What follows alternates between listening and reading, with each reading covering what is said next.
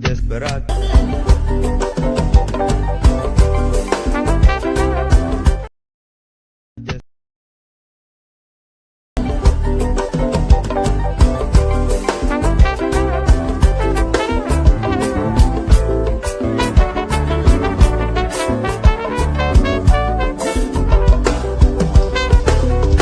I don't suffer, no be small.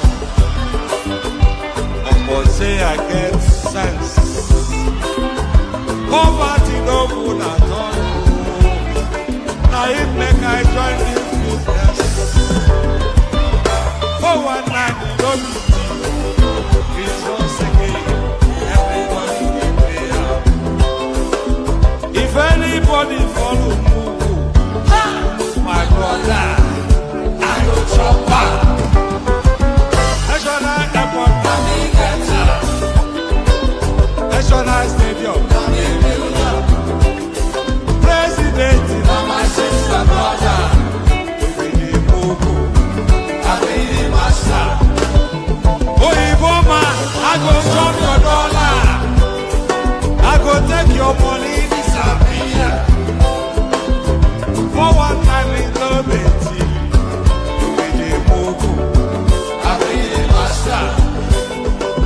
Refinery, the contract, now you wife. But you won't pay me some more money, make I bring up. You really move, I really master.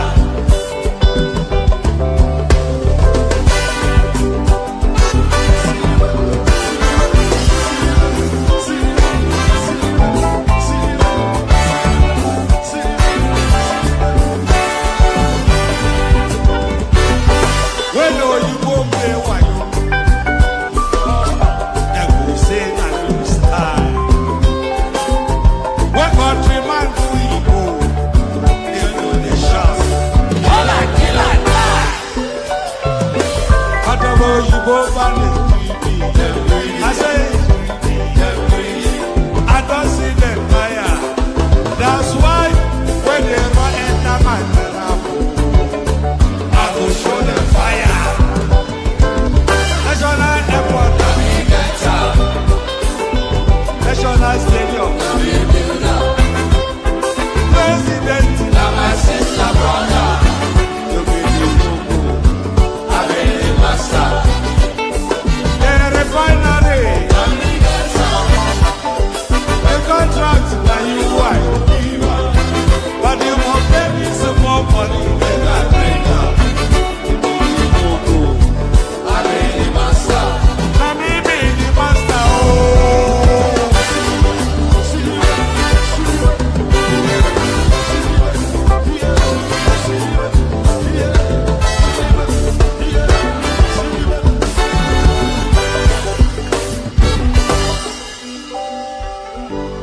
Well, here's a video of Bola Ahmed Tinubu muttering those unintelligible words which have since gone viral. Let's take a look.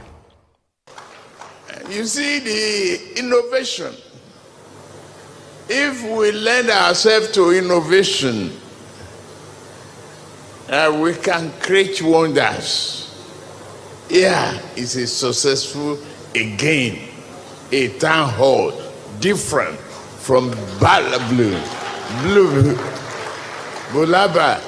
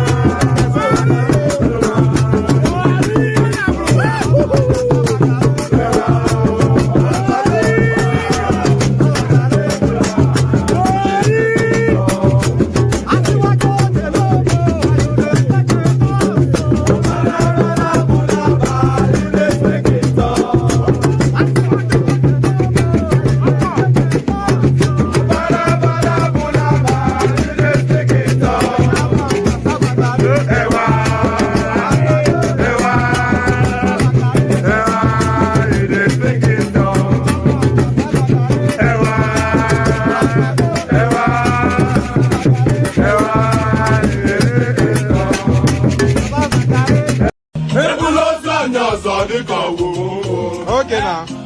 To person between my pen. I see. I see Panamata, the wedding forget me. Okay. Papa, you look at you. And then you get out.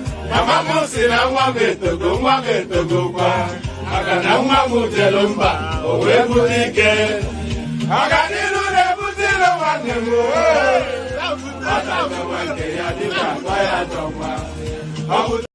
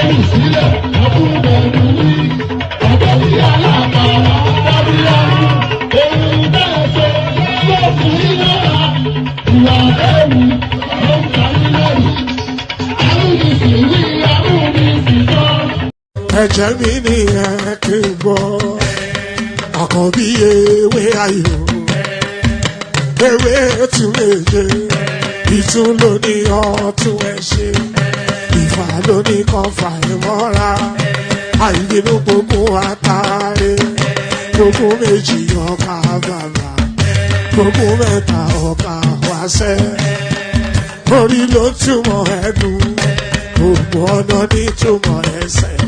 Akọni ìmọ̀ tú ìmọ̀ ọjọ́, ìmọ̀ èmi ni wọn kì í dálẹ̀. Wọ́n bá lọ mẹ́lẹ́mọ́, wọ́n á fi jó ẹlẹ́mọ́. Akọni wọ́n bá lọ bèbèrè, wọ́n á fi jó ẹlòkò. Bọ́wọ́ wọn bá tẹ̀ mí, wọ́n á fi jó aláre. Àwọn mẹ́tẹ̀ẹ̀ta parapọ̀. Wọ́n wá jọ ń pẹ́ mọ́, ẹ̀ẹ́mọ́ olóko jẹ. Wọ́n pa Akíntọ́lá ọmọ Ògún. Wọ́n pàdé Ìyọ̀dà ọmọ Àtàràbọ̀bà. Àkànbí wọ́n pàdé Ṣàtàdàdẹ ọmọ ọba Ìjẹ̀bú Mèrè. Aṣíwájú odò gbólùkẹrẹ, Ajagun lólòdì ọ̀run. Tó o bá ṣe pé tìyẹ, tó o bá ṣe pé tìyẹ, náà bá ń darí jọ wí. Àgbèrò ni kò ń gbọ́wọ́, ọ̀gọ́ ti ṣìgìdì máa gbé, àgétì ló máa ń gbé, àyàn ti ìlàyàn ewúrẹ́. Ọlọ́run dákun má padà lẹ́yìn ẹ, kó má gbàgbé ọ̀rọ̀ tẹ́. Aṣíwájú Ọlọ́run dákun má padà lẹ́yìn ẹ. Àkànbí Ọlọ́run dákun má padà lẹ́yìn ẹ. Ọkọ̀ olúrẹ́. See this guy with the dance, play with the leather jacket. No be yori yori, but I dey bust your bracket. What's up, buy the beat? This time when you got the shake. You dey feel like man, you know say me, I know the rig. See the guy got the dance. You dey feel the way me say I come here to the yarn. Show them say you sabi, show them say you self you man. Hey, no be lie, see the boy with the man. Hey, I see my guy normally I come to drop out, something with the top notch. I don't dey shake the guy, he self on a shop floor. Everybody they feel I'm the way and they drop some. The guy don't they smile, feel like say your head is on bump. He self he dey feel the way I just dey go, the flow is dope. He self he don't they feel I'm on the low. I savage on the beat, you know say me self on a bad. Who be this your fight baby like this waiting for your band. Fine girl, what's up? If I come now, make we talk now. I know say you self you play with man, but make it no come be like say me self go for your hand. Make we interact one on one, you dey get am out. Or this your get you fine, be like say you pack it down. But everybody don't they feel am, they know say you bad. Everybody don't they see them, know say yes you do. Collect the fight, my guy, you self God, you know you choke. Collect the fight, make it no come they make me hanging. It's not like they don't know that yeah the thing is banging. I like the And there it is right there. Pardon me. There it is right there. Desperado Medimeli. It's not coherent in any, it's not any language known to man, but I suppose music is not really meant to be any language known to man. But so long as the rhythm rhymes, I think that's all that matters. Desperado, Medimeli, Skita Skata, and then it goes to number one. How do you even begin to figure that out? There it is right there. So Desperado, Meli Meli, and all that. So Desperado, Meli Meli. Good day to you and all that. So we start off with copyright music. So that tells you then that the revenue of this particular stream is gone. But who cares?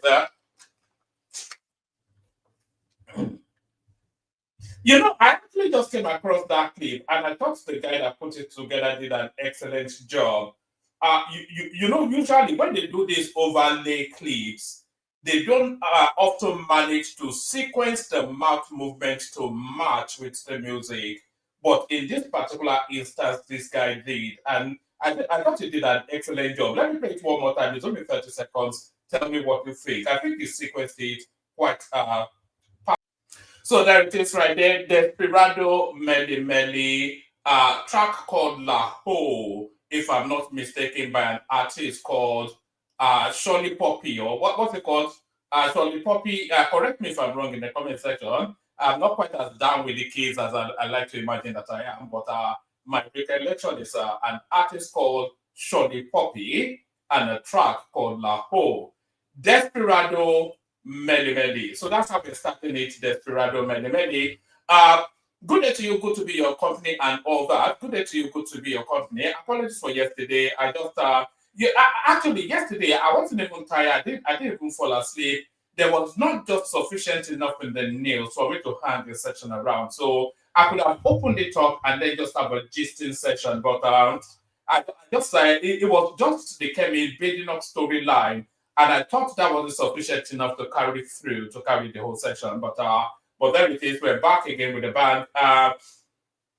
Good day to you. Good to be your company. I know that the protocol remains the same. Click on the like button. Just at the sound of my invitation to do so, click on the like button. Not already subscribed, fulfill that righteousness by turning the subscription button on your screen from red to gray. So the word then changes from subscribe to subscribed.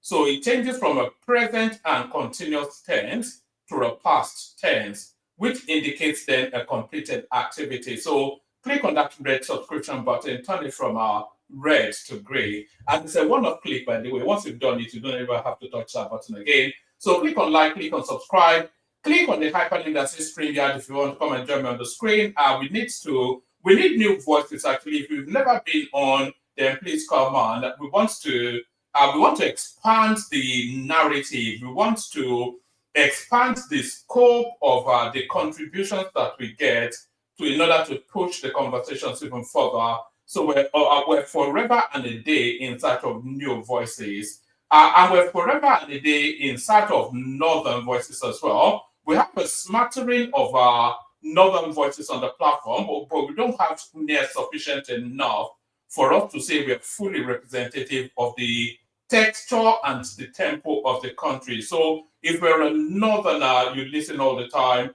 please hop on, just come share your thoughts.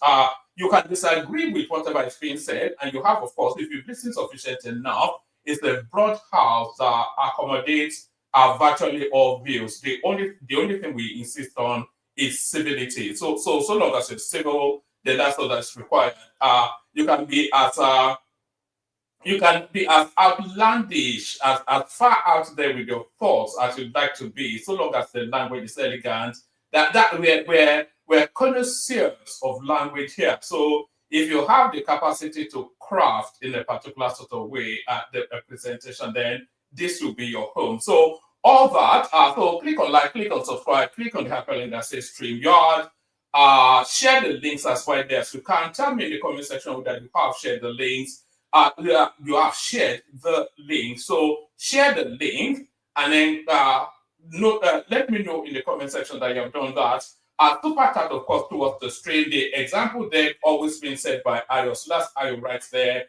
Starting the section of just exactly how a section should be started with the handsome little super chat right there. So match or exceed the figure that Ayo has put on the screen in terms of super chats. So let's do that. We have the anticipation of 5 minimum super chats. Often instances we hit it. In recent instances, we've not been. So let's correct that immediately. So all that. So just a quick recap again. Like, share, subscribe.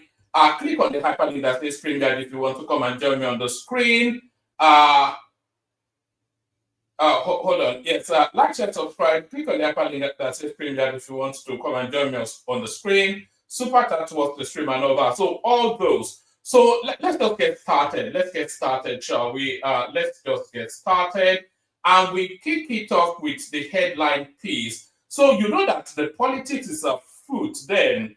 When you see all these acerbic remarks coming from unusual quarters aimed at the central space, your behavior is disturbing.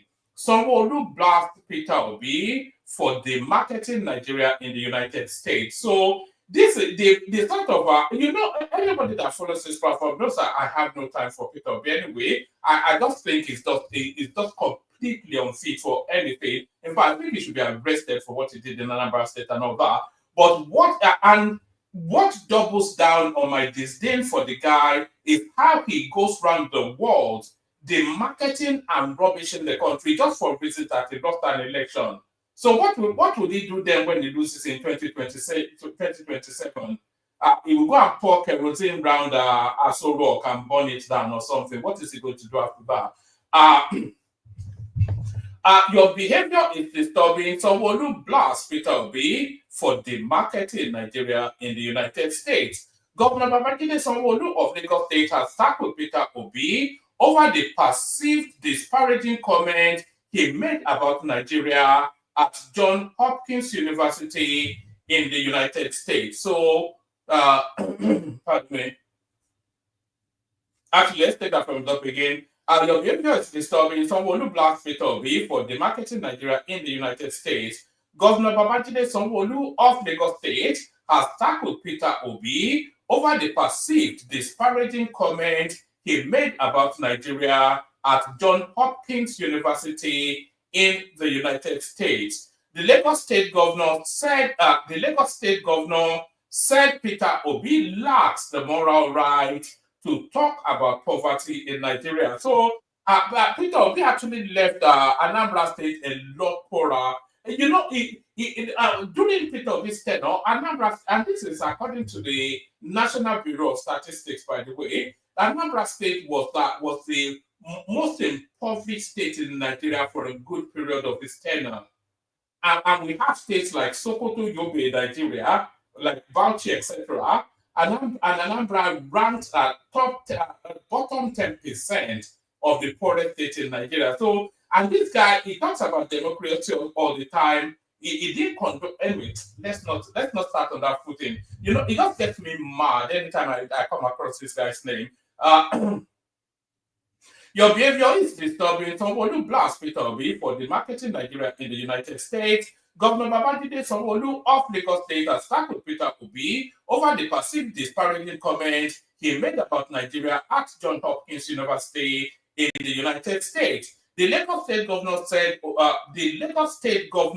said Obi lacks the moral right to talk about poverty in Nigeria. During his recent engagement at Johns Hopkins University, the 2023 Labour Party presidential candidate painted a picture of how Nigeria fell off economically within 25 years, leading to an astronomical increase in the poverty rate. I think somebody actually sent me something. Hold on. Yes, I have something. Oh, all right, I have that. So yes, let me move that close to yes. So we can build the story up then. Oh, all right. One more time for luck.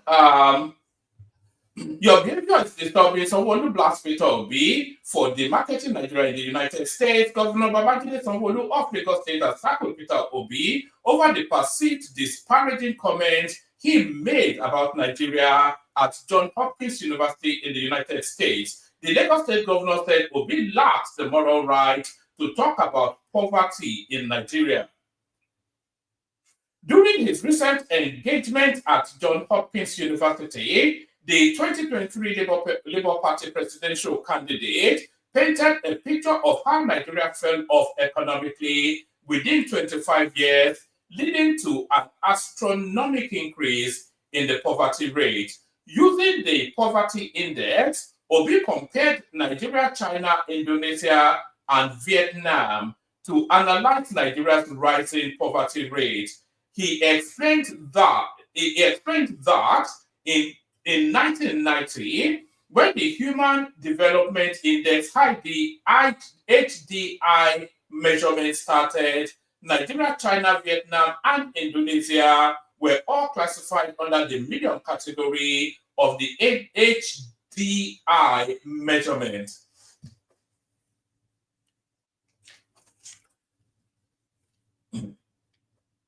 According to him, Nigeria had the fewest people in poverty in 1990, and 35 years later, it has more poor people than China, Indonesia, and Vietnam combined. In the area of poverty, Nigeria, with about 50 million poor people, had the least number of people in poverty in 1990 than any of these three countries. While China had about 750 million people living in poverty, Indonesia and Vietnam had 85 and 60 million poor people respectively. China alone had about 15 times the number of poor people than Nigeria. Today, however, Nigeria has more poor people than these three countries combined, to be argued. And by the way, Obi is quite is always fast and loose with statistics, of course. If you bother to look at the figures, you find that it's just totally made up. You know, it tries to roll out all these figures, but it has no concept of figures. For reasons of his low education, he has no concept of figures. In the area of poverty, Nigeria, with about 50 million people, had the least number of people in poverty in 1990 than any of these three countries. While China had about 750 million people living in poverty, Indonesia and Vietnam had 85 million and 60 million poor people, respectively. China alone had about 15 times the number of poor people than Nigeria. Today, however, Nigeria has more poor people than these three countries combined, to be argued. Reacting, Governor Sanwo Olu, in a statement titled "Factually Addressing Mr. Obi's Criticism of Nigeria" at Johns Hopkins University, accused Obi of making disparaging comments about Nigeria. He said he finds Obi's pattern of behavior disturbing, indicating that his comments about Nigeria on the global stage don't project the country positively. He made the unflattering remarks not just about the incumbent Nigerian government, but also about Nigeria. I also find Mr. Obi's pattern of behavior disturbing. When prominent Nigerians go overseas, they ought to project Nigeria positively. They do not have to do that for the government. but we all owe a duty to market Nigeria on the global stage rather than the market her. That is what true patriotism is about.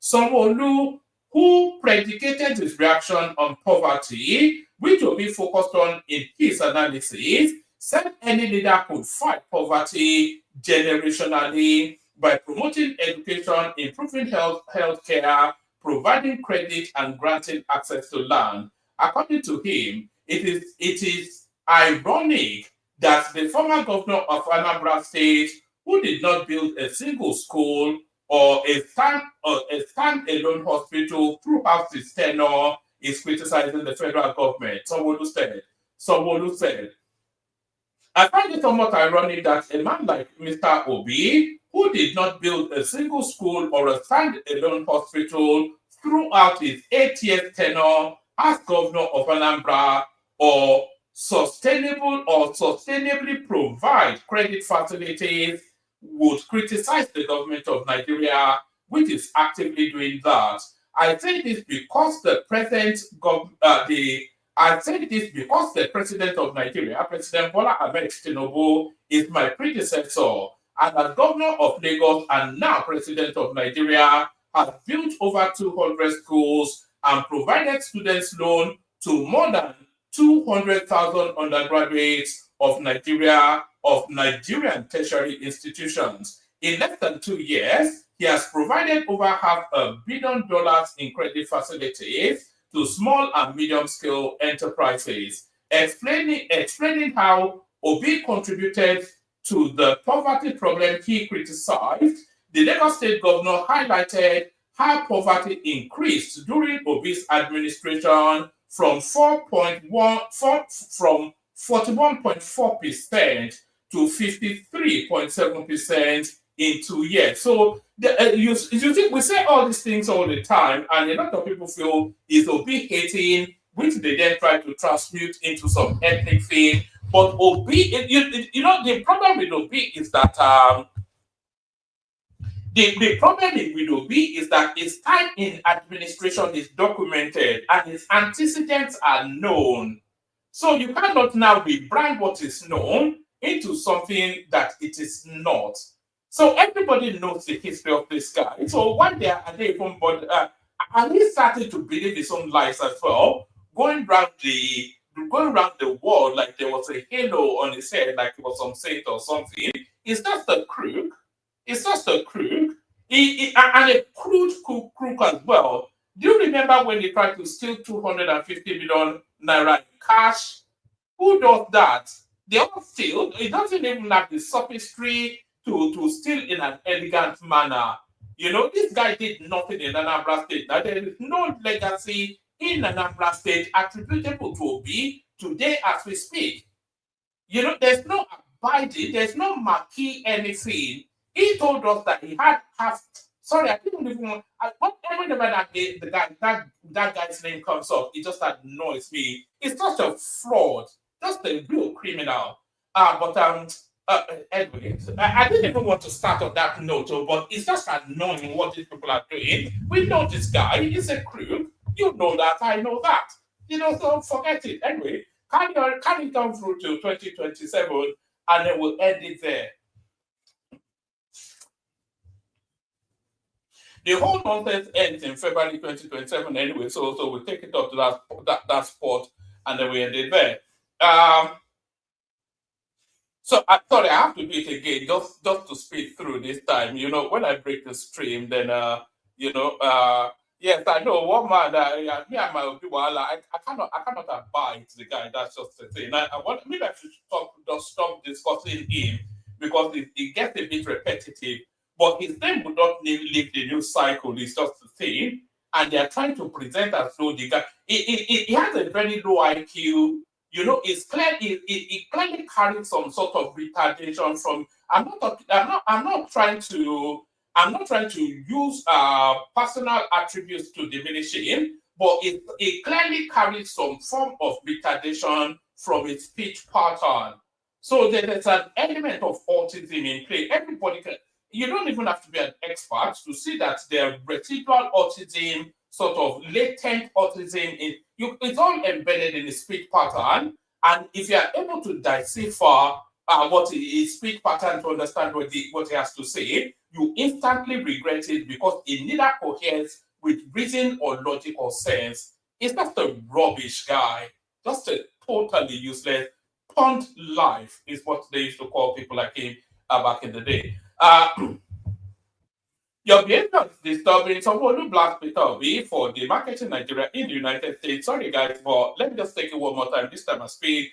Governor Babajide Sanwo-Olu of Lagos State has tackled Peter Obi over the perceived disparaging comment he made about Nigeria at Johns Hopkins University in the United States.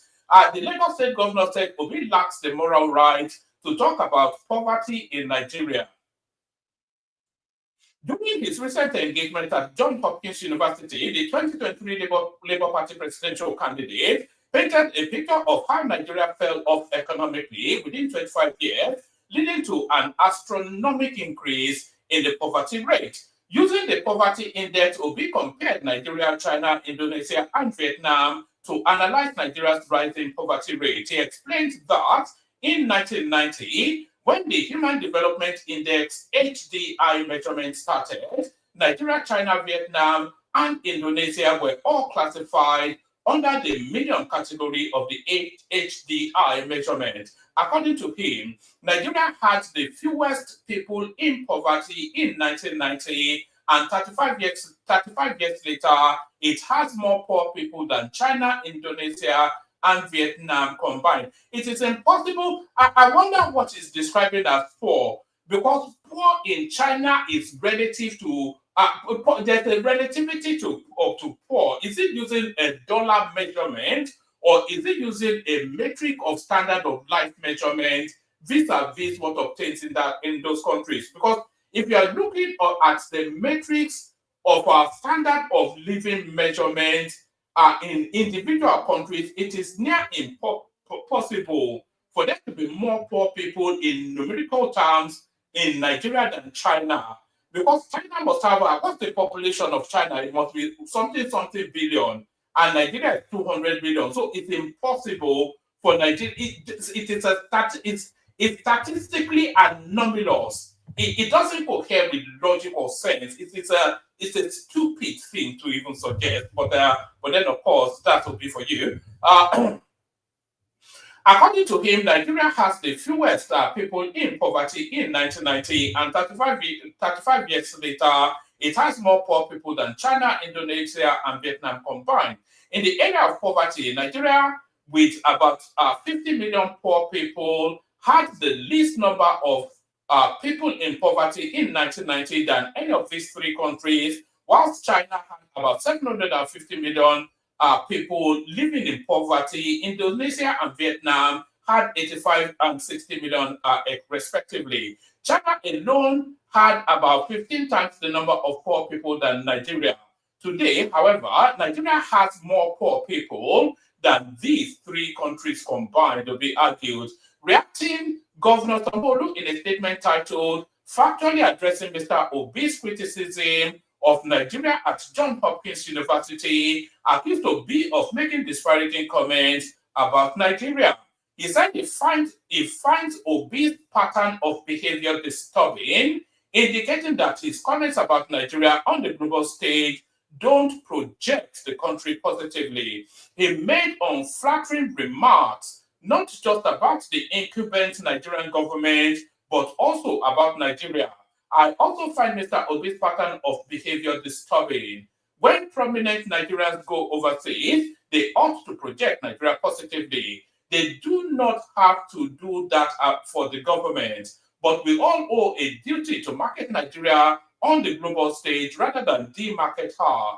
That is what true patriotism is all about. Sanwo Olu, who predicated his reaction on poverty, which Obi focused on in his analysis, said any leader could fight poverty generationally by promoting education, improving healthcare, providing credit, and granting access to land. According to him, it is ironic that the former governor of Anambra State, who did not build a single school or a stand-alone hospital throughout his tenure, is criticizing the federal government. Sanwo Olu said, I find it somewhat ironic that a man like Mr. Obi, who did not build a single school or a standalone hospital throughout his 8 year tenure as governor of Anambra, or sustainably provide credit facilities, will criticize the government of Nigeria, which is actively doing that. I say this because the president of Nigeria, President Bola Ahmed Tinubu, is my predecessor, and as governor of Lagos and now president of Nigeria, has built over 200 schools and provided students loan to more than 200,000 undergraduates of Nigerian tertiary institutions. In less than 2 years, he has provided over $500 million in credit facilities to small and medium-scale enterprises. Explaining how Obi contributed to the poverty problem he criticized, the Lagos State governor highlighted how poverty increased during Obi's administration from 41.4% to 53.7% in 2 years. He said, under Peter Obi, a 2-term Anambra governor, poverty in Anambra increased. It did not reduce. Before Peter Obi became governor, on Thursday, June 14, 2007, the poverty rate in Anambra was 41.4%. But after only 2 years in office, the poverty rate, and by the way, we've said it countless times here that Obi was one of the worst governors that Anambra has ever experienced.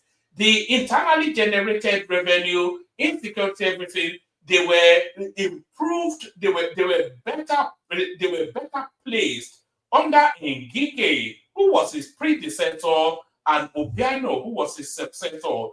The IGR in Anambra State was going up under Ngige, who was Obi's predecessor. It fell sharply under Obi for his 8 years and spiked up again under Obi'S when he took over after Obi. So I'm not quite sure what they are predicating this hoopla that surrounds this guy on.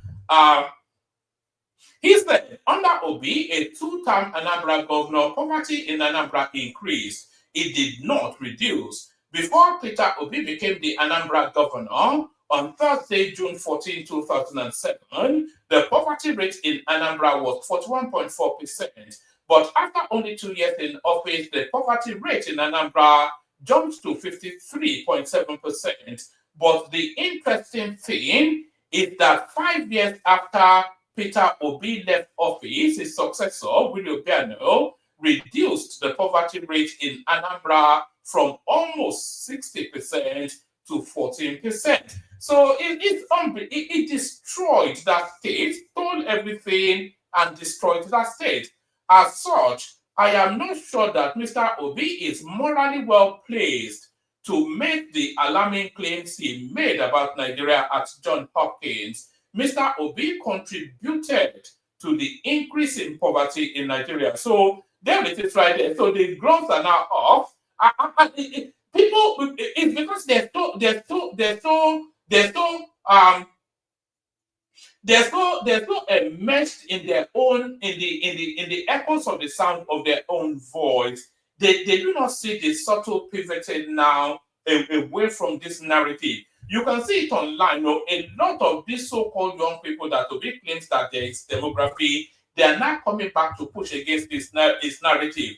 We've been playing clips of them over the last few weeks, few months. So there's a sharp turn away from Peter Obi, which is not noticing, or his face is not noticing, because they're so subsumed, they're so hoisted by their own petard or however, they're so up their own arse, they can't really see the wood for the trees. But that's Sanwo Olu using facts to debunk. They don't like facts in that space. They only like noise. So this is so somebody went to dig this out and sent it to me.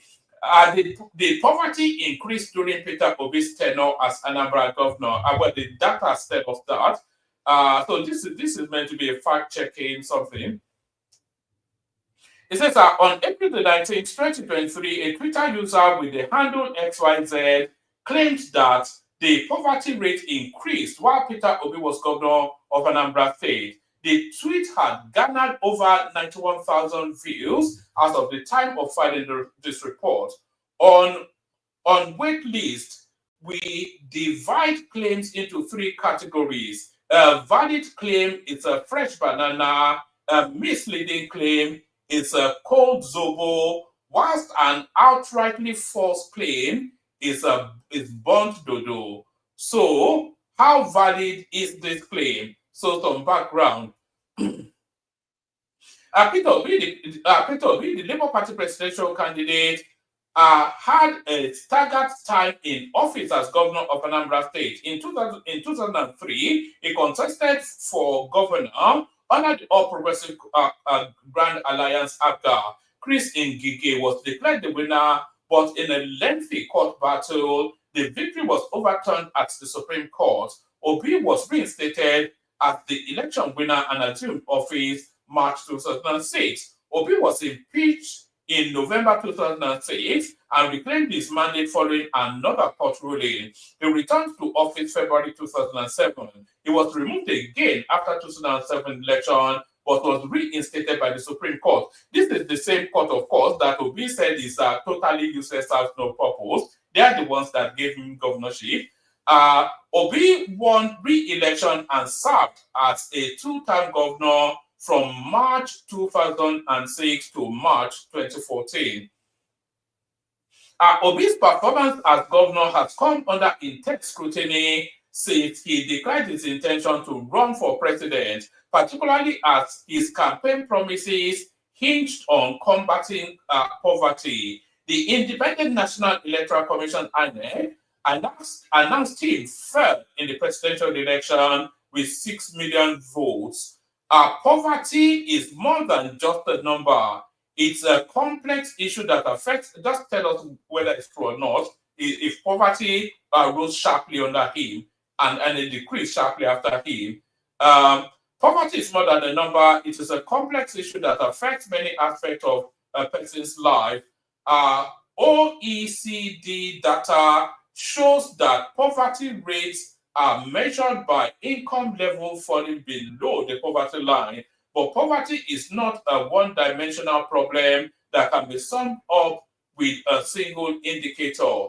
The National Bureau of Statistics is the go-to agency in Nigeria for collecting, analyzing, and disseminating crucial statistical information that helps understand the socio-economic realities of the country's citizens. So, just tell us, right? It says our partners fact check elections looked into the claim, and here is what they found. Findings by fact check election revealed that the NBS, which is the National Bureau of Statistics, national poverty rate for Nigeria 2003-2004 revised and 2009 to 10 abridged. The report shows that Anambra had 41.4% state level head count per capita poverty measure in 2003 to 2004, and then 53.7% 2009 to 2010. So it's factually correct that Obi increased the poverty rate quite sharply, by the way, in Anambra State. The national poverty rate in Nigeria 2003, captures the poverty rate across Nigeria with the absolute poverty approach. So what is the basis of the recommendation of this guy? He mismanaged the economy, he stole a lot of money, and he impoverished the people. So what are we meant to be looking at that comments or record? It's just the Sakama J. I think we need to play the Wole Soyinka clip right here. It's sacrilegious if we don't play it. We need to play this Wole Soyinka clip. It's astonishing what these people are up to. Yes, let's play this. These recent elections. It's unfortunate that because the two things happened. First of all, one party took over the labor movement, which is one of my favorite movements also. And then it became a regional party more than whereas it was a marvelous breach into the established two camps. Peter Obi achieved something remarkable there, that he broke that mold. Yes, however, he did not win the election. In addition, my own organization has a monitoring unit. You know the one I'm talking about.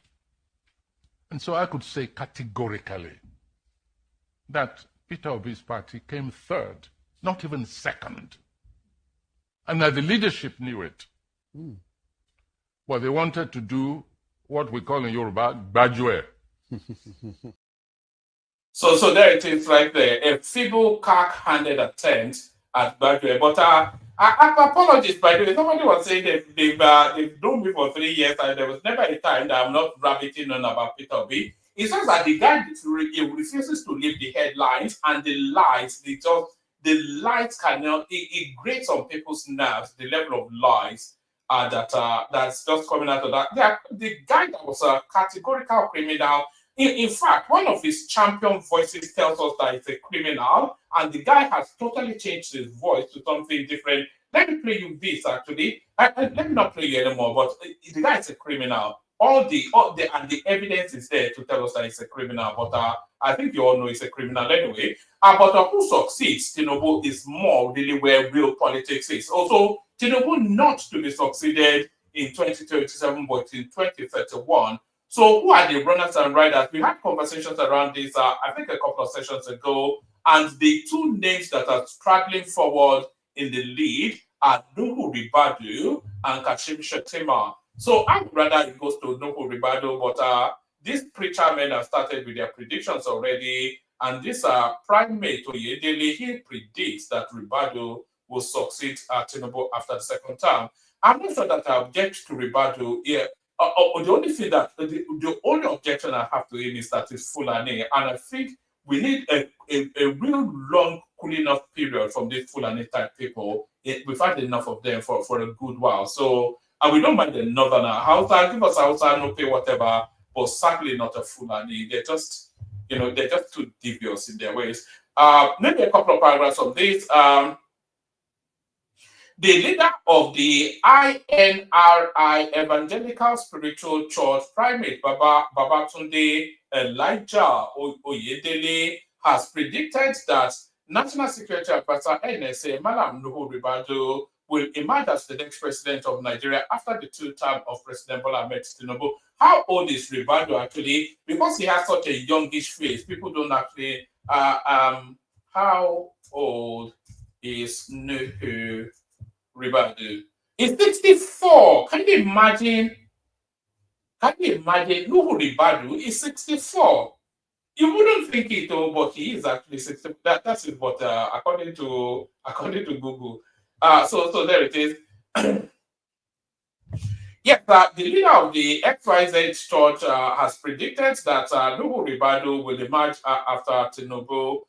Speaking in an interview with correspondents, so Yedede forecasted that Ribadu would take over after Tinubu completes his second term in office. After Tinubu, Nuhu Ribadu will take over, declared. He further asserted that the majority of the governors elected on the platform of the PDP would abandon their party's presidential candidate and work for Tinubu 2027. The majority of these PDP governors are not going to be with their presidential candidate. So it doesn't really matter who that president, because what are the choices that PDP have? They have Bala Mohammed, who told us that Nigeria belongs to the Fulanis globally, and they have Atiku Abubakar, who is just is a shadow of a politician now. All he's now doing is just wobbling his belly all over the place, taking photos with Buhari, telling us he's forming a coalition. So whoever they present, I don't see quite how they would inspire confidence in anybody. The majority of these PDP governors are not going to be with their presidential candidate, he said. Turning to political development in various states, Oyedele predicted that the All Progressive Congress APC would not win Anambra State in this year's governorship election, emphasizing the continued popularity of Soludo. So You don't need to be a soothsayer to say that. Everybody knows that Soludo will be returned. APC will not lose Anambra. They will not lose Anambra because they don't have it's just this misuse of English, isn't it? How can you lose what you don't own? You say APC would not win Anambra, not they would lose Anambra. So Anambra is Soludo's to lose and for others to win. APC will lose Anambra because the people will still vote for Soludo, he stated. He also issued a warning to the Senate President Akpabio, advising him to pray against another scandal that could rock his surface. On former Lagos State Governor Ambode, Oyedele said Ambode will relaunch his political career if he plays well. In matters of national security, Oyedele advised Tinubu to overhaul the security apparatus, alleging that it has been compromised. He raised an alarm about foreign military activity in Nigeria's waters. American submarines are in Nigeria. Okay, I don't know. It's just talking nonsense, isn't it? So let's go on from that to another one quickly. So we start to go at speed now.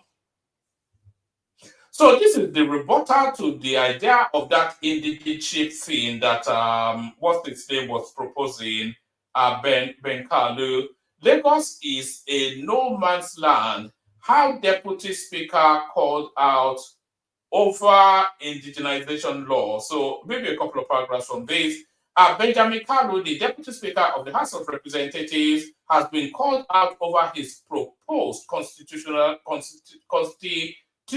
amendment bill seeking to indigenize individuals who have stayed in a state for 10 years or married or married within the state, that should say. Barrister Oladotun Hassan, the President General of Yoruba Council Worldwide, in an exclusive interview with correspondents, called out the federal lawmaker to immediately withdraw the proposal and urged the House to outrightly reject it. So yes, a lot of people feel that bill is actually targeted at Lagos. Everybody's after Lagos. I don't quite know. Though the bill promotes a progressive move for the country's national unity, it poses a major threat to Nigeria's federal structure, peace, and inter-ethnic coexistence. Hassan explained how the bill reopened past ideological wounds, citing the Lagos is no man's land belief. He also explained that it threatened ancestral sovereignty and could ignite political and ethnic conflict under the guise of inclusion. So let me give you what he said. There's a rebuttal to this, actually, which I'll play you in a moment. The issue of indigenization should be cautiously guided against. Let no law attach you to that state and say because you have stayed 10 years in that state, then you can claim to be an indigent of that state. I beg to disagree. I want to call Benjamin Kalu, who is the Deputy Speaker of the Federal House of Representatives, to stop the law forthwith. That law will invoke a crisis, a monumental war. That law is alien to natural justice, equity, and good conscience. That law will set the country ablaze. That law will never envision the oath of allegiance of our citizenship to Nigeria. So I'm not quite sure what is meaning by all that. But let me play you this clip to that space. So I think this clip comes in now, just round about where the conversation is now. Yes, let me play you this clip. Do you as a Lagosian feel that people who are not from Lagos should not assume political positions in Lagos? And I'm even referring to people from the Southwest as well. It's a daydreaming. Anybody that is thinking like that is not facing the reality. I was born in Lagos Island, number 8 Okoya Street. I went to St. Patrick's Primary School. I know the composition of the community. I know when everybody started to come to Lagos, and I know what it is now. Even now, we have 4 houses in Lagos Island. All of them have been taken over by non-Yoruba speaking people, and they are predominant. An election is about number. How was it possible for an Obama, who is from Kenya, to be the president of America? Or the present mayor of England, who is a Muslim? If the character of the demography of a community changes, there is hardly anything you can do. They will take over from you. It is just a matter of time. No matter the struggle, we can strategize and give them a portion. But they say they are going to be zero. It's a waste of time. And I'm an advocate of this thing for the past 30 years. Because I grew up with them. I went to school with them. I know their capability. I know their tendencies. I know their unity of purpose more than us. I know their focus. And I know they can defeat us if you are not careful. I am very sure. I don't have any doubt at all. What I can say, where they are predominant, let us leave it for them. You cannot defeat them. Even if you harass them, they are a lot more aggressive than us. I just saw some touts disturbing them. If they attack you, you are gone. Don't push them to the wall, because they are not like us. Their own upbringing is fight to finish. They've gone through it before. So don't push them to the wall. My people, I am part and parcel of you, but we have allowed them, which is normal. So please clarify them. Please clarify. Non-Yoruba speaking, non-Nigin, South people, okay. We grew up with them. Southeast people, we grew up with them. Arewa people, North Central, Northwest, Kwara. How can you not talk about the demography of Lagos? Even our food. How do we come about Tuwo? They grew up with us, with Kwara people. How do you talk about, all the Igbo food? They brought them. We grew up with them. We are part and parcel of them. There should be no discrimination in whatever form. And I'm appealing to our people, don't push this thing too much. But PDP has been blamed for some of these tensions. We are part of, how is it possible? 5 of our candidates are Igbos. House of Assembly, 6 local government, 6 wards in Agege are predominant Arewa people. There's no way you can bring an Arewa person and you not win the election in Agege there. What is the language? Fielding the candidates is not the argument, I don't feel. The argument is with the rhetoric, with the it's us against them rhetoric. That divisive rhetoric is what PDP is doing. No, it is because you don't want them, and we want them. I want them. So that is the argument. How can you talk about Ajegule and you are talking about Yoruba people? How can you talk about Ojo, Alaba Ragu, and you are talking? I can talk about Festac. These are accidents of history. When there was Festac, who was the honorable, minister then? How were they predominant in Festac to get the allocation and buy all, even the one Yorubas had? We bought them. Lagos Island now, 80% of the properties are owned by Igbo people, including my own father's property. They don't own them, or they rent them, but they occupy them because we cannot live there anymore. We have moved out to Victoria Island, to Lekki, to Ogudu. But they are there. So, and if you vote today, there's no way you can defeat them. Even if you harass them, they will harass you. They are more aggressive than us. So where is this language coming from? This language that is stoking this It is competition. Yeah, anywhere there is competition, there must be differences. But the reality must prevail. Somebody is this language coming from your party? No. You see, if you grew up in Lagos, you know what I'm talking about.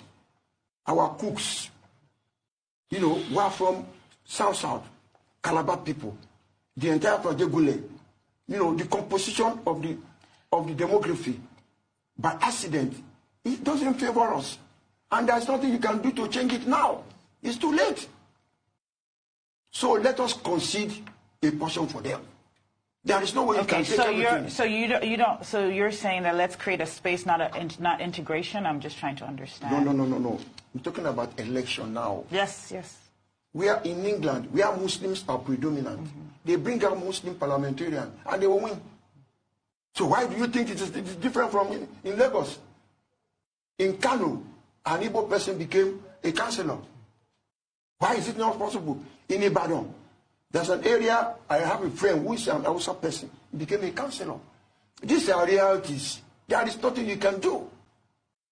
And it's all over Nigeria. People congregate according to ethnic background in every state. And when they decide to do something in that community, there's hardly anything what you can do. They will win. So there it is right there. So that's the realities of the times that we live in. And that is exactly right. You know that I don't even have the statistics, so but just from the optics, numerically, it's almost certainly the case that the Yorubas will be a minority in Lagos. Numerically, they are a minority. Ethnically, they may just be marginally a majority, but numerically, if you take the composition of the entirety and you say the non-Yorubas, there are more non-Yorubas than there are Yorubas in Lagos State. But in terms of the ethnic breakdowns, there might still be marginally more Yorubas than there are other ethnic compositions. But that guy is exactly right.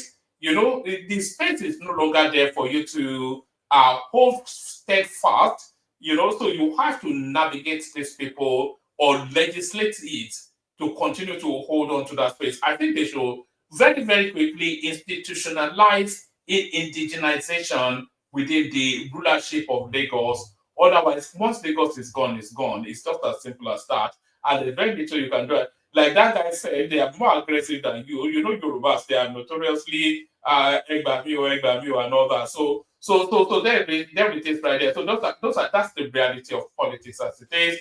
So this now next headline, this one would delight Zita, and this one especially delights me. 37 cattle shot dead in Plateau community. So I've always recommended this, by the way, that rather than go for these people, go for what they hold on to the dearest, which is their cattle. Once they roll those cattle onto your farm, take out your AK, just slaughter the cattle, all of them. And if they roll it out on a major high street, slaughter all of them and leave the bodies of the cattle right there on the street. They will fight back also. After you've done that about 4 or 5 times, then the message will get through. And it looks as though that penny has finally dropped in Plateau State. 37 cattle shot dead in Plateau community. Do I even need to read this? I think the headline tells us all we need. I think 37 cattle were shot dead at the Atashik community of Riyom, local government area of Plateau State. According to the state chapter of Métis Allah Cattle Breeders Association, their president, the incident happened 1 p.m. Sunday, April the 27th. The latest attack comes barely a week after a similar incident in the Tanjo community within the same locality, where government opened fire on herders, leaving 2 herders injured and 5 cattle dead. The chairman said the attack was unprovoked and added that it was a deliberate move by the perpetrators to achieve a hidden goal. But I think it's pretty clear why they are doing it. You know, you cannot say you don't know why it's been done. So this was the headline piece for yesterday's session. The language of enough is enough. It's what they're saying to Kemi Badenoch in the United Kingdom. UK Tories, which is the Conservative parties, that's the nickname for the Conservative parties. United Kingdom Tories consider replace Kemi Badenoch as party leader after poor ratings. So this comes as no surprise to anyone. 6 months after Kemi Badenoch was elected leader of the United Kingdom Conservative Party, internal discussions have already shifted towards the possibility of replacing her. With local elections in England approaching, many Conservative MPs, so those are members of parliament, and officials are increasingly dissatisfied with Badenoch's leadership and have expressed concerns that she's not the right person to lead the party into the next general election scheduled for 2029. According to more than 24 sources who spoke to Bloomberg on condition of anonymity, there is growing support within the party to replace Badenoch with Robert Jenrick, the right-wing shadow justice secretary. The discontent comes amid low polling numbers for the Tories and the perception that Badenoch, who became leader on November 2nd, 2024, has failed to address key issues, leaving the party vulnerable to challenges from Nigel Farage's Reform Party. Badenoch's spokesperson declined to comment on the situation, whilst Jenrick's spokesperson pointed to an interview in which he expressed support for Badenoch's leadership, suggesting people should give her time. The situation is expected to worsen with the upcoming local elections, where the Conservatives are predicted to lose a significant number of seats. The Tories' performance in these elections is crucial, as they are seen as an early indicator of the party standing ahead of the general election. In the last local election in 2021, the Conservatives won nearly half the races, bolstered by then Prime Minister Boris Johnson's successful COVID vaccine rollout. However, since then, the party's popularity has plummeted, and they are now facing their worst ever performance. Our political analysts predict a total wipeout for the Conservatives in the upcoming elections, with Rob Ford, a professor of political science at the University of Manchester, calling it a total and unmitigated disaster. After briefly overtaking Labour in the polls late last year, the Conservatives have fallen more than 5% points behind both the Labour and Reform parties, with the latter now emerging as a strong challenger on the right. There had been an assumption that Badenoch would have until summer 2026 to prove herself, but some in the party now believe her leadership may be challenged sooner. A senior party figure described her as having entered the political death zone, while with her future becoming a major topic of discussion amongst MPs and donors. Badenoch inherited a difficult task when she succeeded Rishi Sunak in November 2023 following the Tories' defeat in the general election, which saw Labour secure a historic landslide victory. While some defend Badenoch, arguing that rebuilding the party after such a heavy loss takes time, frustration is growing. Critics claim she has focused on issues like net zero policies and transgender rights, which they argue do not resonate with voters' priorities like crime and immigration. So I think Badenoch is toast, is what we're saying. Badenoch's performance at the Prime Minister's questions have also drawn criticisms. Her attempts to challenge Labour leader Keir Starmer have been seen as ineffective, with Starmer often turning her attacks back on the Conservatives' own record. Meanwhile, Farage's Reform Party has been steadily gaining the ground, further complicating Badenoch's position. Some MPs argue that she's too right-wing to appeal to centrist voters, but not right-wing enough to compete with Farage's populist appeal. Jenrick, who has built a strong following in the conservative right, is increasingly seen as a potential replacement. Okay, let me just give you all of it. Two more paragraphs. Pardon me. Jenrick, who has a strong following on the conservative right, is increasingly seen as a potential replacement. He has gained attention for his high-profile campaigns on crime and national sovereignty, and a recent poll found that he had a much higher satisfaction rating amongst conservative members than Badenoch. However, some centrist Tories are concerned that generic will push the party further to the right, potentially alienating voters in the center.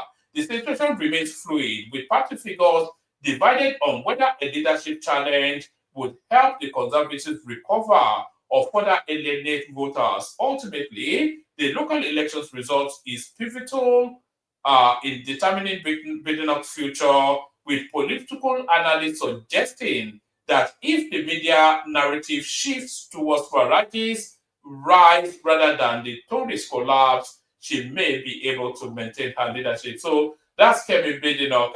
I don't see her being the candidate for the general election. She may hold. I think close to the elections, they'll pull the levers under her.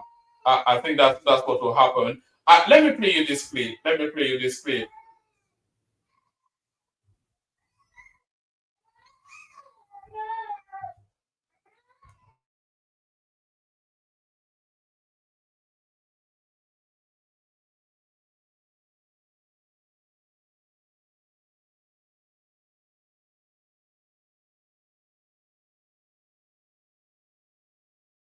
Brilliant, utterly brilliant at publicising herself. She's in the newspapers all the time. She must have everybody working overtime to promote her cause, and it's really a shame because she's a scam artist, first degree, in my opinion.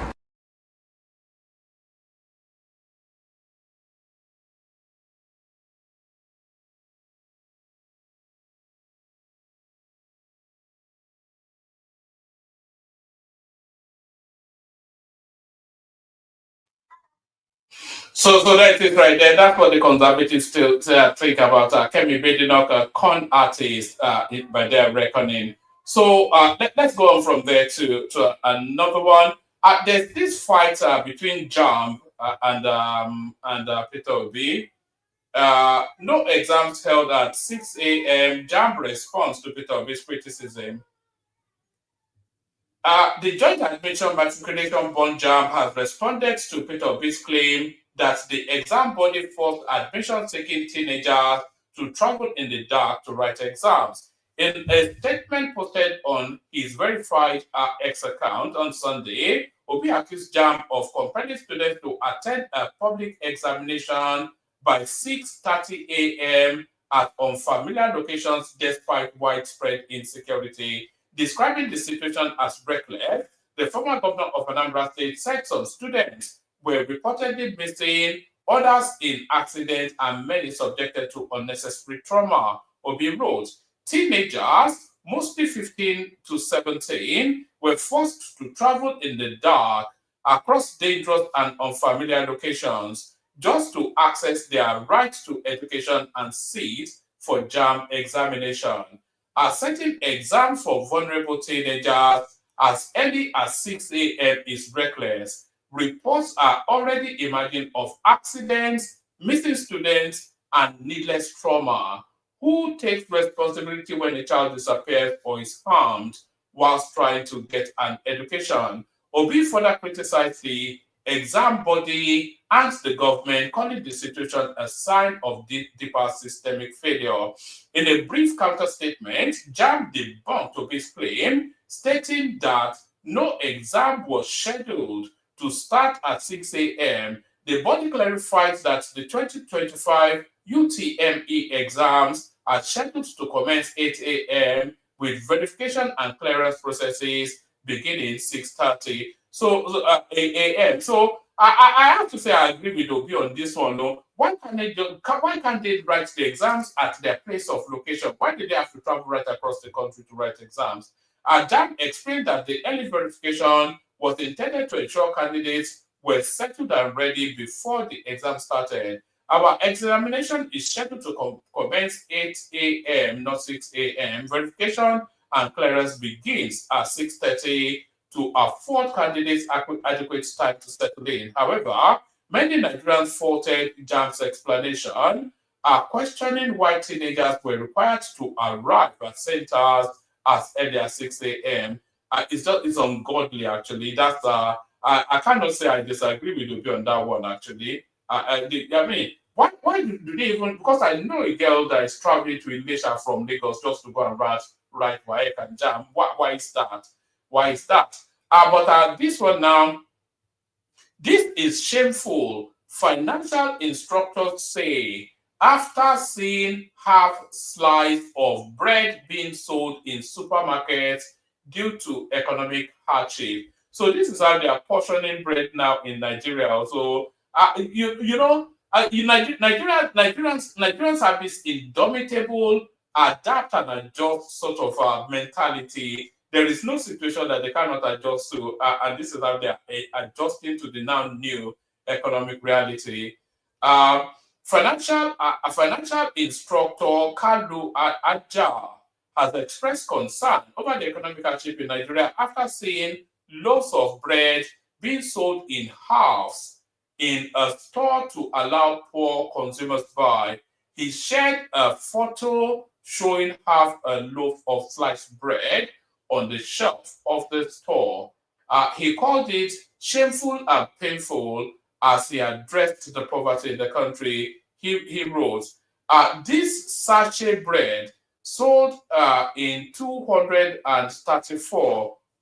This is shameful and painful at the same time. I commend the bakery for thinking outside the box. I weep for the eviscerated middle class. If bread is sold in slices and spaghetti in bundles, then the poverty smells like a 2-week dead goat in a beautiful mansion. So that's it. I somewhat agree with him, but I more applaud the ingenuity that's led them to the thought. So those are the readouts now. Let me just play you the few clips I do have. I'll send the link again. If anybody wants to come in. Nobody in the studio at the moment. If you want the conversation, then you have to. Like I often say, it is a participatory sport.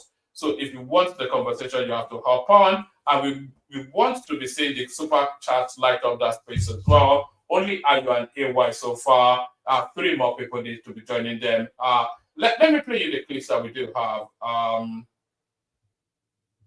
So still speaking on poverty, by the way, this is Gospel Akpabio in Rome telling us that poverty is a blessing from God. Watch this. Well, if you it's not just a great event to the world, but I think it was an event that shook the world. When you look at the Catholic Church is not just a church. The Vatican is also regarded as a state. So you have a head of state that died and was buried today. You also have the pontiff that headed this flock all over the world, well over 1.5 billion in number.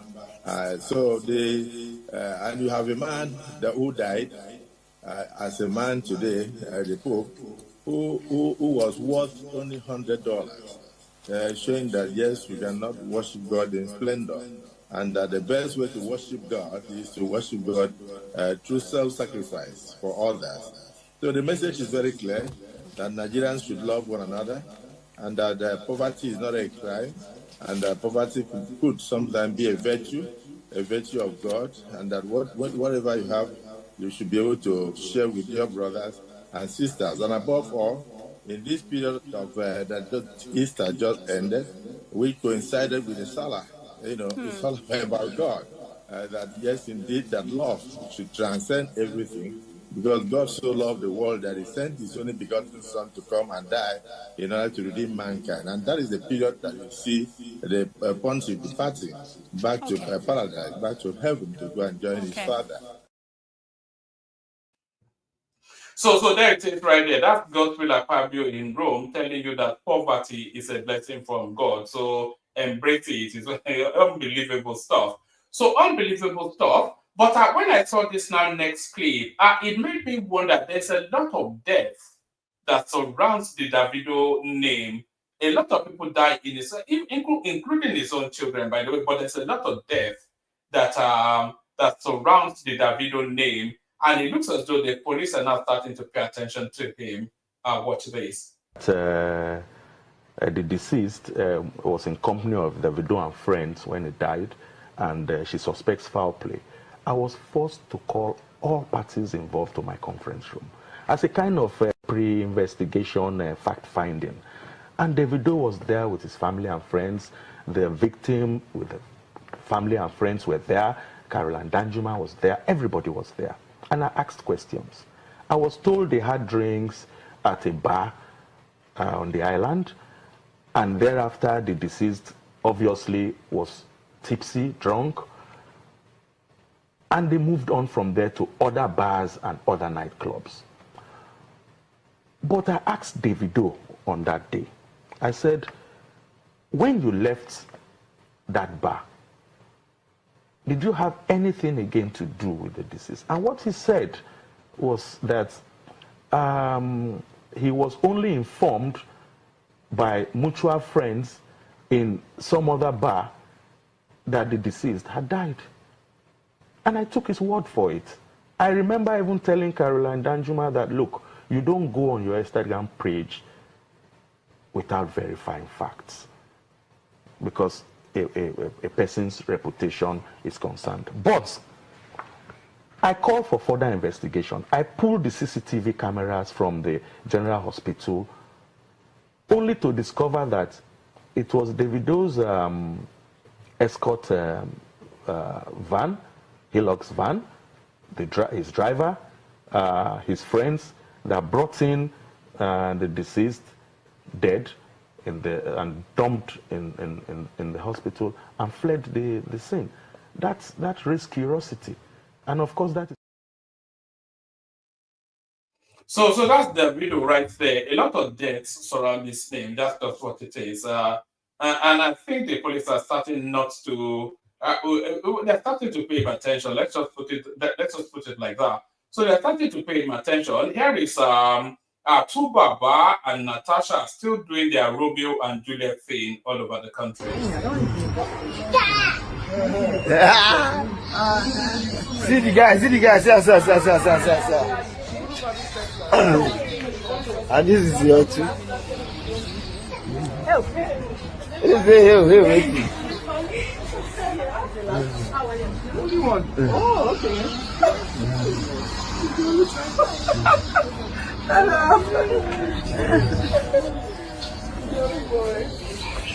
I didn't send you yesterday's videos.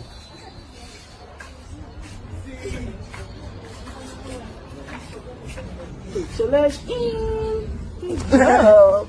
Hello. Getting baby.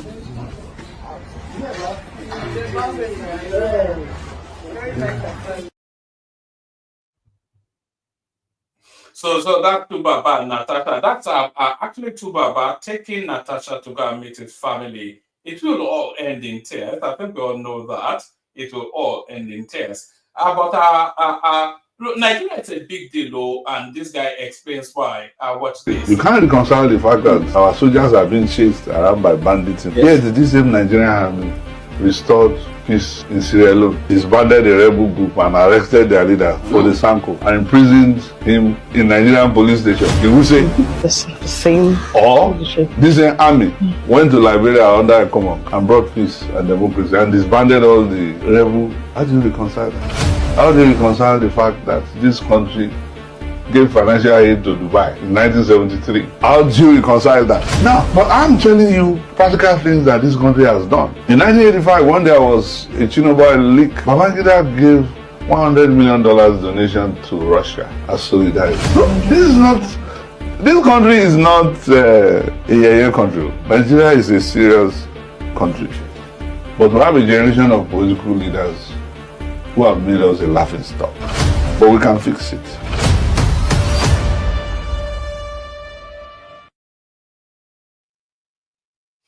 Nigeria actually finally fell under the Buhari administration. It was very difficult for us to recover from what that guy did to us. Very, very difficult for us to recover. But you know, this narrative of Tinubu built Lagos, a lot of people don't quite understand it. But maybe this clip that I'm about to play you now will point you somewhat in the direction of what people mean when they say Tinubu built Lagos. Look at Agege Motor Road. Yeah. This is Ijoro. I see. This is what Ashwaju inherited. Aye. You know, the younger generation don't have a clue where we are coming from. Isn't this what some people say in the news business? They say news displaces memory. Absolutely. News this is displaces memory. That's what happens here. This is Idioro. I grew up in this area, so I know this very well. A lot of young people are not. No, they don't understand. They don't know. They woke up seeing Better Lagos. I said, what has it done? What has it done? Look at this. This is Dumagbo. Is it Dumagbo? This is Dumagbo. Okay. There is another picture of Oshodi. If you go to, this is what Asiwaju inherited in Lagos. This was before Loma. Asiwaju created Loma. Yes. The third point is, let's take last man out of Lagos for 2 days. There'll be disaster. This was, that is Moise Bannerede as the commissioner for works. This was the day Loma was inaugurated. Right? Let's take Loma off Lagos roads for 2 days. He said they will know they will know what Asiwaju has done. Then number 4, this Wale Edun commissioner. And guess what? This is Oshodi. This is Oshodi. Whoa. This is Oshodi. So for me, so it's a whole day's project if you're going to Oshodi those days. So there it is right there. For those who know, they know that was pre-Tinubu Lagos. That was Lagos. That was what everybody now going to do 30 December. This is what this guy did. Let me just leave the clips there. There's still quite a few more clips, but let me leave the clips there. I'll send the link again. If anybody wants the conversation, hop on. I'll play you the K-Guys music and then we'll see what happens after that. But first, we'll come to the K-Guys in a moment after we listen to this.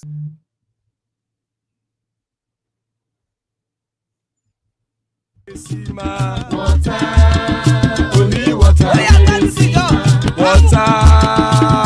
water, where they see ma.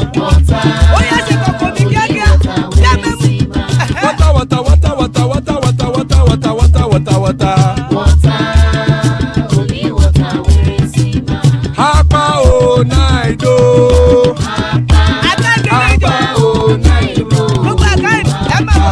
Hapa you don't come o.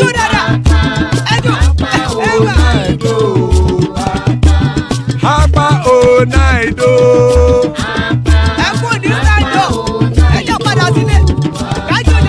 Oro kẹ̀kẹ́ ẹlẹ́mù yé o. Ilé sọ́dí kẹ̀kẹ́ ẹlẹ́mù rẹ o. Bobby Master kẹ̀kẹ́ ẹlẹ́mù rẹ o.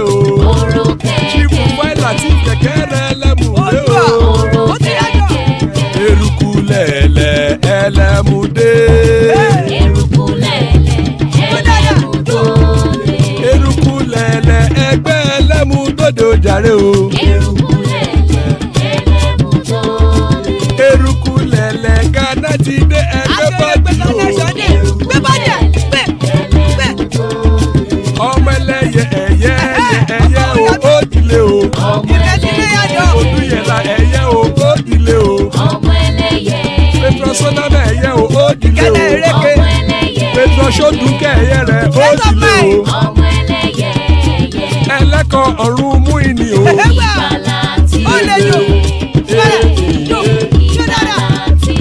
Àkùkọ ọ̀run mẹ́kọ̀.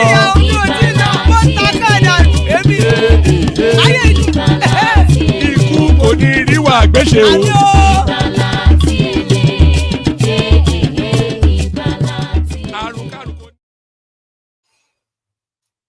And it is right there. If you couldn't write, which we don't have nothing to do with us. Joining us, Baba, the ever steady of the platform. So obviously, thank you, Baba. That's King Emeka right there, one of the champion voices of the platform, and here is Choma as well in the house. So good to have you, lady and gentlemen. Still plenty of spaces. Anybody that wants to hop on. Baba, you sound ready. Yeah, woman. But let the lady go quickly first because I want to really engage Emeka today. I'm glad he's available. So let the lady quickly run through the gamut of the topic, and I come with Emeka. All right, with that. All right, well said, Baba. So floor is yours, Choma. Good to see you, Choma. So the floor is yours. Where do you want to pick it up from? Well, I want to start by saying good evening, everyone on the platform. Please make sure you click the like button, and send us money. I mean, super chat.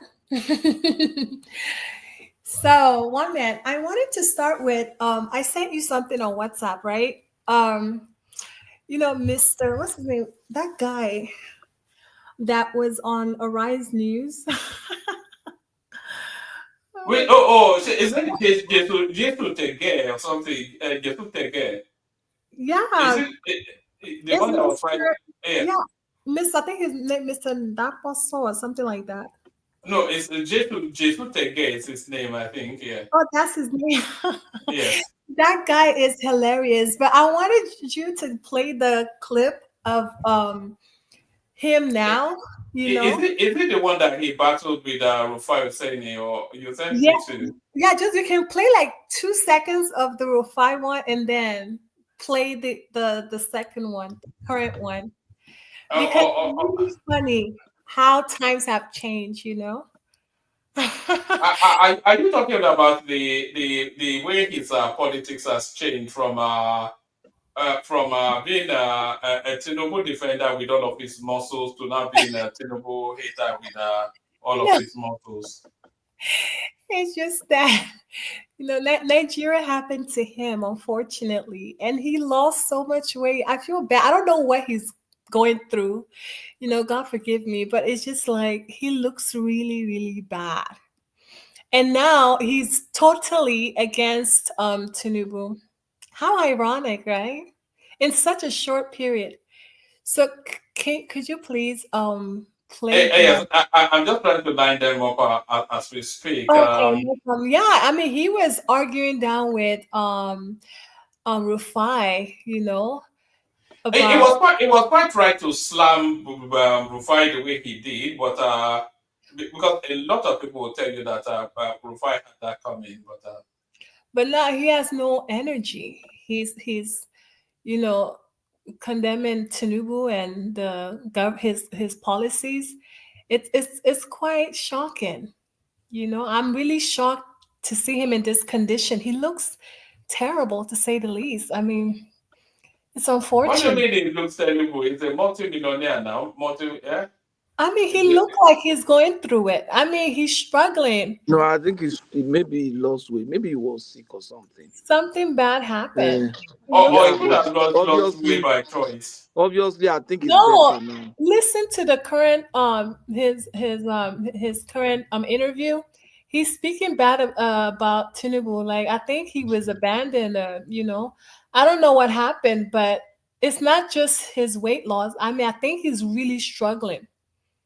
Chuma, the guy was looking for apartment, couldn't get. That was why he was ranting. That's it. That was why he was ranting. He doesn't have integrity. It's not even something that I'm supposed to be discussing. No, but that's how The most same question that they are posting to him that is now saying it's bad now. It's the same thing that he has defended that was good before. So what are we talking about?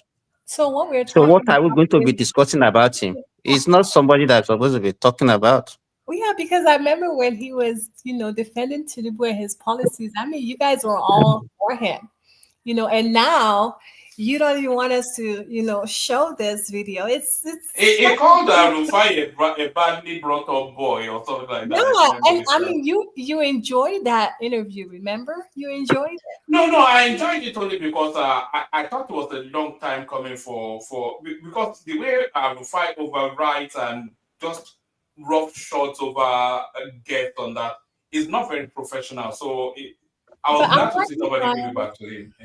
Yeah, I don't even know why people go there. One man. I don't know why people go there. It's for public engagement now. Sincerely, I won't go there. The guy is just too rude. That's just the thing. He's laughing at guests. You know what provokes me? He said, "Can you prove to me? Who are you?" Can you prove to me? And empirical evidence actually. Can you prove to me with empirical evidence? Oh God. Who are you? I should prove to you. They say little education is a dangerous thing. That's a classic example right there. So you didn't even get any. You didn't even get any education. Not little. You didn't get the little self. So if you contrast him with somebody like Maupe Ogun, then that's a journalist, right? Or Chewun. Yeah. So Wame, can you play the video now? I'm just waiting for it to load up.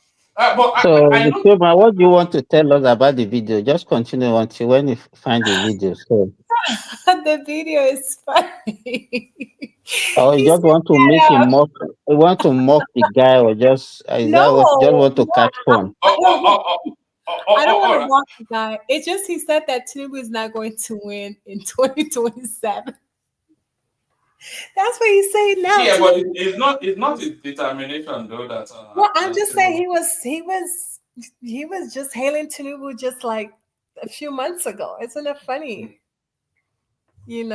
So let's watch and see. All right. I've got the one. I wanted to play the one from Rufai first because that's the sequence of it. I've got the one with Ruben Abati, which is his latest outing now. But the one with Rufai sets the scene. It gives the explanation to. I think the one with. Okay, I've got it now. Since President Tinubu came in, the economy has tanked. Is at an all-time low as we speak. It has not. It has not. Let me finish my question, Mr. Onokpasa. Let me finish my question. You are a liar, Mr. Onokpasa. Moderate yourself. All right. Moderate yourself. Do you know what you are doing? Good. Listen to me. Secondly, do you know what you are doing? Since President Tinubu came in, the economy has tanked. You are pretending to be a journalist. The indicators are there. What is the matter with you? Since he came in, the indicators are there. Number one, the cost of the dollar to the naira. What is the matter with you? The cost of the dollar to the naira has tanked tremendously as a result of the fluctuation of the currency. All right, that's one. Is that Tinubu's fault? Don't you know why naira tanked? I'm still asking my question. Secondly, it's been an because of your friends. Because it's all right for you to bail out if you don't want to answer it. I'm not evading your question. Listen, please answer it if you can. You listen to me. This is not animal psychology. It is law. Okay? If you want to be a journalist, you can be a journalist. And you should learn the ropes for those ahead of you. Mr. Onokpasa, answer my question. You can never. Mr. Onokpasa, answer the question. Dignify yourself. Mr. Jacob says that dignify yourself and answer the question. Dignify yourself. Please, can we have peace? Dignify yourself and answer the question. Can we have peace in the studio? My God. Can we have peace? What's wrong with this badly brought up little boy? Mr. Onokpasa, please calm down. Mr. Onokpasa, I didn't disrespect you for the last. I just asked the question. Please, Mr. Onokpasa. Dr. Bati, let him answer the question. Okay, do we end this program now? Both of you will not answer. He just my. So that was Jesu Mr. Olakpata or whatever his name is versus the badly brought up boy. So here is now Mr. Olakpata versus Ruben Abati. Ruben. First of all, Ruben, you know me. You know I'm not a hungry man. I stay in the Transcorp Hilton. It's not Bola Tinubu that pays my bills. Whenever I'm in Nigeria, I stay here. It's not Bola Tinubu that pays my children's school fees. It's not Bola Tinubu that does anything for me. So it's not as if I'm a hungry man or a poor man.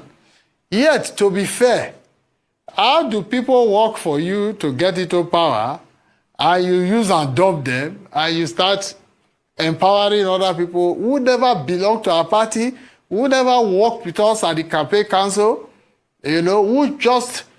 I don't understand this Bola Tinubu of a man. I don't know what his game plan is. But he's wasting his time because we are the ones that put him in power. We know our calculations, how we put him in power. And we are going to get him out of that power. That's for sure. He's wasting his time. All these people, they will stab him in the back at the last time. Now, whatever he thinks he's doing, He forgets that just because of the hunger in the land, it is very easy to campaign against. Very easy to campaign against. And those of us who campaigned for him, a lot of us, we campaign against him. And we will get him out of that power. He's a one. All right, there it is. Floyd yours. Yeah, that's all I wanted you guys to see, so that whatever happened to him will not happen to you, and Nigeria will not happen to any of us in Jesus' name. Amen. That's all. Thank you. All right.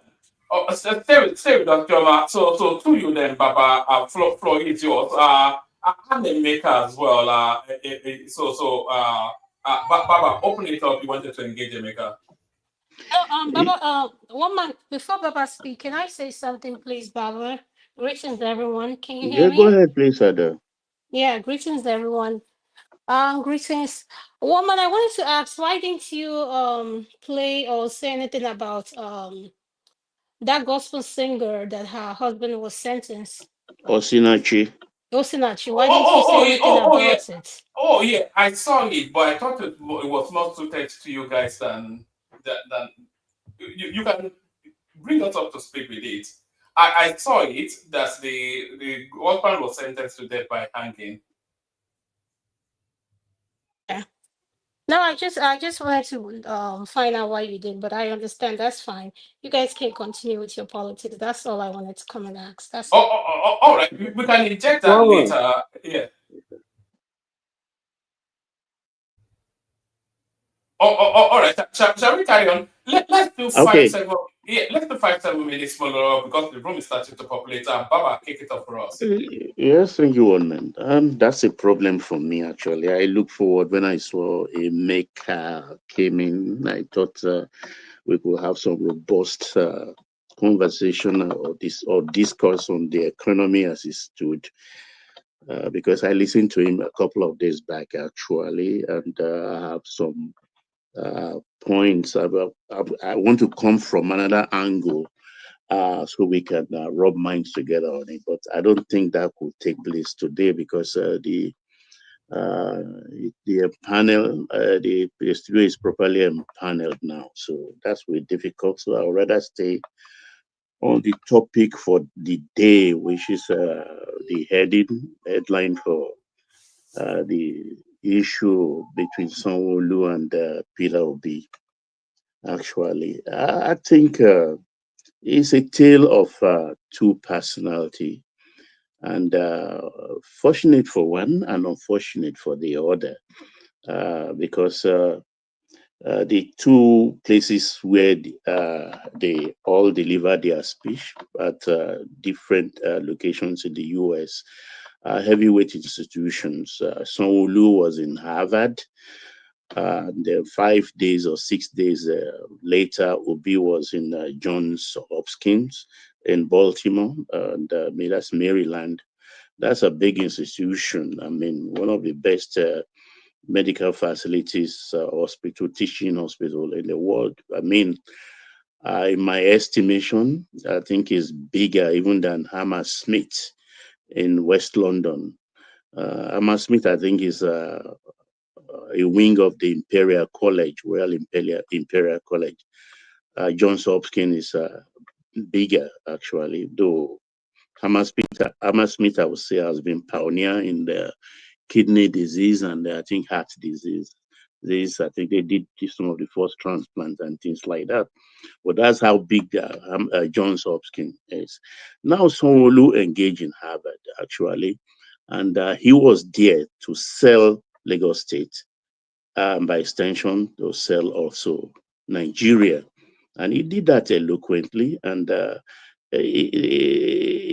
couldn't be a better audience than the people he spoke to in Cambridge, Massachusetts. That's where Harvard is situated. And of course, I think that's the foremost so far, though my son will tell me his own place, Princeton, is better is the number one now. But we argue that in the house here. But I think Harvard takes the cake. A 300-year-old, more than 300-year-old institution. That's a heavy weight. And of course, they put in their numbers when it comes to the Nobel laureate awards in spaces like economy and things like that yearly. That was where Sanwo Olu spoke, and he spoke eloquently. He did justice to his salesmanship, and he had a very good outing. And now, 5 days later, in another location in Maryland, in Johns Hopkins, another Nigerian person, I don't know who, I think deputy ex-governor or former governor. I'll prefer that, because this contestant for presidential candidate, I think, is utter rubbish. So I will always call him former governor of Anambra State. That's never a title now. Whenever they do Exactly. that, former presidential Nigeria has our own peculiar English or definition to things. So the former governor of Anambra State, who aspire to be president of this country someday, went there, of course, to demarket the country. The country you aspire to rule someday, or I mean to govern. I don't like to use the word rule. To govern one day as president, and you went there, I don't know whatever enveloped you, and you badmouth the country, and even went to the extent that the youths are not protesting anymore. I can't quote him verbatim there, but what he said essentially was the youths don't go on the street to protest anymore because they are being enticed with money. So it's about money politics, and that's what is keeping the youths out of the streets. And of course, the internet will always look for where he himself was distributing money as a PDP vice presidential candidate in the 2019 election. So, but the thing I don't like about his politics, he has this penchant for spurious numbers. And people have been correcting him, but he's not yielding. And that's embarrassing as far as I'm concerned.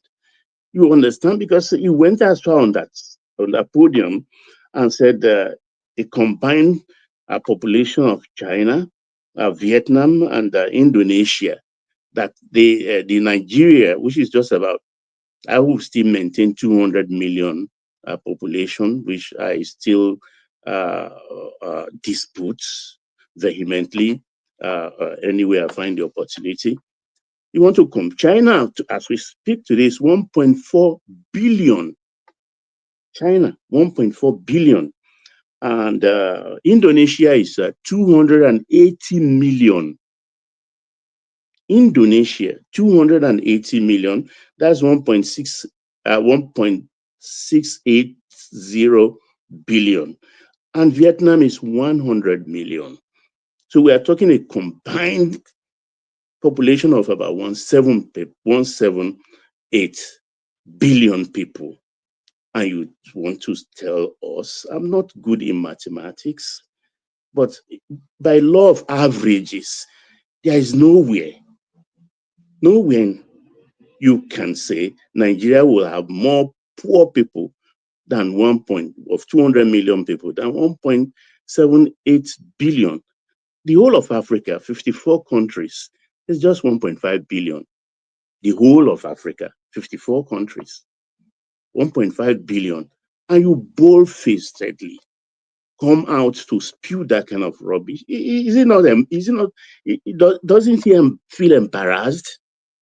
Because as soon as he says this thing, people will come out and say, my friend, I mean, look at the former finance minister's video clip you usually play here, where he says, where is that Obi? He's coming. He's known for that. You can demarket the country. When it comes to the nitty-gritty of 2027 campaign, he will answer his father's name at the ballot box, because people will ask him, oh, you want to govern the country? Go look for your own space and govern, because you demarket this place. It's like when Yoruba says, Toba darin otan, ta lo ma gbe? when you sing and you don't want chorus people, where people don't like your song, and then you are expecting them to sing the chorus along, it's not going to happen. I mean, he can say that to, I don't know, maybe his audience, just like that clip you used to play of that woman, that blonde woman who was talking about the politics of things now in terms of interpretation. It is a sad commentary on him, and I think he better sits up. Whatever he's saying, I don't know, because I watched him with the Mao. You play a lot of funny clips of him here, with when Maupe was interviewing him about the IREV and things, and he carried IREV for beavers for IREV, and Maupe was trying to, and he turned the whole thing out. Okay, you know, people will not know, but near you know, and I mean that sounds very, very pedestrian as far as I'm concerned. Maybe I will say, maybe he's just pretending to be brilliant, which is not if he continues on this trajectory. Because when you spew statistics, you have to be very, very factual. We're in an age and time where at the tap of a button on one's phone, you can find him out any day, anyhow. So he has to stop it one way or the other, because I mean, it doesn't really make sense. He doesn't sell himself to people who are very, very, very intelligent. And let me quickly go to the still on the Obi thing with the jam issue. Look, it is good. Yes, what he said is correct. But I would want to remind him, because except he doesn't want to be president of the country, he doesn't want to govern Nigeria, he can continue. These same students you are not talking about, that they're going for exams very early. Last time they were doing WAEC, IPOB came out and said no examination would take place in the whole of southeastern states. It did not come out to raise a finger, which is worse. Students going for exam, 8 o'clock exam, going for accreditation around 6:30, and what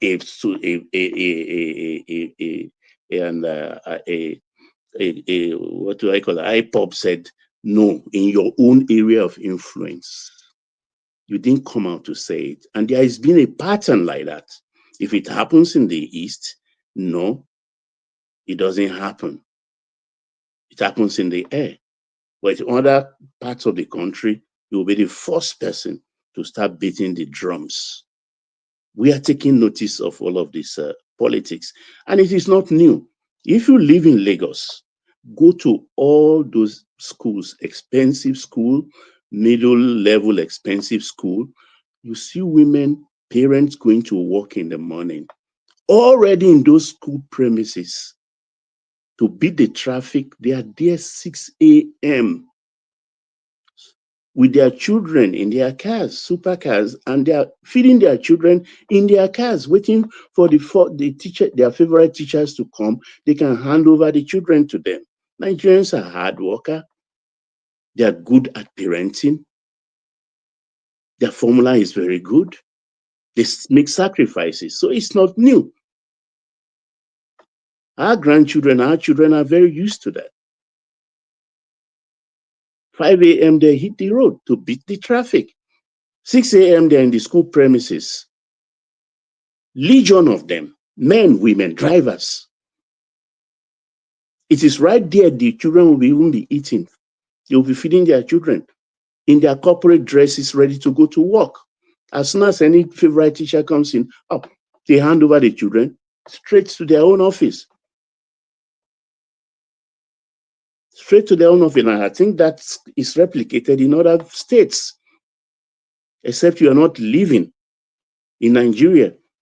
So many topics today, but maybe I'll just stop it there to give other people a chance. When it comes to my turn, I will take another topic because there are so many. Thank you, one man. I yield.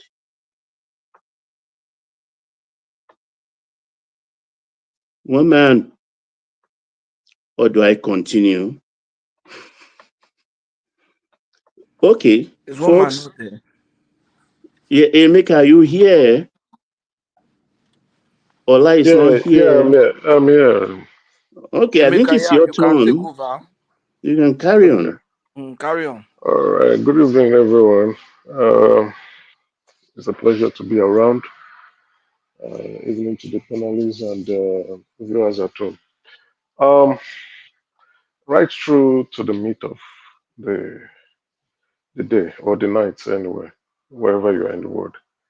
I'm glad that the governor of Lagos State, Sanwo Olu, responded to Peter Obi, and he did that so beautifully.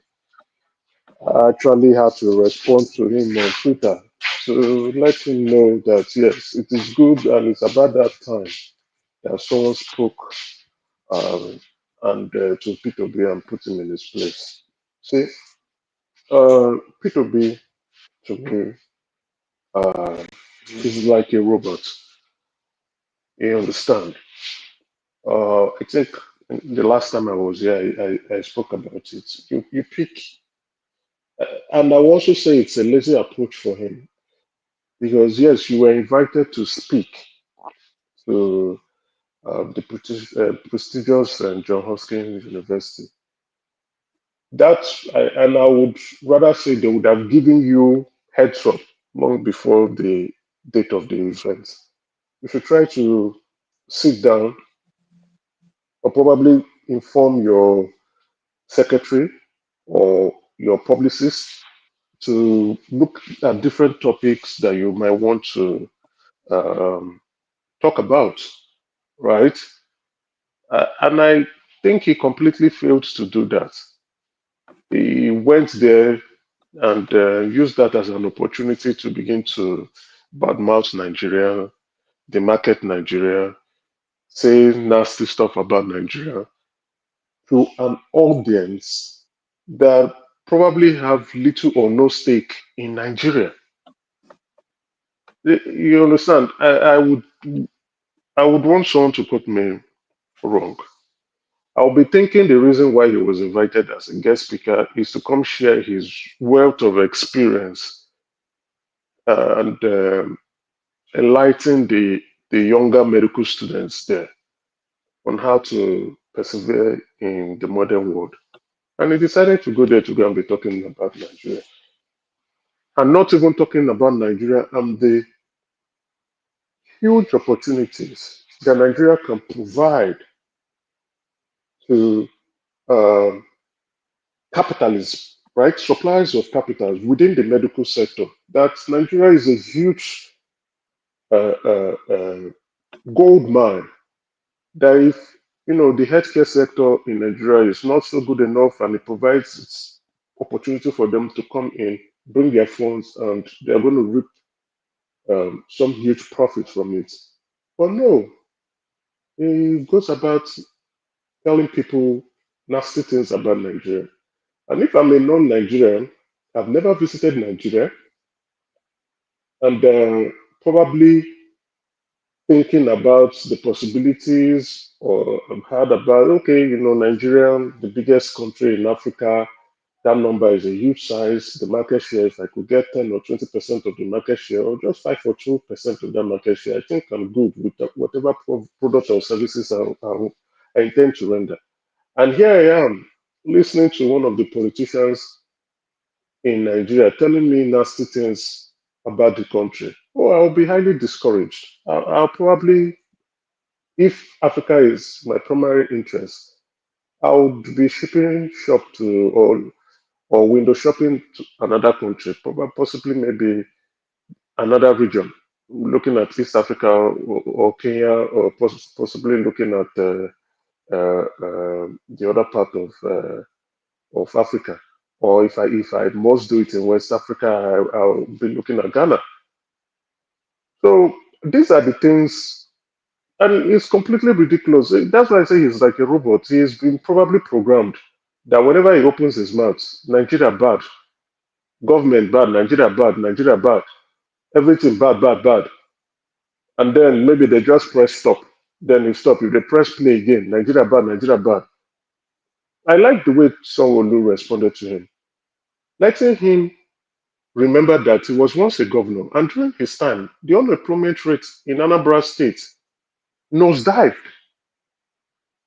That there were more poverty when he took over the helms of affairs in Anambra than he is going about quoting. And the results are there. The scorecards are there. That's why I say he speaks but can't do. He criticizes but can't implement. He was saving money for who? Built bad roads. Unemployment rates did not improve. Was really bad and terrible. Infrastructure was nothing to write home about. He was giving laptop to children when schools. He didn't build a single one. And then he will be the one going about talking about education. He will be running his mouth. So to me, like what I wrote to responded to uh, Sanwo Olu, that Peter Obi is a nuisance. And honestly, he is. He has ridiculed our politics. And as a matter of fact, he's making us like a laughing stock. When I mean we, I mean the Southeast. Because currently now, he appears to be the embodiment of Southeast politics. It's horrible. It's I'm not sure horrible and that disastrous. I'm not sure that a lot of people think that Emeka. I think with people like Soludo, people like Umahi, I think people are starting to narrow Obi just to his ambition. No, no, no, no, no, no, no. They kept quiet. They kept quiet for too long, and that guy kept running his nasty mouth. They maybe like Soludo probably didn't want to alienate himself from the obedient and the IPOP group. Decided to ignore because when he wrote, a lot of young Igbos were saying he's fighting P2B and we are trying to rub dirt on him. But they gave him so much leverage and he decided to go about running his nasty mouth. Let's be very realistic. One man, It let's is call a even the spade a spade. statistics for me saying combination of No, 1.78 billion. forget the statistics. People could quote No, numbers wrongly. sorry, Gary, what did he say? The other time it was Bangladesh. I What mean, No, did he say? Baba, what people did he could say happened? forget the stats. People could quote numbers wrongly, right? The whole thing is the idea. They want to pass an idea across. I could say 20%, right? And I might be missing out on some percentage points. Maybe it might be 25, maybe it might be 27, maybe it might be 23. But the whole idea is you're trying to convey a particular message. Yeah, I will not hold you for making wrong statistic or give wrong statistics. It could happen to any one of us. but when it's too many, when it becomes a pattern, it's disturbing. See, let's be also honest. Obi is not that eloquent, right? He is not articulate enough. That is one of his weak points. And then again, I wonder how he will be able to convey those messages that he thinks he has. He's not articulate. We should all, come to the conclusion on that. And I Excuse would me. not hold Obi on that particular. I would like to interject, Emeka. Hold on, let me land. Don't worry. You don't. Let me land this point. So I won't hold him on that, right? Not everyone is gifted with oratory prowess. Not everyone can be able to take ideas, conceptualize that idea, and speak on it in such a way that you can embrace it. Like Trump. Trump is not an orator, right? He's very blunt. Obama is a very good, effective speaker for a politician. But so I won't hold him to that standard. Even our president is very bad at public speeches too. It's terrible. So the whole view is, and the mindset is, Obi, the question I wanted to ask Woman is that, let's be honest, when we are looking at a specific leader in terms of Southeast politics, Obi is the one embodying that situation at the moment. Yes, there are other Southeast champions, but they are really quiet. And it's a concern. It's a huge concern. And each time, Sorry, Emeka, I don't think they're quiet. I think they're being drowned out by the last thrust of the obedient space towards 2027. I think after 2027, you will see that Obi will just disappear. It will complete. The landscape will be taken over by Soludo, and then will be the conversation will then wrap around who champions that space, Soludo or Umahi. But I think that obedience space wants to give it their last final push towards 2027. I understand you, but I don't agree with you. I understand what you're trying to say. I would say this: the politicians, the Southeast politicians, have in their own doing, stay quiet for a nuisance to run that space. And why they are doing that, you see, Obi is an ambassador, right? He represents the Southeast Don't and forget that that. identity that we have. Don't forget So, that Obi comes with a lynch mob as well. So they have to. no, They have to come with a lynch mob. Forget the lynch mob, forget the obedience and what they represent.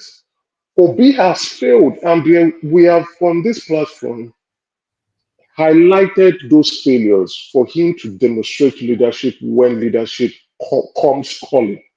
He has failed remarkably on several occasions.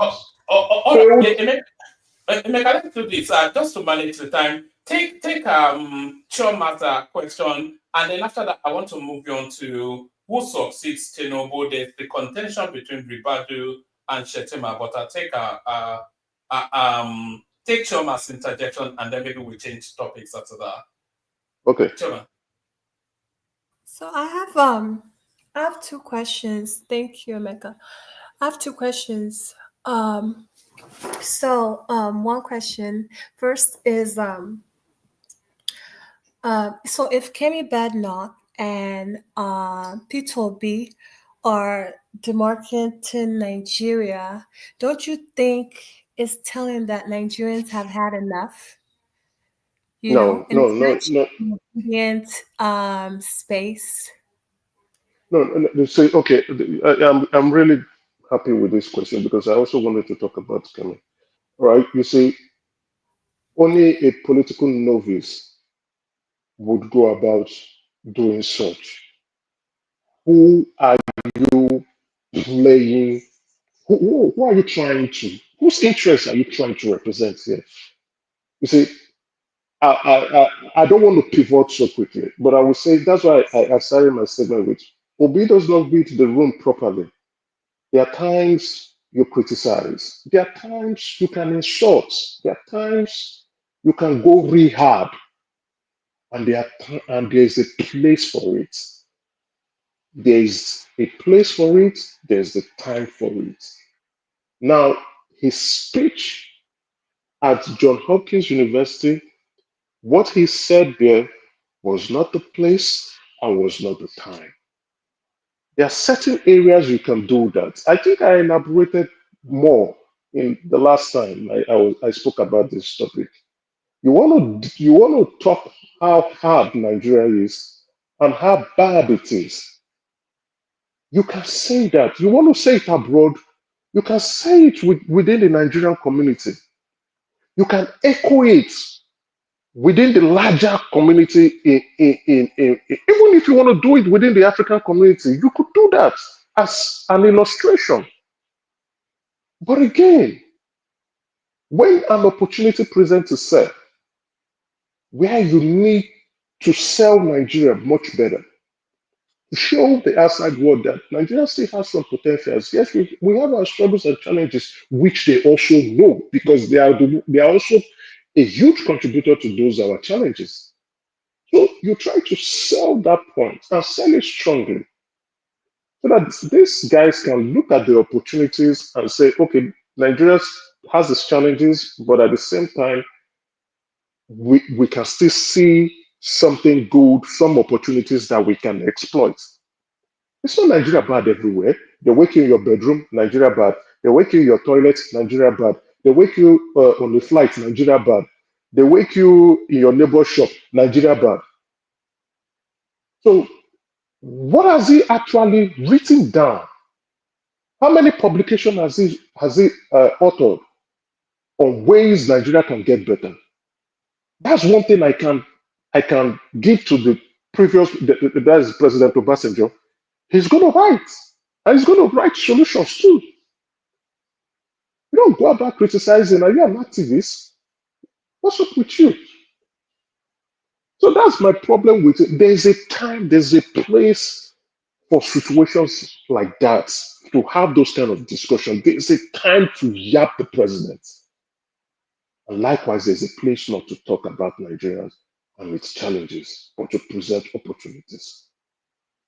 And that is where he fails. And always fail. When the Obi'S were running riots, he failed to stand up. When the Labour Party was going down the drain, he failed to stand up. So when Nigeria, if he eventually gets that position, when Nigeria is on the point of the brink, Obi will fail to exemplify leadership. It's not the kind of president we need. It's not the kind of leader he needs. To me, it's a nuisance. I don't care what you think about my opinion, but I am damn so sure that this guy is a nuisance, and he's not the kind of person we need. He's not going to make Nigeria any better. I am so sure that I can put money. Emeka, it's just the funniest thing, you know. It looks as though two administrations now, they are going to get away with not being held to account because the narrative. Remember under Buhari, we were busy doing Jubrila Sudani and all of this, rather than to hold the guy and hold him by the feet, we were doing nonsense. And Tinubu now, rather than to hold him and put his foot to the coal, we're still doing nonsense, you know. I agree with you completely. The weakness of the opposition has made the current administration to just continue doing what they want to do. See, the quality of an administration. Curiously, I sort of like the sort of opposition that article presents, because it will go into the details of a specific government position, and then he will give it an embellished narrative, and then he will invite the conversation, which then expands a greater understanding and then adjustments, and not just some blanket, everything is falling apart. But again, Atiku is a very experienced politician and a statesman too. He doesn't speak anyhow. When he writes, the government must be forced to respond. It's like they have dropped a bomb in our Rock. He doesn't speak in a hurried manner or in a ridiculous manner. He looks at the problem, he investigates it properly, he writes about it, he criticizes the government seriously about it, he also presents solution. And even though he doesn't present a solution, in order for them not to steal his ideas, you will still find Aso Rock on fire. At most, 5 communication directors or those responsible for communication would respond concurrently for 1 week because Atiku has sent fire into that Aso Rock. But now P2B speaks, everybody just ignores him like a fly around the corner.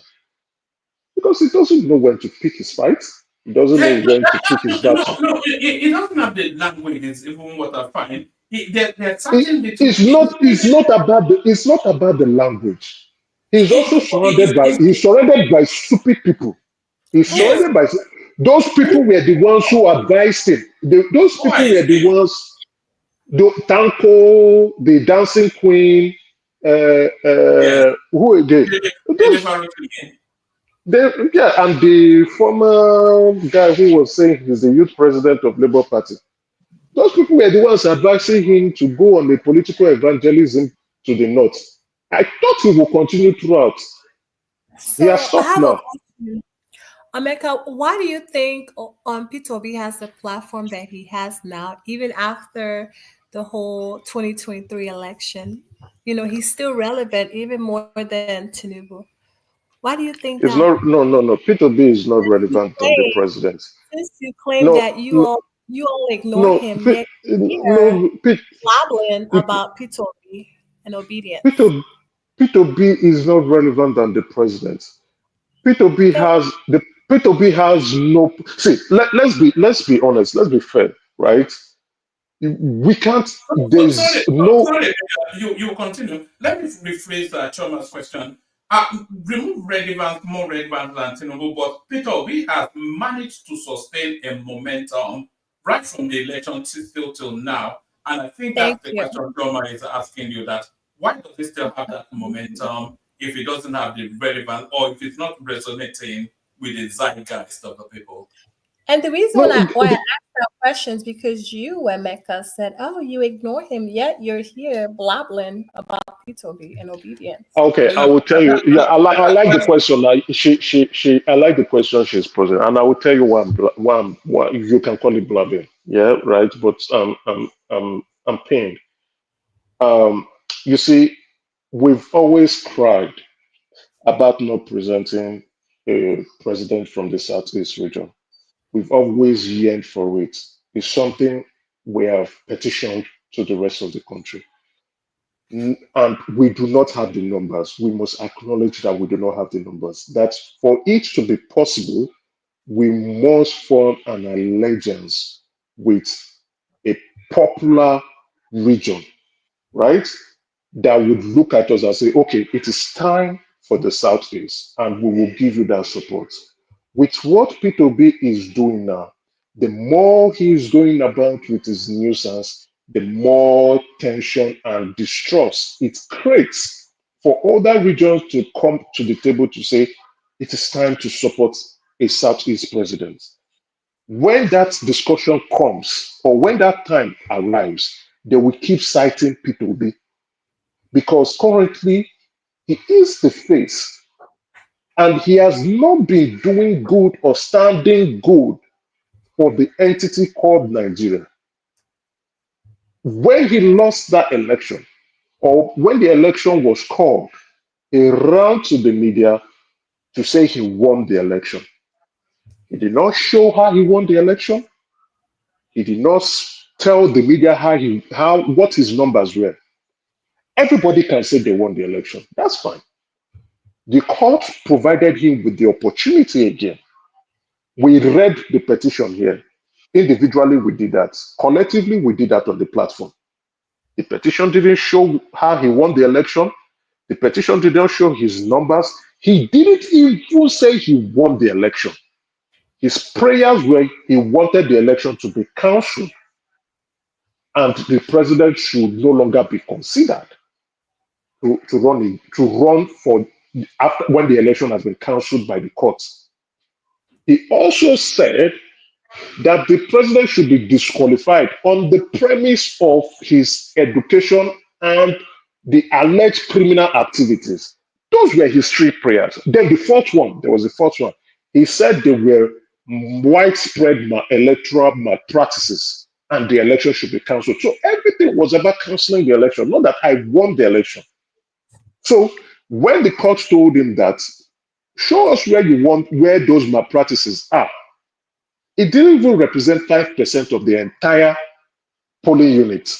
Why should the court cancel an election that is not material? When you said there was electoral malpractices, why should they cancel it when the malpractices is not up to 5% of the total polling units that you are listing out? Now, apart from that, the Court of Appeal now also used that opportunity because they've been going around in the media trying to create mistrust on the judiciary. They went around to school these lawyers because those lawyers they're well-trained lawyers. They know what they are doing. They school them. You claim to win an election. Do you expect the court to go bring evidence for you? It is not in the court's practice to bring evidence. You will bring the evidence to court. You are the one who alleges. He who alleges must prove. Why should you tell INEC and the court to go and get you evidence? It's never been done in anywhere, in any law, in any legal jurisdiction in the world. He who alleges would come with evidence and prove that these are the evidence. No, during that period, we saw what they were doing. Brought plastic containers filled with white papers and no evidence.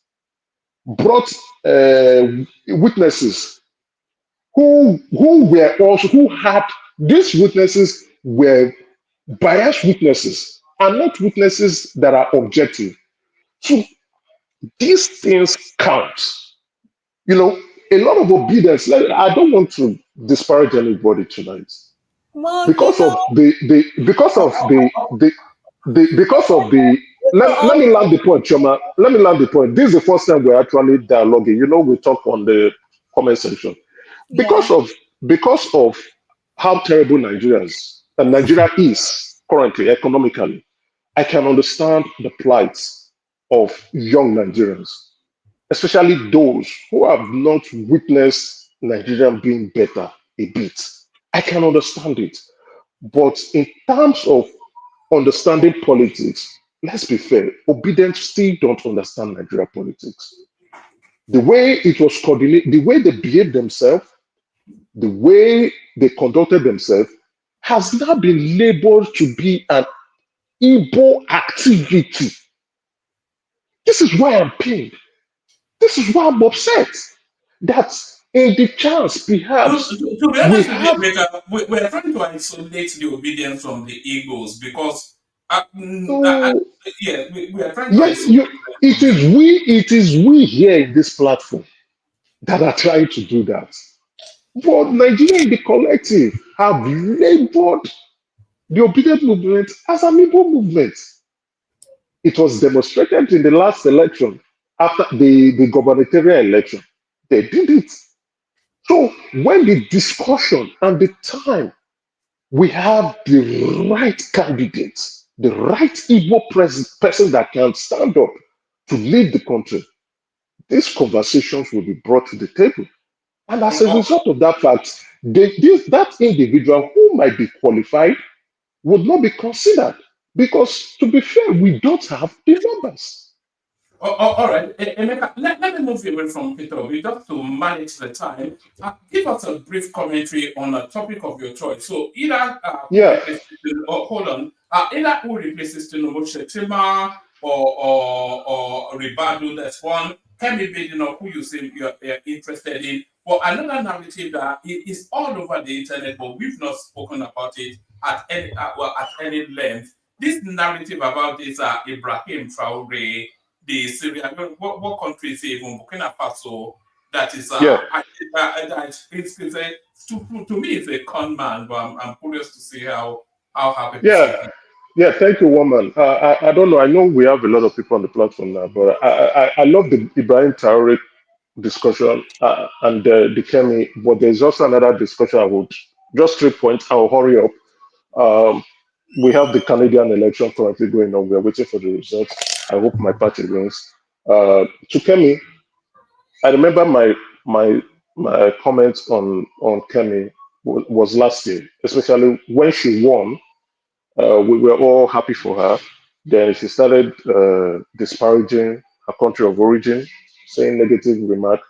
And I remember my comments. I said, Kemi is just a placeholder. She's not going to lead the Conservative Party towards any election in the UK. They are going to remove her. Those were my exact words. And I am not shocked with what's happening. I knew they were going to remove her. She was trying to play to the gallery, but that's number one. That's not the reason why she was chosen to lead the Conservative Party. That's not the reason why. The Conservative Party were in the political wilderness after the loss of the election. They were fighting actually, in-house fighting. That was why Sunak called for that election. So Sunak wanted to implode that party because they were fighting with him and they were trying to get rid of him. So in their political frustration, they decided to just bring her up to just run and let somebody be there while they are thinking. They are reorganizing house. Like what So the video you a placeholder. she's a placeholder. No, she's a placeholder. Take my word to the bank. She's a placeholder. Like what the video you played, and this, I think the person you said con artist. The guy said scam artist, not con. Scam. That's what he said. So that she's busy laundering her image always on You the know media. there's another current of racism to what that guy said because the association of the Nigerian net of power and the reputation of scammers. So Yeah, I picked it up. I picked that up. I did pick it up. I I would say I was a bit irritated, but then again, she presented that's the way she has marketed herself, right?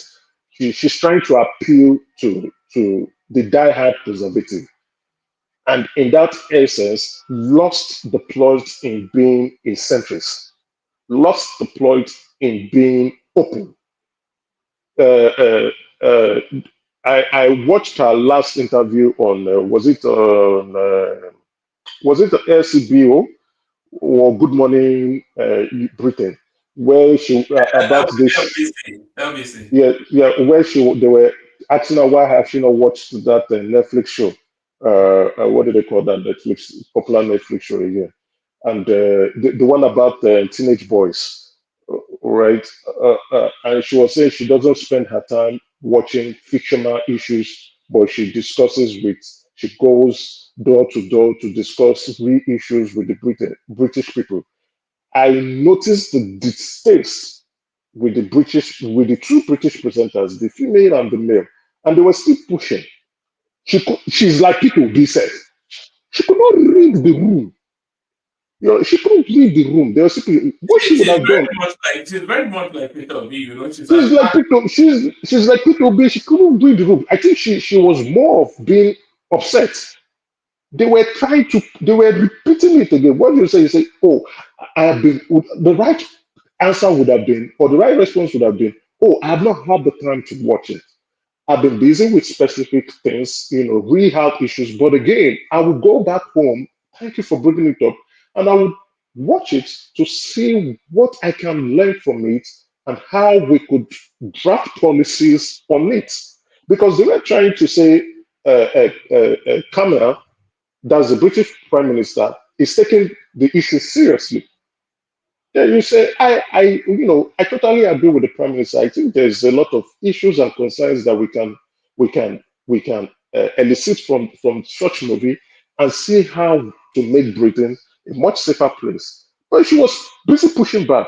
They did it 5 times. I counted 5 times, and she was a bit irritated. Then maybe her publicist, I think it was her publicist, was not trying to coin it into everything they want to insert a bit of racism, and they wanted to see like, oh, the media is trying to bully her. But they were trying to say that a lot of parents are concerned after watching that movie. The moment you hear that, even if when you say, oh, I've been busy discussing, when they repeat it again, the third time you say, I would watch it, no problem, and I'll try to see what we can do. So I looked at that, I just laughed. I said, this woman, they are marking your numbers. And I'm not shocked, I'm not surprised. She would never lead the Conservative Party to an election. Then, notwithstanding, you can see the Reform Party picking up steam. The Reform Party will be praying for her to be there for as long as she can. Oh, they are really praying. Yes, a lot of us we are hiding under our duvet, just waiting for it to be over. She's achieved a lot just being the leader of the Conservative Party, and I think that is the plateau of her career. But I want them to put her to bed fairly quickly before. I don't want them to die. She's going to end up being damaged. The damage has started already. It has started. The campaign to kick her out has started already. So Because the prime minister just laughed anytime she talked. The prime minister just laughs at her.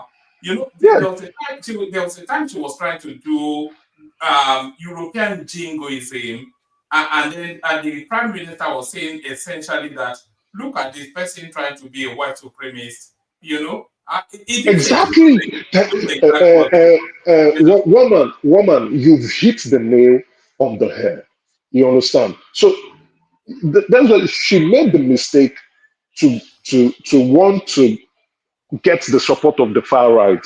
And you know, when you're going so far to the right, they see you as a white supremacist, right?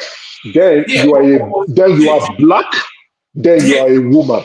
Then yes, which means you are you're a clown. African. You're The- African. you understand? And a migrant African, even though she was born here, she's essentially a migrant African because she came here Correct. at 16. You know? Correct. So Correct. So the who she is, it doesn't tally with the politics she wants to it play. doesn't. It doesn't. It does. So they see her as a clown, right? You're a clown, and the I more she don't want this continues. to be over, Emeka. I just Oh, want it's her going to to be the campaign is they are going to kick out as soon as possible. The campaign is already on the groundwork, so it's just they'll start. That's why the news is featuring out to the public now, and it's going to develop more. Then they are going to support it with money, like gradually write more denigrating publications against her, and off she goes. Her career is dead. Politically, she's dead. She's going to be in the shadows. When the next election comes, she will also lose her seat. Do you know one thing I've noticed as well? I've noticed that in some interviews, our voice is almost starting to quiver.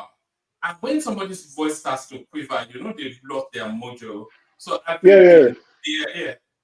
Her insecurities are playing on her, and unfortunately, she like I use the equivalence of P2B. I think she's much better than P2B anyway. And the only sad part is what will the future look like for black politicians holding leadership realm in British politics again in the future, right? And then for black women to ascend to that height. I don't know what the future is going to look like Yeah, because but that future depends on how long she's in that office. If she's in that office for a length of time that she truly embarrasses herself, then she may close that window. But if she goes fairly quickly, she would have done sufficient enough to still open that opportunity for the country could do with the black. I would rather no, be at but the back. currently she's already embarrassing herself.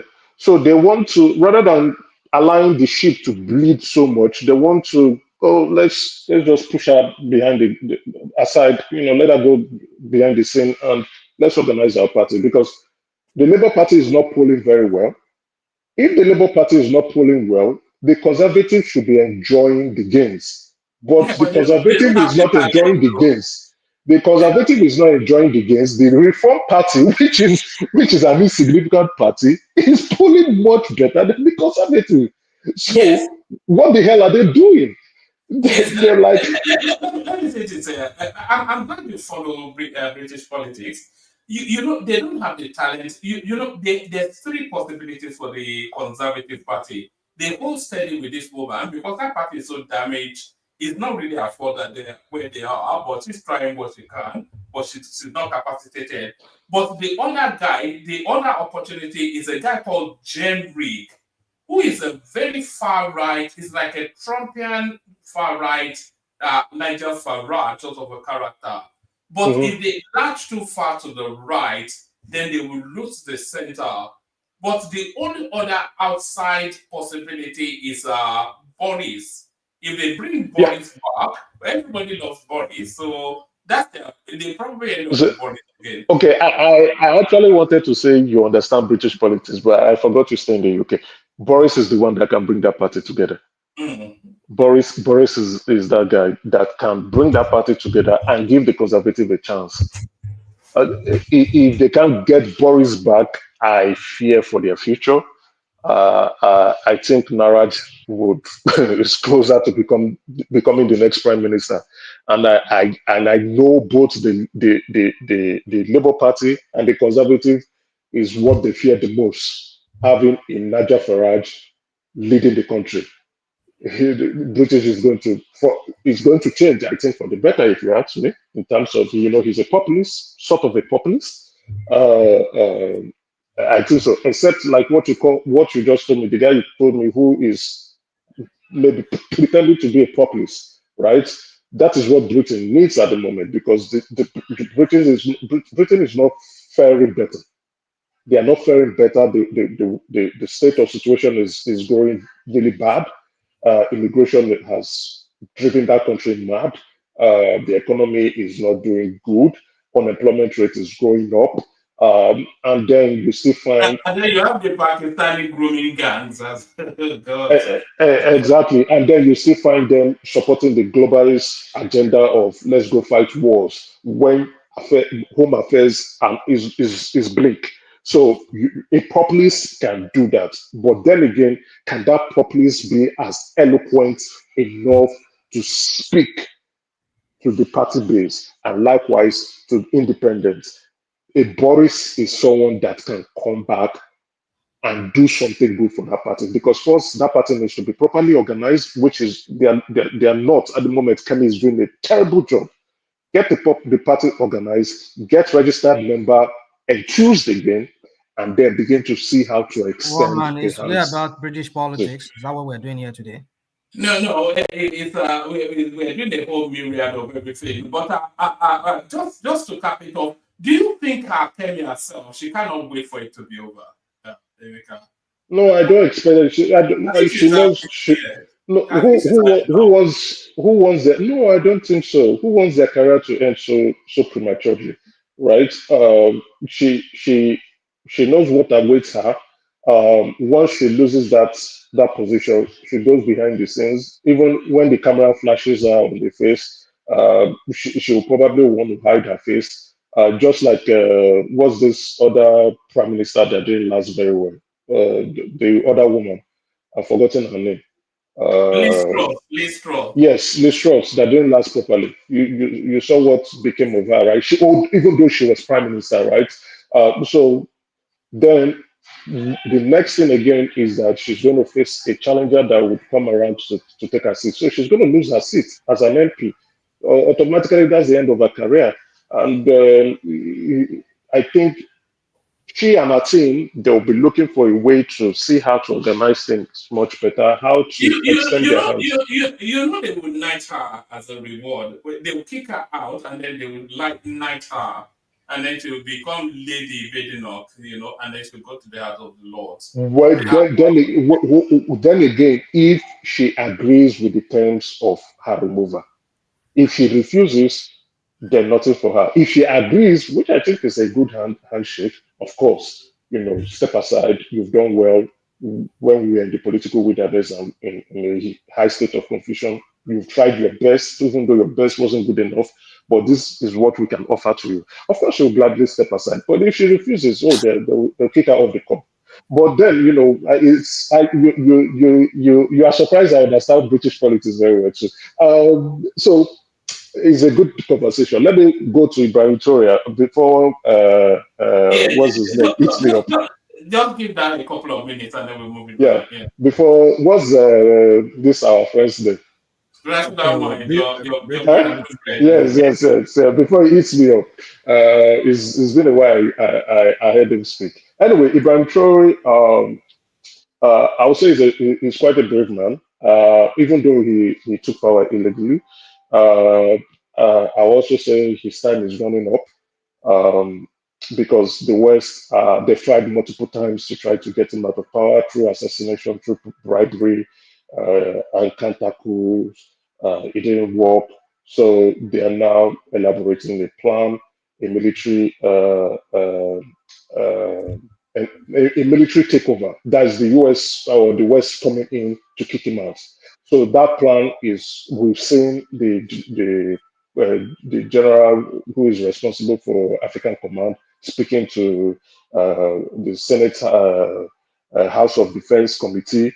And once it gets to that stage, all they need is an approval.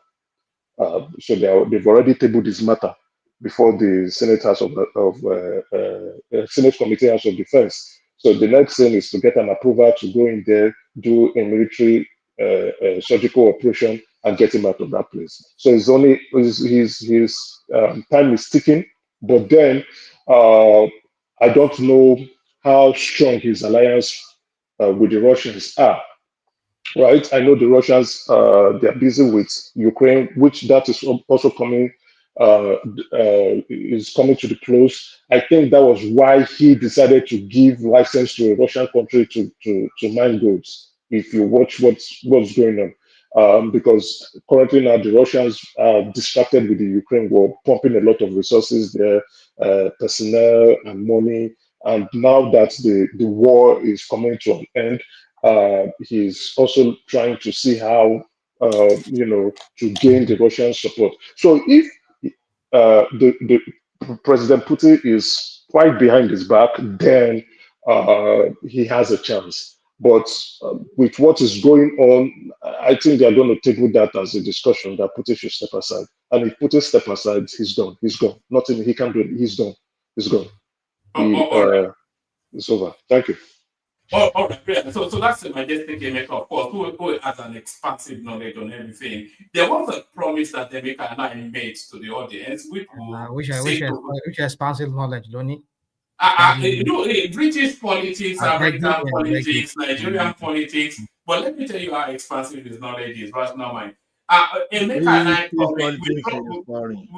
we promised the audience to speak on the cosmic season of time as the world moves into the age of the Aquarius. Do you remember that? Yeah, I remember that conversation. And speaking of steam properly, there's a lot of disclosure going on. I know maybe some of the viewers and panelists have been observing the event of things. That's a very interesting and explosive.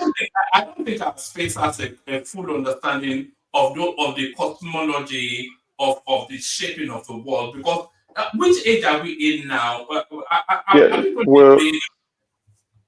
We're actually at the age of Aquarius, right? So this is the information age, the disclosure age. So this is the time where. Which age are we fading into? No, we're still on the age of Aquarius.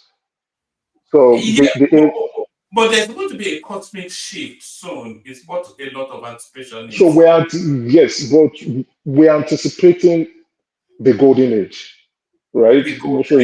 We're anticipating it coming, but that won't come if we've not fully disclosed. So disclosure is still in the nascent phase.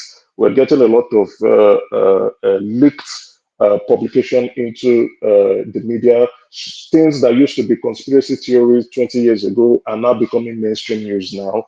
We are not talking about the galactic worlds. We're talking about cosmic influences and those who, non-human intelligence who are visiting Earth either for mining, either for other interests or to shape human civilization.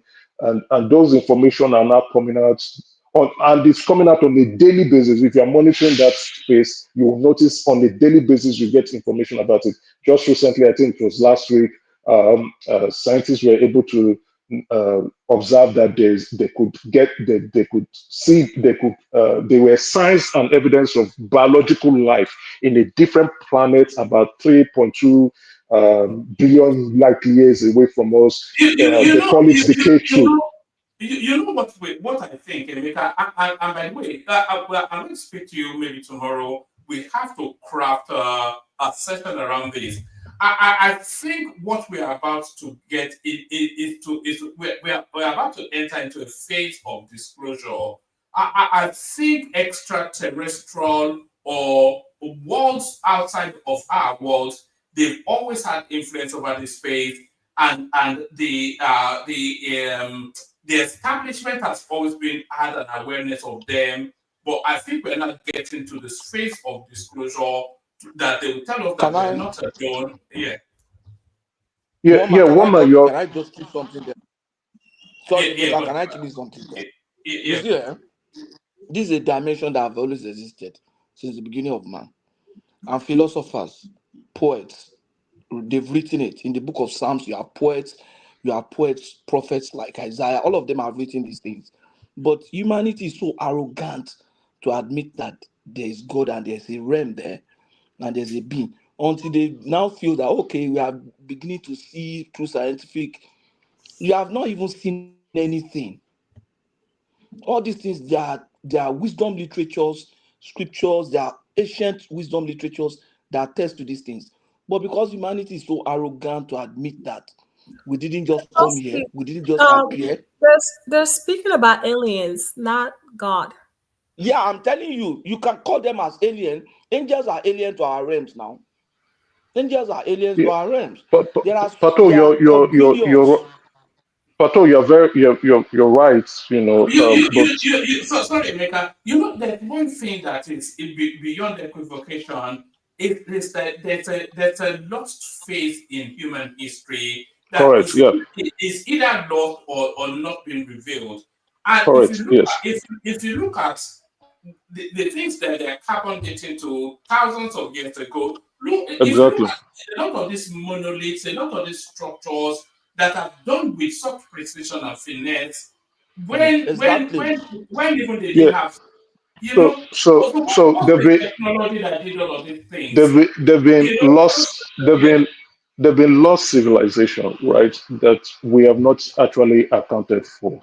So you know, and like what I said, things that used to be conspiracy theories in the past are now becoming reality today, and will now become the truth tomorrow.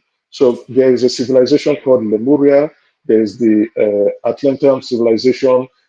Those ones are what's that? It's in Peru. I know it's not all the also evidence are there now. All the yeah. evidence are there. Then You there's guys also should just stop Tartarian. it. You are going esoteric now, and you can't do Yeah, justice to that with just a snap of a finger. No, That's we'll do correct. a almost a session 6-hour around it. session topic. Yeah, we'll do a Correct, session Actually, correct. around it. I also want Mike to participate in the conversation. You know, Mike who is Michael don't need uh, to Babalawo now. He don't need no, Richard. Oh no. See, one thing I in this space, right? I think Africans have not been able to properly account for their own civilization and creation too. And if we all agree, not just we agreeing history and there is verifiable evidence to confirm that humanity or civilization came from Africa. So sorry, Emeka. Did you see that review by Putin when he went into the vaults of yes, to Russia? bring about the Black Jesus, the The Black Black Madonna and Jesus, so on. Yeah. that carbon dates beyond anything else known. All of Yeah. these things. So it has been known. So you see history. That's why we're saying when we miss out those civilizations, history has not properly accounted for itself. And then we have history. Some people manipulating history for their own selfish purposes. And again, you know, the means of colonization, slavery, and the rest, accounting for lost times or you know, trying to change people's custom, cultures, and ways, and then trying and forcing them to do things that are alien to them. Right. This is a very huge discussion, and I think you know maybe at an appropriate time we could have an extensive discussion, not just me contributing, yourself, Mike, even Baba. I know he has some ideas or he has some you know experience on such topic. You understand? But to just wrap up this section, right? You know, things we don't we like. I don't like November last year, December. A lot of people were saying Obi'S and UFOs or what they now call UAPs, and they were using their phones to record it. You understand? There's a deeper meaning to that. You know, there are individuals who specialize in remote viewing, those who could send their consciousness to specific location. Either they will go there, but their body is still somewhere. They can send their consciousness to the moon or to different planets and observe what is going on there. So those people have been able to elaborate that, oh, these are extraterrestrials who are trying to show their presence to Earthlings. They call us Earthlings. So, and they're trying to let us know that they are around. and that the things we think of that, not acknowledging their presence, or the, not believing that they exist, is a fallacy. But the truth is they are visible, and they've been shaping our civilization since our creation. And to shock the panelists, not just the panelists, I mean those who are watching, um, we were actually modified. We were modified, from the hominid species. We were modified to become Homo sapiens, and then from Homo sapiens to Homo sapiens sapiens. So we are the seventh iteration of human modification. So We're there have been a previous hybrid, and humans. we're a hybrid, and Yes, except from the Black we're Africans. hybrid. I think No, the black Africans are also hybrid. yeah, We're a but hybrid. there are traces of Neanderthal in all cultures outside of the African. I think that the Neanderthal gene still traceable, Me, I especially no with be hybrid. Oh. No, Me, I know we're all hybrid. hybrid. We're all hybrid. So You and Emeka, you are both we hybrid. all, Me, yeah, we may not. Well, I'm an originally human. I'm No, originally human. Patoski, there's no way to know now. How will you? There's no way Me, to know. I'm not. according to the Bible, but those kids are not No, according to the Bible. according to who are you we referring? cross this No, thing wait over a and minute. over that. That woman alone. According to what are you referencing? Science. Your own is based on what authority? Which science? Which field of science said that? Which field? well, Astrology, Let woman answer. no, astrology, Let woman answer. anthropology, Anthropology. astrology, anthropology, and genealogy. Genealogy as a science. What are you talking about? Which genealogy? Which science? Field of science? Genealogy. Metaphysics. so I think Things that cannot be scientifically and empirically measured. So you just make statement. Me, I'm not a hybrid. I'm a human being, originally made so. You can be. According to the Bible, you see, Patoski, it's the field of metaphysics. It's been there all along. And you've heard about let me vortex, answer one man. that black hole. Why can't the Bible be a basis? Why can't the Bible be a basis for assessment? These are documentations. If you see the Bible, it's not a book, it's a series of books by philosophers, by poets. If I said, according to Aristotle, But there are books that precedes Bible now. No, you know yes, that. there are books Let that me the answer Bible first is now. the Bible is actually based on Indian mythology. When we mention the Bible and you want to oppose, if I had said Aristotle or Socrates or Plato, you would have said, okay, you would think. So you think those philosophers that wrote the Psalms, the philosophers that wrote the books of the prophets, you think they are not enriched too? You think they are not intelligent? Gamaliel, was he not a philosopher? Was Paul not a student of Gamaliel? So, Patoski, the Bible is a very good book. The Bible is a good book, no doubt, notwithstanding about that. But the Bible is not an original. Original, like what I mean, like that is an original copy of history. Okay, It copied from the Sumerian tablets. Can you show me the original to prove that the one that we have now is fake? You can go to the London Museum and you see. Hold on, Patoski, calm For you down, to say calm something is down. fake, you must show me the original. You have landed your point.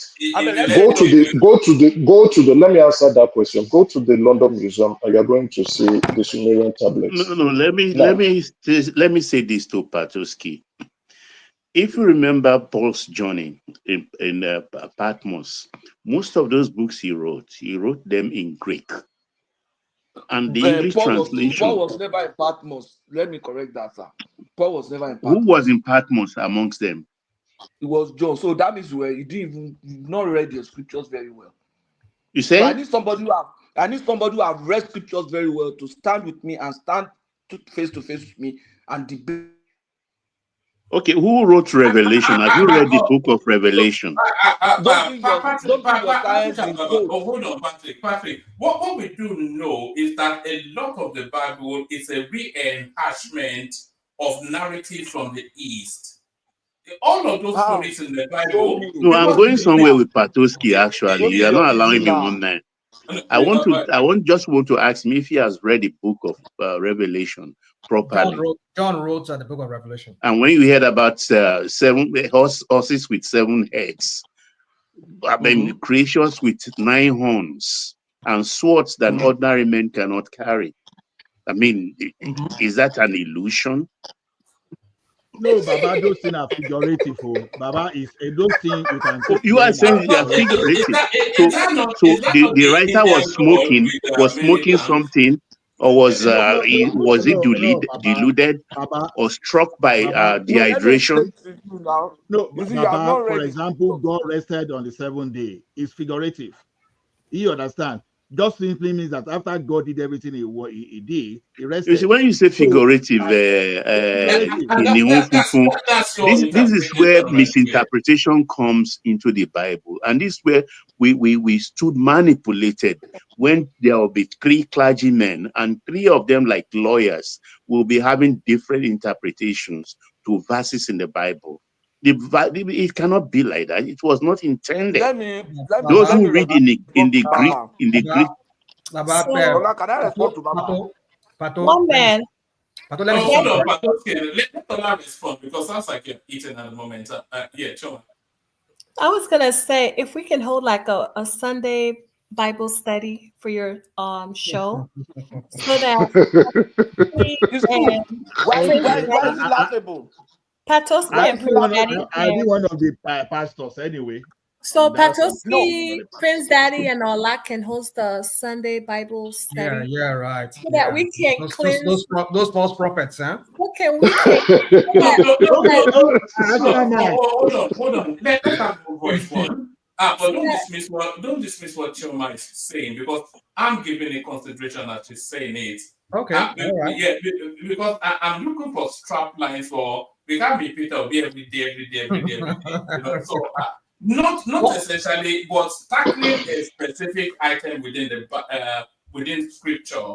You know, from renewal. Woman, let me do this. We can even start with praise and worship. Oh, yeah, right. I have some gospel songs. Kioma, let me say this thing real quick. So Baba, I don't know how well you know your. Is it dinner time in America? Everybody is eating. No, I mean I'm just. Aaron, go ahead, please. Now, so if you read the book of Revelation, because you were saying something earlier, chapter 1. No, I'm talking about John's narrative about his journey in Patmos. That's Revelation.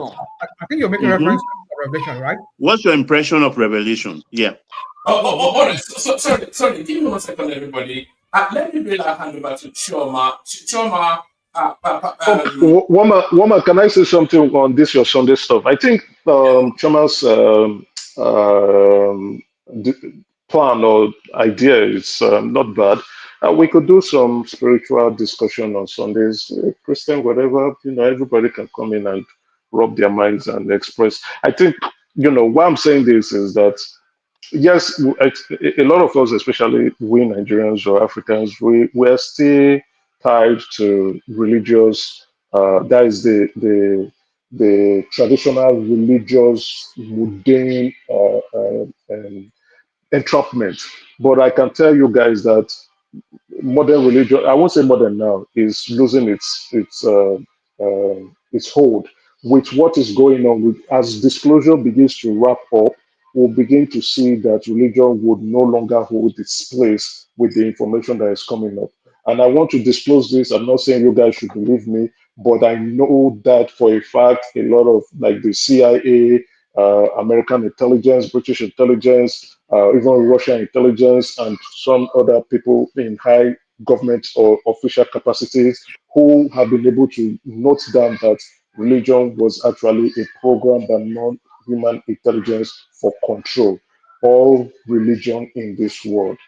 they are not what we think it is. It is actually a form of control and a way to push morality to us. So when I was talking about shaping our civilization, that is part of shaping our civilization. So that topic is really deep. I can refer many books on this. You can go different individuals with reputable, when I mean reputable, even those admirals, Navy commanders who have articulated this down, CIAs, they've done it, they've tested it multiple times. Religion is a program, when I mean like a software program that was used to control humankind. So I'm not That's their saying opinion. Hold on, Pandoski. Woman. I want to bail out. So let me just bail out and hand over to Choma. So I hand over to Choma, acknowledging the super chat. That's I of course always. That's AY right there. AY poking from a building up. That's topic O right there. So we have the anticipation of at least 2 more. We always anticipate 5. So thank you everyone. See you tomorrow.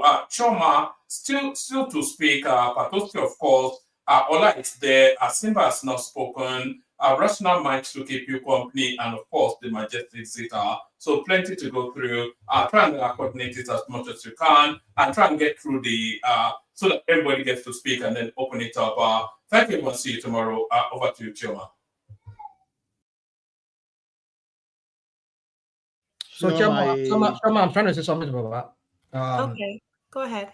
So, Baba, when you were, I think you were making reference to some a verse in the book of Revelation. Is that what you were saying? John, yeah. So, when you say, well, John was a writer of that book, but then if you look at what he said in chapter 1, verse 1, that clarifies the whole thing.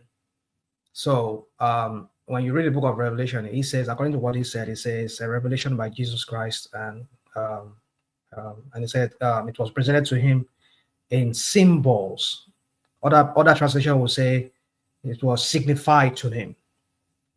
So that word alone in symbols tells you that it's mostly figurative. What was presented to him, what was shown to him, were to be understood not in a literal sense of it. It's to be understood in a symbolic sense of it. Now there are many examples of those symbolic aspect to some of those, or most of those things that he was shown in that revelation. For example, when he said he saw in heaven a slaughtered lamb, and it says there was a lamb in heaven. You and I know there's no lamb in heaven. So, but the only person that we know that was referred to as a lamb, like when John was saying, when he was talking to people that were near him, he says, "See the Lamb of God that takes away the sins of the world." So, lamb in that sense is it's a figurative way of saying that it was slaughtered. Among the Jews, they will use lamb as a symbol of a burnt offering to God. They give it as a sacrifice to God. So it kind of denotes who Jesus Christ is. So, and then it goes again, and he said, if you read it again, there are so many aspects to that. Okay, let me give you another example. Like when he said, I think in chapter 1, I think chapter 1 or 2, when he said somebody like Son of Man, that happens to be in the midst of golden lampstand, 7 golden lampstand. And even in that very verse, that very chapter, he explained what those golden lampstands stands for. It says it stands for the 7 churches, for the 7 congregations. So it tells you that what you are seeing is not what it is. It is just a symbolic representation of what was being described. So I just want you to understand that what that thing you were talking about, if we're to go into more maybe contextual, or maybe to use other part of the Bible to explain it, probably you understood that. Yes, it's more of it explains itself in some other parts of the Bible, probably, no doubt. So it's not to be understood literally, like it says lamb in heaven, golden lampstand, and all of those things. And there's so many of them. Like even talks about certain dragon and 7-headed wild beast and all of that. Those are not to be understood literally. They are all just symbolic. Or you're all like, we're talking about the mark of the wild beast 666. They're not to be understood literally. They're all just a symbol. Even like I said, read chapter 1 verse 1. He said it. It says a revelation by Jesus Christ, which God gave him to present, and he presented it in signs. Other Bible translation, like I think in the James Version says, and it signified it. I think Biden will say it was presented to him in symbols, so it's symbolical, so it's not so basic to be understood. You know why I'm quiet, RM? Yeah, if we dig in, I mean, we could be here for 4 hours. So I'll just drop it because it's not a subject we can treat in a hurry. So I'll just drop it.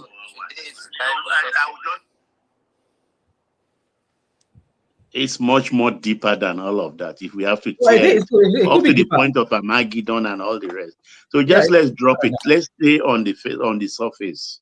Just when people are talking about extraterrestrial being or activities or whatever, when our friend from Canada was talking about some extraterrestrial lives that live beyond our own world. I mean, they've been talking about that. I mean, recently I think I heard.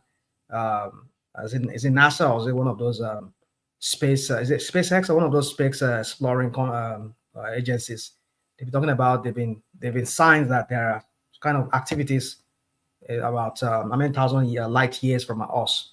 So, I mean, well, you see, it's a very deeper topic than. But I believe that that's what I'm saying, because we have to go even.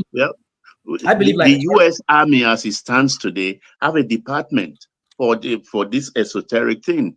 It has a department of metaphysics. I mean, there's a place in New Mexico where I don't know if you heard about that.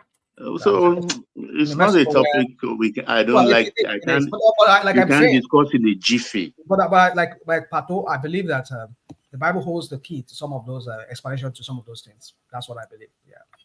Our sister here, she's the chairman. Are you see there? Yeah, I'm here.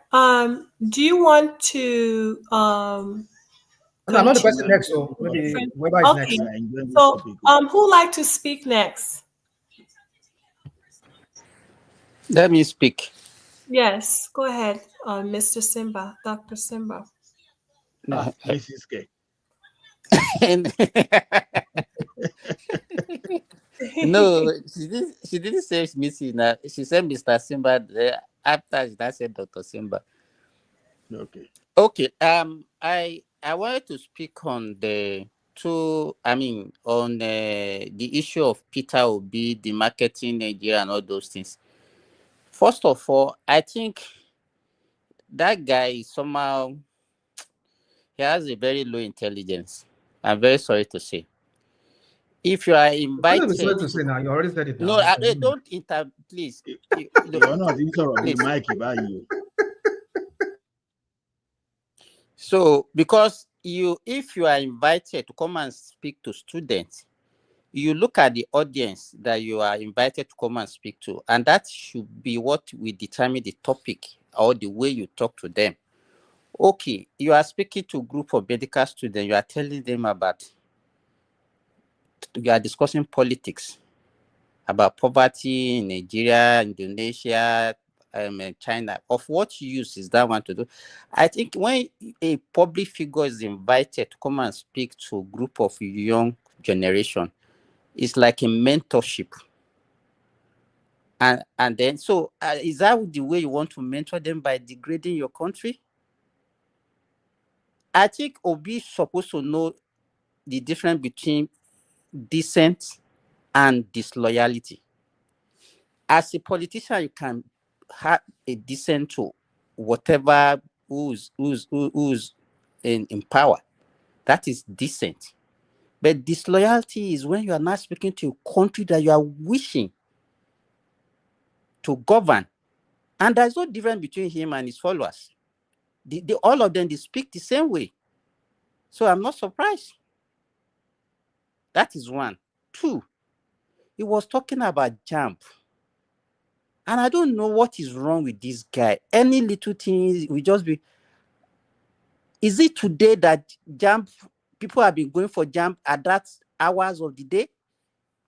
What is so wrong in that? Even these children that he's talking about, says 15 to 17 years. These are the children that their parent has been waking them up right from maybe age of 2 to go to school. Even their school buses, when did they arrive to come and pick them every day? I remember even my own children, I used to drop them in school by 6:30 because I have to go to work. As far back as maybe 20 years ago. So what is it gain? What is it trying to achieve by raising such things? And one thing I've noticed that anything you say, once you are speaking against the government, it trends. And I don't know. And that is why from that one, I will just touch all the topics little by little. Let us tackle you on this one you just said now before you go to another topic. And we'll tackle you on this one you just said now. There's no need when you come but to then your you own, can intervene in my own, right? You can you've been talking. No, you don't do that, right? I'll remind you very soon. Don't worry. Go on. So okay, say what you want to say. Don't kill me. I won't kill you. I would like you. I mean, we're all here just. Oh yeah, say what you want to say. Well, you see, one thing you people fail to understand is, sometimes I understand. At the same time, I understand. I mean, I get it. Why you people are always on this guy's case. P2B, any little thing just excites everybody, especially coming from the idiot from Lagos, the one that calls himself governor of Lagos. And we know why we know because there's a lot of things going on behind the scene that you people don't even know what is going on between the Tinubu camp or some of those people who are Tinubu loyalists who see Sanwo Olu as being a sellout. That is. But you say you just want to. It's not something that will not take 5 minutes or 10 minutes. All right. I just want to give you a background to the crap that all of you just come here and start meeting on and trying to make it look like a savior or something. This guy is the politician. Obi'S the politician, and he has the right to speak on any social, economic, political issues in that country. Have you people forgotten that he's the politician? He's running for the highest office in the land. So anything that will, this is how you flesh out your policies when you're running or you're going to intend to run. But it's not when INEC officially give you the declaration. Everybody now you can start do your campaign. No, campaign has already started. Even before now, Tinubu has started campaigning from day one. Is campaigning to the students. They are the one that is going to vote for him. That's what I'm saying. You see, here you go. You do not understand the issues about when somebody is a politician. Politician does not mean you have to comment only on political or economic issues, even social issues. You have to comment because you are going to lead the country. So you people need to understand that this guy. If you don't understand in the context that there's no context. I'm giving you the context. I'm giving you the context because I cannot have a school now. No, you don't use your argument. Talk to my kids, and then you'll be talking about politics with them. You know that somebody is missing. You know what? If that is your own understanding. You know that somebody's missing what I'm saying. You know somebody's missing. You know somebody's missing. Among those people that went to write that jam at that hour, at 6:30 a.m. or what was that a.m. They said we should go and write jam. Jam said they should come to the office. They are not writing jam at 6 a.m. So what did they say? You should come and do 6 a.m. Because you didn't go to school. And you didn't, so maybe you went to do some certificate when you trek to the America where you are now. So you don't know anything about the I'm very sure you didn't pass jam if you wrote jam. Okay. So you see, this is what you do. This is what you people do. You won't face the topic. You would attack the personality. When you went to write your own jam, 8 o'clock, that was when you left home, Abi. Oh, come on. I mean, I can't answer my question now. You said you wrote jam. I can answer your question. Hold on. I remember when I wrote my own jam. I don't think I wrote my jam 8 o'clock. And my center wasn't far from when I was filling my jam form. I think that time you can choose your center. Somehow you can choose a radius of area where you writing your. This I'm talking about so many years ago. I mean, but my point is that a child is missing now at 6 o'clock, 6:30. You people go and this guy has to leave home around 5 o'clock. And you know the security issue in that country. That is what he is saying as a politician. That if I'm a president, I'm not going to allow that to happen under my watch. But you people, so what time are you going to put? This is not. You don't have to run the system. Let me finish. I don't have because I have to go to. I don't have that energy of arguing with you this morning, please. You understand? Thank you. So, which other? I beg. Any other person can talk. I can't. Go ahead. Everybody. No, let me. It was Sanwo Olu's criticism of P2B's speech. That's where you were, right? That's what it Yeah, was. yeah, yes. Are you done on that? Yes, I'm done. If you can remind me of other topics. Yeah. I think they shot 37 I think cows in Plateau. Okay, yeah, I remember. Okay, I heard one man talking about it that that should be the way it should go. If they have done that one for several times, then it will be a deterrent. They won't be doing it again and all those things. But you know that kind of thing. What my fear about it is that there will be a backlash because those guys they value their cows more than human beings. And I won't be surprised if there is a reprisal attack. So to me, I won't see killings of any form of either human being or animal as a solution to that kind of problem, because there's no way those guys will not come for reprisal attack. So it's not. I don't think it's something that we have to be promoting. So I think that's what I want to say about that. It can't be a deterrent. It will just worsen the situation. So. How is that going to be deterrent? I mean, how's that going to worsen the situation? How is that? So now the human life is, I mean, a cow life is better than a human life, right? Is that the interpretations that you give to what I just said now? Well, yeah, that's the interpretation I gave to it. And that's what you want to hear now. You are not the only listener. I'm not the only listener. You see, when it's okay. Just do you hear what I said? I said wait. What sugar means is that because the cows is so important to them, it's like their life. So it's their livelihood. So for people to retaliate in that way, shooting their cows, they also would fight back. So don't forget that people do. I mean, for them to have shot those cows, they are also harmed. So let them come. Let them bring it on. Bring it on. Because they are also harmed already. You can see the solution. No, that's what the people know. That's what they know. That's the language they understand. Like let me use their idiot, the national leader, the one from Daura there. He says we'll teach them the language that they understand. Right? Is that not what he said? Let me ask you a question. What are you talking about? Can you talk without abusing, say idiot, stupid, and all those things?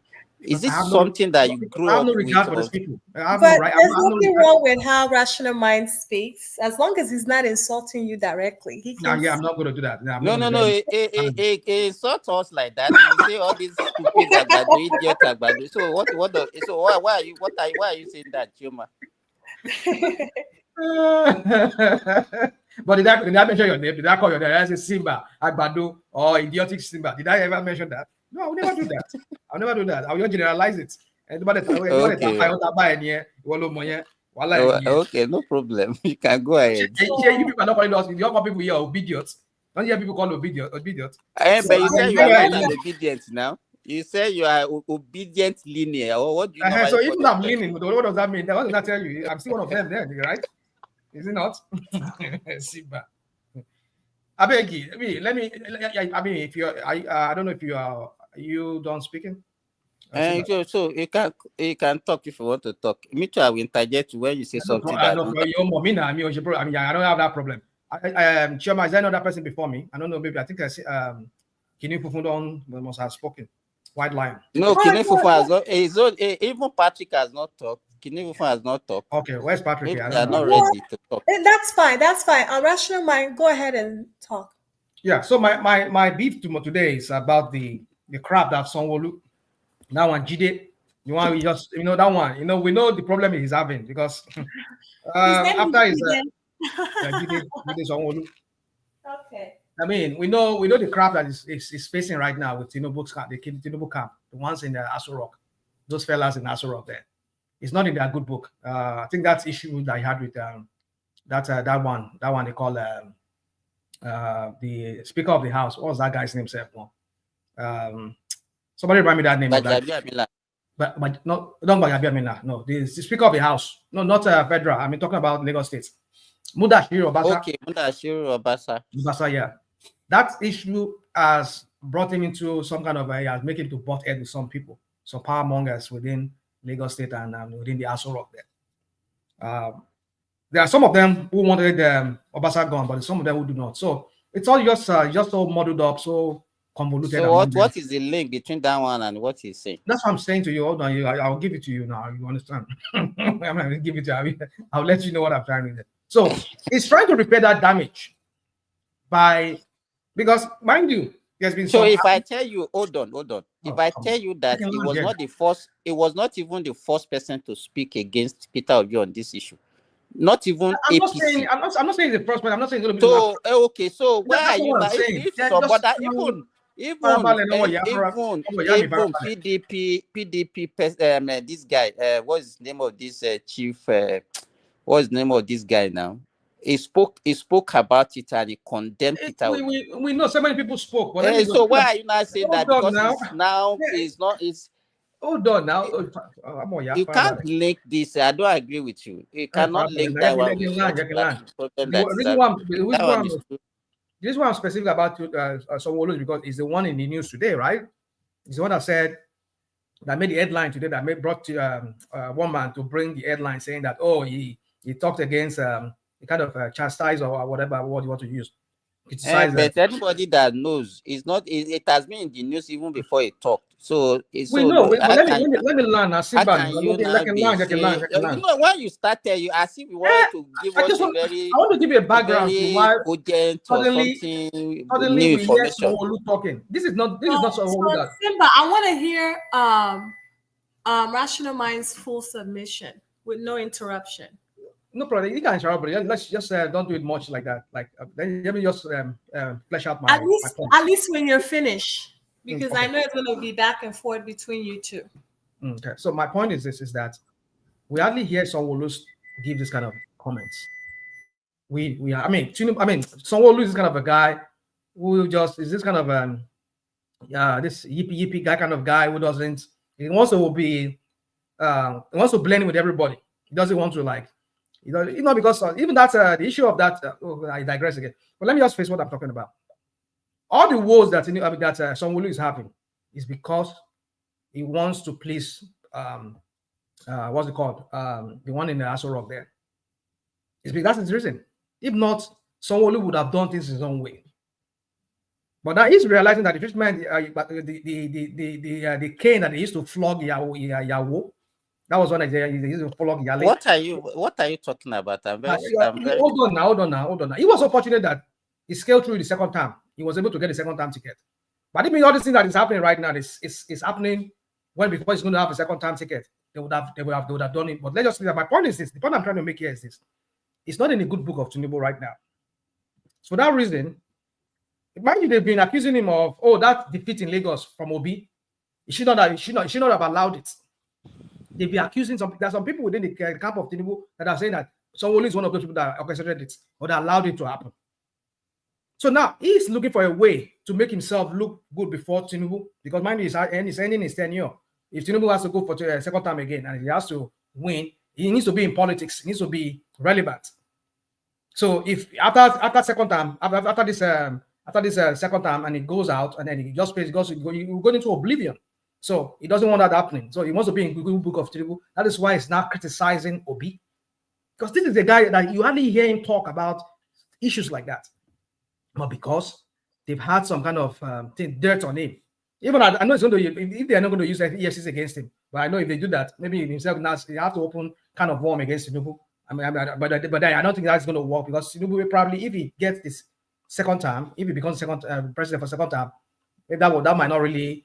I don't know, but we just have to see how that plays out. My point is this: is that he's trying to pander to Tinubu and those Tinubu people. No, I'm still your boy, so I'm still your boy. What you are saying, there is a way you can summarize it now, because you are just repeating yourself. I need to make you understand. I'm not understood you, but that is your own. Let's not go there. You see me when I talk, I like to give context. So for me, I don't know what is hula balu, whatever you people come here and talk every time when everybody. Obi is an aspiring. Why did I say aspiring?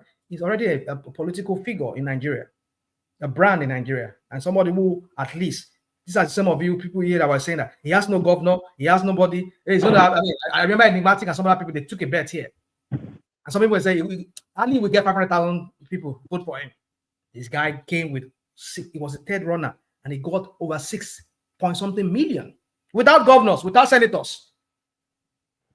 You can imagine what he would have done with all the machinery of Tinubu. No, wait now. Where are you going now? You are already going away from what we are discussing now.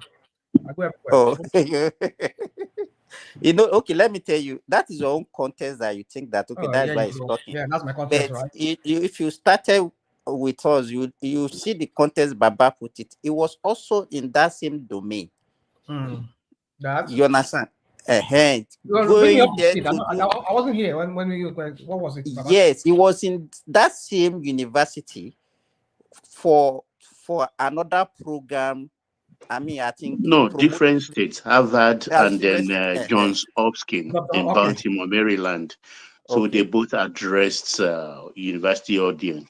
Sanwo Olu did his own, and 5 days late, it was in Harvard. 5 days or 6 days later, Obi also spoke at Johns Hopkins, and the whole thing contrasted.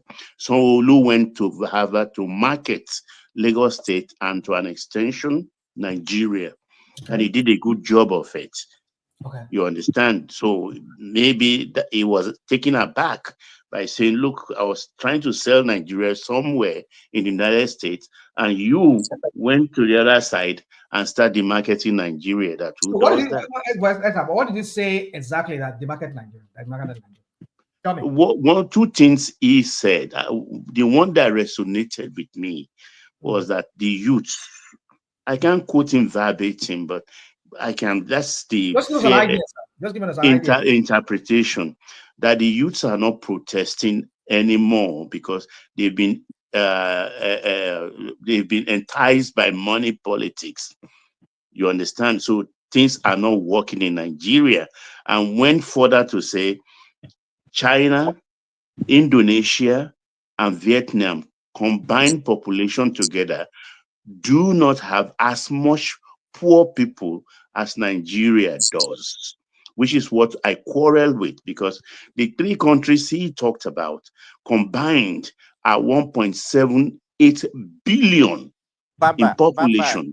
The poverty rate in China alone is 17%. 17% of 1.4 million is almost 240 million people.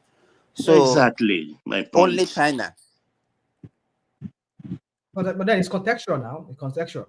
What is contextual? When somebody is giving you hold on. You see, you people like to brandish. I know. Hold on, everyone. So Baba was explaining something to us. Baba, are you finished explaining, or did someone cut you off? Yeah, I think they caught the drift of what I was saying. Rational RM, was that okay by you?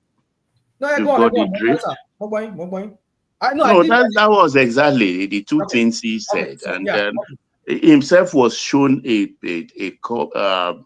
clip where he was distributing money in 2019 election when he was VP candidate, wearing Buban Shokoto, PDP, Ankara, and distributing money to show that you also have distributed money before. It's not new, and even Elon Musk was distributing cash too. Mo like o man tètè go abẹ́rẹ́ tí n fi gún ẹ mo like I like you for that. Baba, you àbí Elon Musk go distribute owó. I hear ya. My point is that I know we like to do this. Look for some kind of parallel that kind of like make our point from other countries, like we look as an example, as a model of democracy. And then when we see something like that, we want to like bring it into, and I mean, make it equal to our own and the crap that they do at home. Come on, let's not. I mean, what Elon Musk do? I mean, how is it going for him now? Even with all the money. Okay, if Elon Musk so I just use that one to choke you. I know say you go swallow him, but make you leave that one. I'm not going to swallow that one, because when you bring things like this, you ask Baba a question. Let him answer. I think he has answered the question. Or haven't you? No, you asked him how is it going for Elon Musk, right? Yeah. I mean, so that let him answer. Well, I just need you. I know you will bite the rational mind, but I just use that as to compare that it's not new. Politics is about money. It costs money. Election is not cheap. Politics is not cheap. Politicking is expensive. Yeah, I agree with you, sir. But my point is this: what's making here is this. I understand, maybe like you said. Well, I never understood that context. That Sanwo Olu said was at John Hopkins or one of those. It was in Harvard. Harvard, one of those in Cambridge, Massachusetts. So trying to like market Nigeria, something like that. Well, you see, Lagos State particularly. Yeah, well, you see, the thing is this: I don't know what triggers our people. I mean, I can understand now that why people are, or maybe Sanwo Olu is so mad about what happened. But this is the same Sanwo Olu that Ambode once told us that went to. I mean, when we talk about people, you see, when we are good ambassadors of our country, so just like idiots, that one that leads the Senate there, Akpabio. Look at what he's saying to Nigerians. Nigerians will emulate. You see, when we have all these hypocrites that are always leading that country, you bet a lot of questions. When you allow people like this to lead you, and they will be talking about what they are also guilty of. Hypocrites. You're telling Nigerians to emulate what's it called? The pontiff. Oh, he lived an austere life, even though he was sitting on billions of dollars and billions of gold and treasures and everything. And he has about 1.5 billion followers and all those kind of crap. That he lived an austere life, I mean, whatever. But you decided president, even when you were a governor, did you live an austere life? Do you know how much you're worth? If we're talking about, if we were to list the billionaires in that country, you'll be among the first 100 of that country. You know how many billions of billions of naira you stole, even when naira was still having value. You stole over 2 trillion, even almost a trillion naira. If you convert that money by that, I know, but those kind of money, when they get those kind of money, you quickly convert it to dollars. You know how much this guy would have banked in his strong room, wherever he has those. But it was not listed in Pandora paper, was he? Yes, sir. Not everybody was listed in Pandora paper. There are many. How did you know? How did you know that? Elon Musk. How did you know that? Let's not do this. Let's not do this. I don't know this. What about? I'm not doing what about. My point is that your own estimate? That what? What estimate? How did you know how much he stole? Okay. Yeah, go and ask EFCC. EFCC will tell you how much he stole. My point is this. My point I'm making here is this. These people will go. They want to do this window shopping. I mean, window dressing or whatever they call it. Make the whole world look us, perceive us, and they themselves, their action betrays what they are talking about. Because you stole. That one went to America, go and spend. Everybody told us that he went to go and spend he went to America to go and spend a fake dollar. And now you went to that same America, you're trying to promote which I'm not saying is a bad thing. But you see, that's why we don't need people like him and his boss in Aso Rock to be leaders over us. Because they are a stain to our brand. Just like we're talking about the American brand today. This idiot in the Oval Office too. Look at what he's doing. He's ruining the brand of American brand. It's a place whereby you can come, you can buy the bond, you can invest, you are guaranteed of your money and everything. But look at how he's going about the whole thing. It's messing up the whole, U.S. financial system. That's the thing. You people don't understand that there's a brand. Every country has a brand. Nigeria has a brand. What's that brand we have? It's so. I mean, I'm sorry. It's so. I mean, what's the English? The English word is I'm just escaping me. But my point is this: is that your brand is what will sell. What are you known for? When you have criminal leaders at the ends of affair, and you want so only criminals like they will bring money. Just hold on. Let me ask you this: only criminals like that will bring money. The one that you are protecting is also a good brand, Abi. It is a good brand. That you are trying to defend. At least it's a good brand. I've said it on this platform. Don't get me wrong. Come here. Let me say something to you about Simba. I'm not this kind of person. I'm not like your regular obedient that will come here and be telling you he built sky, he built everything. No, I'm not that kind of a person. But one thing I know is this: when I see somebody try to about the only thing you can hold him for, because he's not. If you list the governors that has been indicted by EFCC, that has a case currently, fresh case or whatever case, I don't know of Obi having any case with the EFCC. Even when they called him, they let him go because they have no case with him. They never had maybe there's a case in court saying that he has a case in court. He has none. The Pandora paper you're talking about, fine. He has a Pandora, he has a paper, but he has been a businessman who has been doing international business, who has been sending money into this tax haven offshore. No, but some other people can say you are defending. Yeah, that's what I'm saying. You see, listen, my friend. There's a way I look at people, I evaluate them. I'm not saying I'm not saying he's a saint.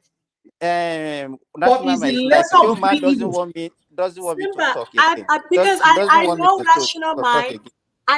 Rational mind will go, back and forth with you. I want him to finish his submission. And why are you meeting me every time I want to talk? Let me tell you, how many people do you have on the platform that want to talk? If anybody want to, let them talk. Every time I want to talk, I want to talk. Shift to another person. So let's just allow rational mind has only 2 more minutes to land, and without interruption from Dr. Simber. Okay, Simber, please. So you see, my point is this: is that you don't try and rebrand yourself if you are also contaminated in some ways. I mean, I'm not saying what he did was wrong by going to America to go and sell a Lagos State to bring investors, but in the context of what he himself went through, I mean, what was his name? I don't know, maybe he did that out of spite. I don't know, maybe that's what it is. But what I know is that as an opposition leader, if he has any opportunity to speak in any forum, he will talk about his own policy. He will flesh out his own policy. He will talk about what is going on in his country that needs to be fixed. When people like me come here, I criticize where I criticize. I'm not going to give you solution, because even though some of the solution is stolen from us here, some of us will come here will propose a solution. They will go and do the solution, and they make it look like, oh, you can see now. Some of it they will be throwing it to our face. Hey, did you not taking the governor to court over the local government, whatever. But then it's all facade. It's all just window dressing. There's nothing to it. So many things we've said here, we hear them, they go and do it, and then they will not do it very well properly. So that's why we will criticize them. Is for them to pick on this criticism and see how they can work on it themselves and figure it out themselves. So for me, in conclusion, we just have criminal leaders. That's the Nigerian brand. And that's the brand that will sell to the world. That's why you can only criminalize themselves, who only come and invest in Nigeria, because there's no real thing they can invest, because they know that they are in the midst of wolves. You have to be very, very also careful, because they know the Tinubu and his criminals, they can do them dirty. So that's why they will come, they will bring in money and do some kind of dirty business. Maybe usually maybe they steal oil, cargoes of oil, and they go and sell it. I mean, that's what they can do. So who wants to come in there and do normal business? Now look at it now. In fact, in conclusion again, what's his name? I read in the news, leadership paper. Tinubu is giving a tax haven to construction company. Does that come to you as a surprise? ITEC is there. ITEC has billions of dollars worth of contracts in Nigeria. That's a tax break for his company with Shagori. Again, the two clowns that are managing the financial part of Nigeria, CBN and what's his name, and the Nigerian Treasury, which is Ministry of Finance. The two of them were talking about Nigeria is stable now. What the crap are they talking about? You say Nigeria is stabilized. Every country of the world, ever since this is a tariff war, dollar has been falling in many countries. Their own currency is gaining strength against the dollars. Only in Nigeria that our own is going up. And you hear this guy from CBN saying that Mr. President is wisdom. That crap always annoy me. The president in his wisdom as but I said you have 2 minutes. Say it's 2 minutes. Your 2 minutes. Let me just land. I know you have 2 minutes. But let me just land. So you see, you don't know how to summarize whatever you want to do. I will summarize the way you want to summarize. You normally repeat yourself. Yeah, let me repeat myself. So that's why you sound boring to listen to. It's okay. Let me sound let me land. Seconds. Rational mind. Let me just land in 30 seconds. I will land, please. Awesome. So in conclusion, when you have question you're asking is, what is the Nigerian brand? I think that's the word that's being brandished around now by so many international by many countries of the world today now. What's the Nigerian brand? Criminals are the Nigerian brand, and I leave it at that.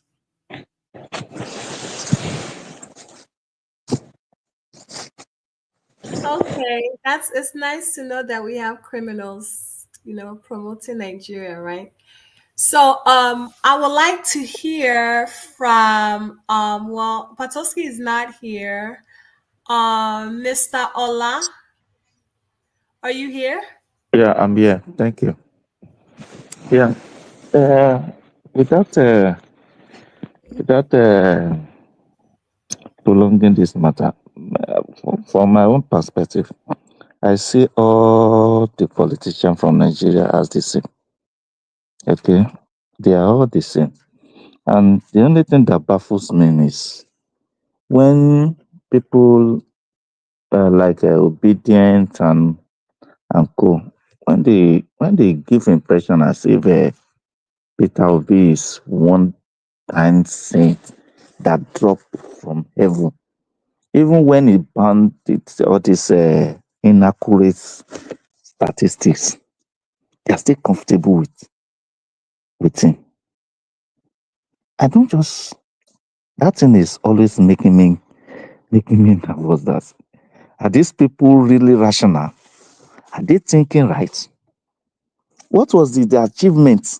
Just like every other state governor in Nigeria, what was the achievement of Peter Obi? This is the same man that puts state government money in his own private business, and he had the temerity to even say it out.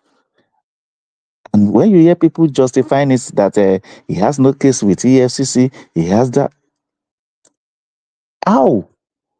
If EFCC is a neutral body that sees to every financial crime, Obi will not go scot-free. He sees the allocate. He has, just like every other governor, he refused to conduct local government.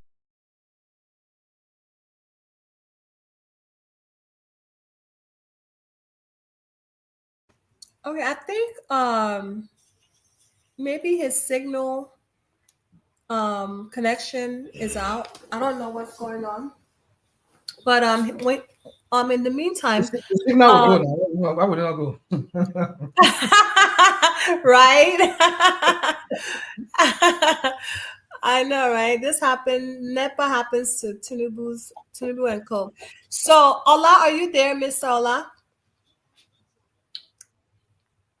Our life in the how that room.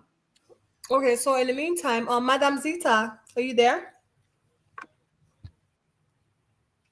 Okay, man of prestige, are you there? Yeah, greeting everybody. Good evening. Go ahead and speak, sir. Thank you very much. Yeah, Chama, where have you been? I've been around in, H Town, chilling. Oh, okay. So you took a break, right, from the platform? Yes, So I've someone not pissed seen. me off, and I took a break because I was pissed off for a while. And then Okay. I got comfortable being on the sidelines watching y'all. That's what happened. I got too comfortable just watching behind the scenes. Oh, That's okay. But what yeah, we are back right now, right? Yeah, somewhat. Yeah. Okay, it's nice to see you. It's always good to hear your voice. Thank you, sir. Yeah. Okay. Nice. So let me start about the topic about what have been said about the market in Nigeria. I mean, that's very laughable for people to say, be the market in Nigeria. Nigeria has already been demarketed, from all kind of, shenanigan that has been happening. Even your president, he probably the worst copycat of all the whole, if you want to talk about demarketing. Everything that, palliate to Tinubu, the forfeit of the money and all that kind of thing, the drug and all that kind of involvement. I'm not saying he was a drug dealer, so I'm not going to make that up because he wasn't indicted. So that is the marketing at the highest level. If you are number one citizen, we have that kind of complication in his life. I mean, that's the highest demarcation we can talk about. I mean, where do you want me to start? I mean, all kind of crime Nigeria, commit abroad and everything. I mean, if you go to England, look at the COS, I mean, every day, come to America, we have people in Nigeria committing crime, hush puppy of the highest level, everybody in Nigeria, a lot of people commit crime. So it's not for one tribe. So let people not come here and say Obi is demarketing Nigeria. Obi is a politician. He went to John Hopkins University, he plays some politics. There's nothing wrong. I don't really see anything. Okay, can anybody tell me what Obi said? Is any of the thing that he said, tell me where there's a force or where he falsified, some narrative to what he said. I don't see what he said that was wrong. I mean, is that not even dishonesty if you go there and tell the international community that your country and is doing start well? lying? I mean, not really. what you're talking about demarketing Nigeria? I mean, I don't really see it in that way, but everybody has their opinion, I mean, we all have our own sentiment. So Obi didn't demarket Nigeria. That's the way I see it. And we're talking about, Sanwo Olu, and we know why he's doing whatever he's doing. That's why he's getting more attention, because he's that kind of person, a very gentleman. Even I like him, but he doesn't talk. He doesn't make this kind of statement. But we know the reason why. Just because he tried to pander to Tinubu because of the place he finds himself right now. I know he's not running for election again, probably, but he want a political, he want a political future, and if Tinubu on his side, he's going, this is going to benefit it, and he know what he's doing. So you can't say because it's Soludo just talk. He's not the only one that that spoke. I think Soludo spoke. We know who Soludo is. He's like a double crossing. So that doesn't mean anything. Obi has the right to speak. Wherever he's speaking. Nigeria is already, like I said, the market is not what Obi said that's going to demand. I think the last person that was speaking about Obi. I follow Obi and everything. I'm not an obedience per se, but I support Obi because to me, he is the least, he is the Give least me corrupt 1 person. second. Give me 1 second. Men of Prestige, give me 1 second, please. Mr. Awadele, once Men of Prestige finish, you go next. I am so sorry. You lost connection. It has Yeah. nothing to do with the So platform. the last guy that was speaking, and I think he pretty much, come here to talk about what has Obi achieved. You see, I never really follow Obi, but when people from that particular state, about 90% of the people, always, spoke highly of Obi, I believe them. Knowing my people, I'm not from Anambra, but knowing the way the people from that part of the country behave, if Obi was corrupt, it doesn't matter. They won't support him. I believe what they said. So I took my time to go and actually, because everybody, when people come here, some people say the Obi is, Obi myopic, he didn't, he doesn't know what he's doing. This guy went to University of Nsukka, and during that time that he was in school, this guy built 2 banks that he invested into. While he was in school. So the guy, what you call him a trader or whatever, he really achieved. This Sanwo Olu was just speaking right now. He's doing okay, he's doing well, but anybody that is in No, Lagos, Man of Prestige, are you saying he built 2 banks as a student? As an yes, undergraduate of Nsukka? Which bank did he yeah, build when he as was in the University of undergraduate? Nsukka, right? Which one? Go and verify what I'm saying. But Which anyway, bank now? I think the bank that he's in charge right now, he started it. Patrick Ondalone, Yojoko Which bank? Fidelity Bank? Fidelity He Bank? started it, yes. Yes, he No, no, started it. no. Let me He tell you, started 2 banks while Man he of was in Prestige. as a trader. even after he became governor, he didn't build any Let bank. me Man of let me let Prestige. me finish my narrative. Hold on. Don't interrupt me, please. Let me finish my word, then you can come in. As a So, student. but anyway, I took my time. No, I don't mean he built it from scratch, but he was the majority, investor in that. So you can say that he's the one that started it. He couldn't have done it as Because a he has the student highest now. shareholder. Okay, go and find out. Then you can come on. You can counter what I'm I'm saying. giving you the information that is available as per Fidelity. What is the information available? Let me give you the Fidelity originally, majority holder for Fidelity originally was Chief Raymond Obi'S. He's an Anambra man, former chairman of Intercontinental Bank, was the original major shareholder of Fidelity. When Intercontinental had a problem, that was the only bank that he had as a soft landing because they are taking over Intercontinental. And you know, Intercontinental that time was a merger of Global Bank, which was fully owned by Akingbola, Equity Bank, fully owned by Intercontinental as a corporation, and and Gateway Bank. So Raymond Obi'S still had Fidelity. If Raymond Obi'S had agreed to merge Fidelity into Intercontinental that time, that would have been the end of Fidelity. So when Raymond left as chairman, he What still bank are had you talking about? Sucor. Which bank are you talking about? The same Fidelity you are talking No, about no, no, now. no, no, no, no, no, no, no, no. I'm saying that you are talking about Fidelity. I'm talking about Savannah Bank. You know, Whitehead was a student Savannah at Bank was owned UNM. by Chief. Right, Was he owned built by two no. branches. Hold What are you on, talking hold about? on. I know what my research told me. Hold on. Savannah Bank. Let me explain to you. This Savannah Bank is not a recent Just bank. because you're a bank, That you're bank a is a banker doesn't mean you have all the whole knowledge. Are you? Let me explain to People you don't now want to about listen Savannah to it. Bank. No, he doesn't know, You and see, he doesn't want to know. And he will say he doesn't Savannah care. Bank, Whatever rubbish chairman. he Let me says, he will explain say it something to you. doesn't You see, Savannah Bank So, since I'm talking rubbish, is right? one of the Okay. old. This is my opinion. Savannah Go ahead. Bank. Savannah Bank is one of the oldest bank in Nigeria too. Savannah Bank is in the class of close to the class of UBA. Them, I'm sure when Savannah Bank started, Obi will still be in primary school. You understand? Was Savannah Savannah Bank. Bank not former Bank of America? And now it's old bank. It's a very It's old an bank. old bank. Broad At a Street, point, Lagos. that bank at a point, I'm sure the time you are talking about was when that bank was owned by Odu, because at a point Odu acquired majority share in Savannah Bank, and that was the time when Savannah Bank was restructuring. I'm talking of 99, 98, 99, 2000. No, When did Savannah Bank survive up to 2007? there was a restructuring in Savannah Bank one time too. But they 99, didn't survive 2000. up to 2000. They didn't They survive didn't up to survive 2000. it. That's what I wanted to say. Uh-huh. They did survive. They So didn't at survive what it. So point did Jim, he now what's became the majority shareholder in Savannah Bank? I My think cousin from what I was heard one of their from directors. Obi. So No, let me tell forget you what I about. heard Let from him Obi. just Obi continue said saying as what a he wants to Let say. them student. He continue doesn't know. packaging rubbish for Obi. Obi said as a student, I he got beg a you. contract to construct 2 branches of Savannah Bank. Not be say he built Savannah Bank. He got a One thing is contract to that if you don't construct. know Maybe Savannah something, Bank gave him say you don't contract know. But to you build now say if they are 2 trying to branches for correct them. you, now say no, that is what we don't care.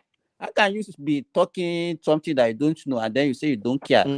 Okay. Let me reclaim my time, please. Let me reclaim my time. Thank you very much, Patowski.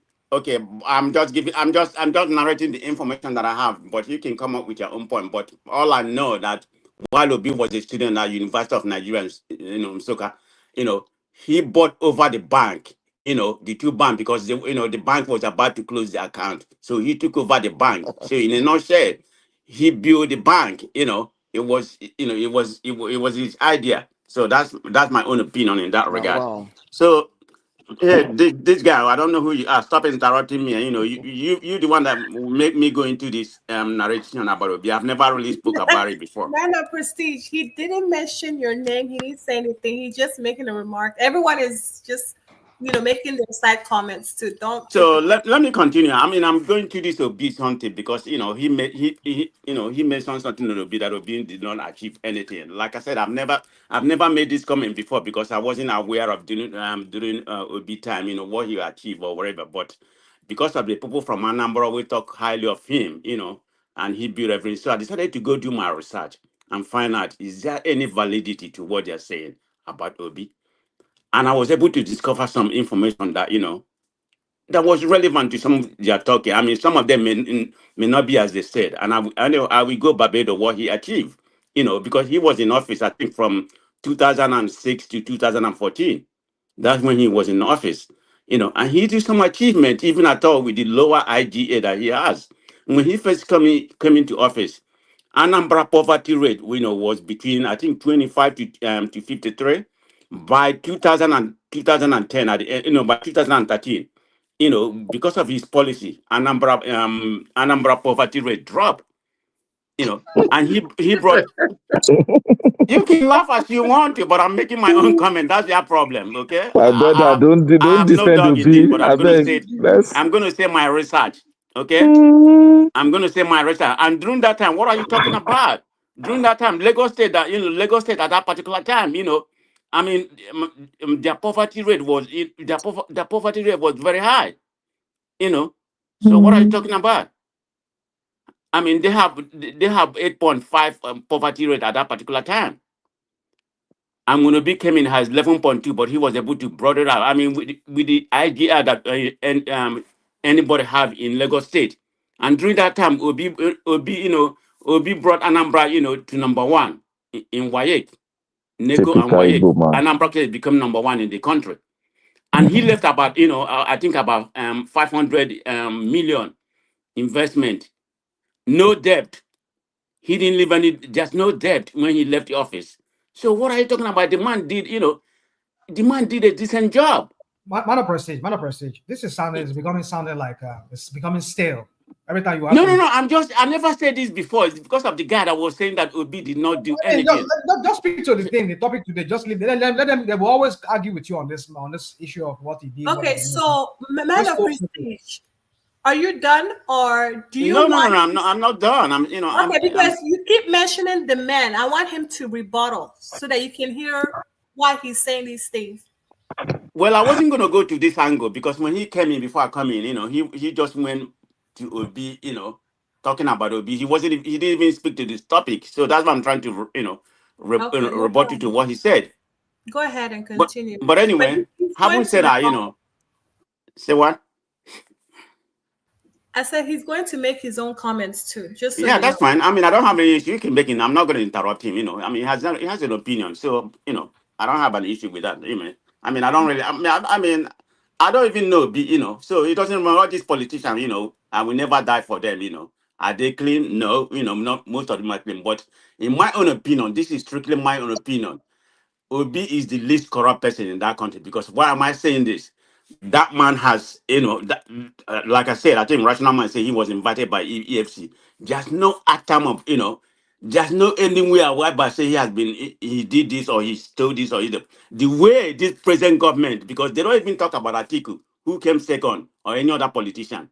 Obi is their number one enemy, when it comes to politicking right now. That's what it is. If Obi has done anything, believe me, Obi wouldn't be working free. Let's just call it, they will try to remove Obi from contesting because they look at Obi as their, as their number one rival. So having somebody. No, they need Obi, man of president. They need Obi to contest, though. And I don't forget about that. That's not the point. They need him to contest so that they can win. Obi is not going to contest by himself because that would be an advantage for Tinubu. It's going to be Obi is going to go to coalition. What party is he going to contest? Is it that Shamble this Labour Party? What party is he going to contest? What do you mean by Shamble Labour Party? What's Labour Party? Labour Party under Aburi is part of Tinubu Party. Let me tell you, for Tinubu. So what are you talking about? Yeah, man of president, hold on. You see, Obi had the opportunity to build Labour Party. Yeah, but he didn't. I fought him in that he didn't do a good job. Now, I never, Wait now. He had the opportunity to build Labour Party into whatever he wanted. And when they were telling him about Aburi, when these other guys were telling him, Apapa and the likes, were telling him about Aburi, everybody was saying, oh, they are Tinubu boys, Now, we are now saying Aburi is the one that is Tinubu boy. You understand? Well, what a contradiction. So there's a context. There's a context to that. Let me finish. You're not being. Obi failed. Obi failed to take. No. Obi failed. There's a context to all this thing you're talking about. Now let me finish. Well, remember, Obi is not one of the origin of Labour Party. Obi failed to display. Obi is just a vehicle for him to. Wait now. Obi failed to display leadership in that area. And it's not wrong. People can fail in no area. It doesn't make them a failure. It doesn't mean that somebody another area. Are you following? No. For that part, I've always said it. I always said it, right? I mean, I said that he never really exhibit a leadership. He should have taken control of that party after the election when he had that 600 vote. Hold but on. It's not too late maybe for because him. of his personality, you know. What's your point, Patuski? If you know that there's nothing you can do about it. So what's your point? It's not too late for him. Yeah. He can still, because without Obi, that party is useless. I know Chioma wants to move on. I mean, man of prestige. Yeah, I really want man of prestige. Yeah. Let me wrap up. Okay, I think so. Will still concentrate about bringing Lagos State WAEC, you know, because half of the people pay fair WAEC in Lagos State. So Baba, I know Baba said the other day it's because of other Now people your coming. people when they carry Charlie Watty slippers come it will and never be nylon anybody. bag. It Now will never them be people come from. fill up. Hold on. It will never be people from Imo. It will never be people from Imo. You know that. No We worry. are one of the brightest. We are one of the Go brightest states. It will never be somebody from Imo. So don't go there. Okay, I will send invitation. Okay, Bakasi to go become You know about Imo now. Are we going to argue about that? Igwe of Mbise. No worry. I think you will be very good in that place than this. If I be examiner today, you score 0. Sure. Baba Mio, you know you my body now. So, but anyway, it's all politics, okay? I just said that. Chioma, I'm done, okay? It's all politics. You know, I just run my mouth. It don't make any difference to me. Thank you. Thank you so Bless much. you, man. I would love to hear from Mr. Awodele Ishmael. Yeah, thank you. So, as I was saying before, I was cut off by network. The truth of the matter is, every Nigerian politician, they are all the same. And if you are caught up in their fire, you're on your own. But the only thing that I'm concerned of is the way people portrayed Obi as a saint, and they make him look like, even when it is evidently clear that majority of his statistics are wrong.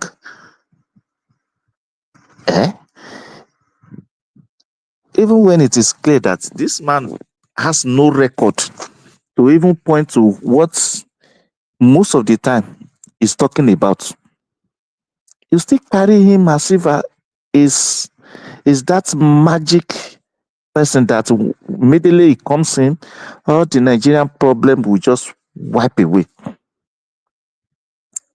It really baffles me, honestly. And one thing about life is, what you don't have, you can never give. In all the opportunity that comes his way, Obi doesn't have that magic wine that you are giving to him, because he has never displayed it, either as a governor of his state or even as a candidate of his party. At least somebody with a magic wine that you are making us to believe he is. You will have think that the party, the party is galvanizing, will be well arranged, well structured, different from all other political parties. A presidential candidate that cannot even talk to the party member. Is there anybody remember when he said the member of the House of National Assembly on his platform should not take car from the money? I mean, should not take car when they were trying to share car to each other that time. Who amongst them even answered him? Or should we talk about his record as governor? In Anambra, he said he will never leave Abga. So he left to PDP. PDP destroy. He left to Labour Party. From Labour Party, we don't know where he's going now. So assuming now he now assumed the position of Nigeria, and he left Nigeria messed up. So where is he going to move to? So don't let us package any of them as if one is better than each other. They are all the same. They are all the same. So That's just my submission. We should just let Tinubu remain there, right? Is that what you're saying? Because I think that's what you. If you leave Tinubu there or you no leave Tinubu there, the point still remains that Obi doesn't have what you are associating with him. We know where you people stand. People like you, when you come here, you just want to sound like everybody's the same. No, everybody's not. Oh yeah, bring it on. Let me hear. Let me hear what he can do, and I will tell you certain things that he has failed to do. Tell me what is it you want to tell me that your I know people are No. You know, rational mind. To be sincere, I give it to you. You have a very sharp mouth, but you have a very sharp mouth, but your sharpness does not equate to ability of Obi. You should get that clear. I'm telling you. Know what? Your sharpness, the sharpness of your mouth, does not in any way give ability to the capacity of Obi. Obi is a complete failure. For the capacity of Obi, that's what he's saying. It's okay. I know. He's a complete failure, just like every other Nigerian politician. And if you are going to choose, if you are going to select and choose, okay, try a little bit to be balanced. Hold on. Let me give you an example of okay. You have sharp mouth, don't talk. Let somebody else talk. You have sharp mouth.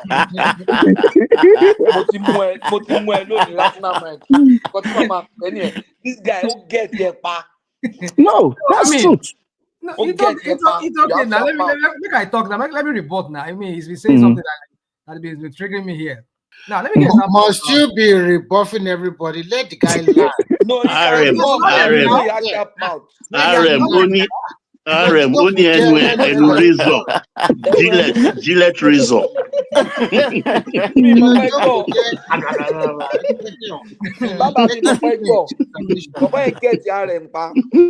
Because when you are talking as if Obi come from the sky.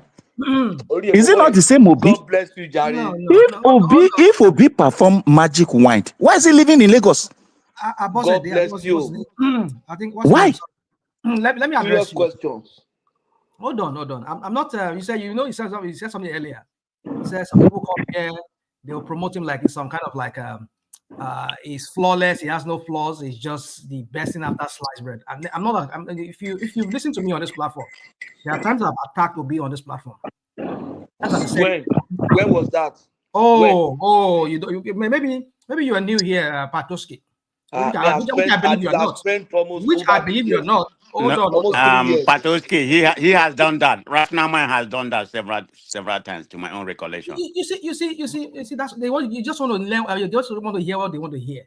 So I'm not the kind of person that come here and say, "Oh, he did this, he did that, he did this." No, I recognize and accept that he has some flaws.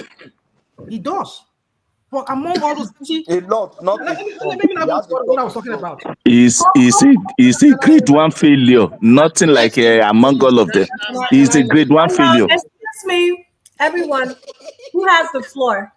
Our friend here has the floor, but yes, allow me to interject him. Okay, go ahead and interject. So please, let me quickly just do that. So we have this guy later, Mauro Yadua. What was his pedigree? Besides being a professor or a lecturer in the University of maybe Casina or whatever it was, and then became a governor. And he said, well, he balanced the budget of his state. He never stole money. That was what he sold. That was what Baba sold to everybody. Even though we know the election was rigged some way, they did their mago. But that was what they sold to us. If not, that guy had health issues, probably would have been one of the best presidents we would have had. Probably, or maybe one of the best. So what I'm trying to say is this: he has no pedigree. But what did he sell? They sold them. The PDP sold to us. Oh, he was a pious man. He's this kind of guy. He's an holy guy. He doesn't steal money. He's this kind of person. He's a lecturer, just like a simple man. And he came with the brand of a servant leader. It's the word. Certainly. I mean, up to this very day on this platform, I've always referred to him with that word that he used the word servant leader. In my college years, I remember I took a course in communication. But rational mind, this your interjection is turning into a submission. Yeah, I make a land now. I mean, chill my bed. No, he would never land. I told you that he will always be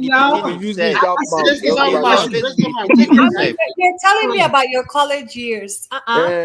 Telling me about Yaradua, telling us college here. Which Hold college? on now. I Yeah, like to jump go. out. Okay, let me cap it up. So my point is this: is that Yaradua did not have any pedigree, but yet he went down in the annals of Nigerian history as someone who That's not true. He reversed most of the things that Obasanjo did. We can mention them. He was upturned president. it. Come on, He upturned the state of the binary. He upturned the.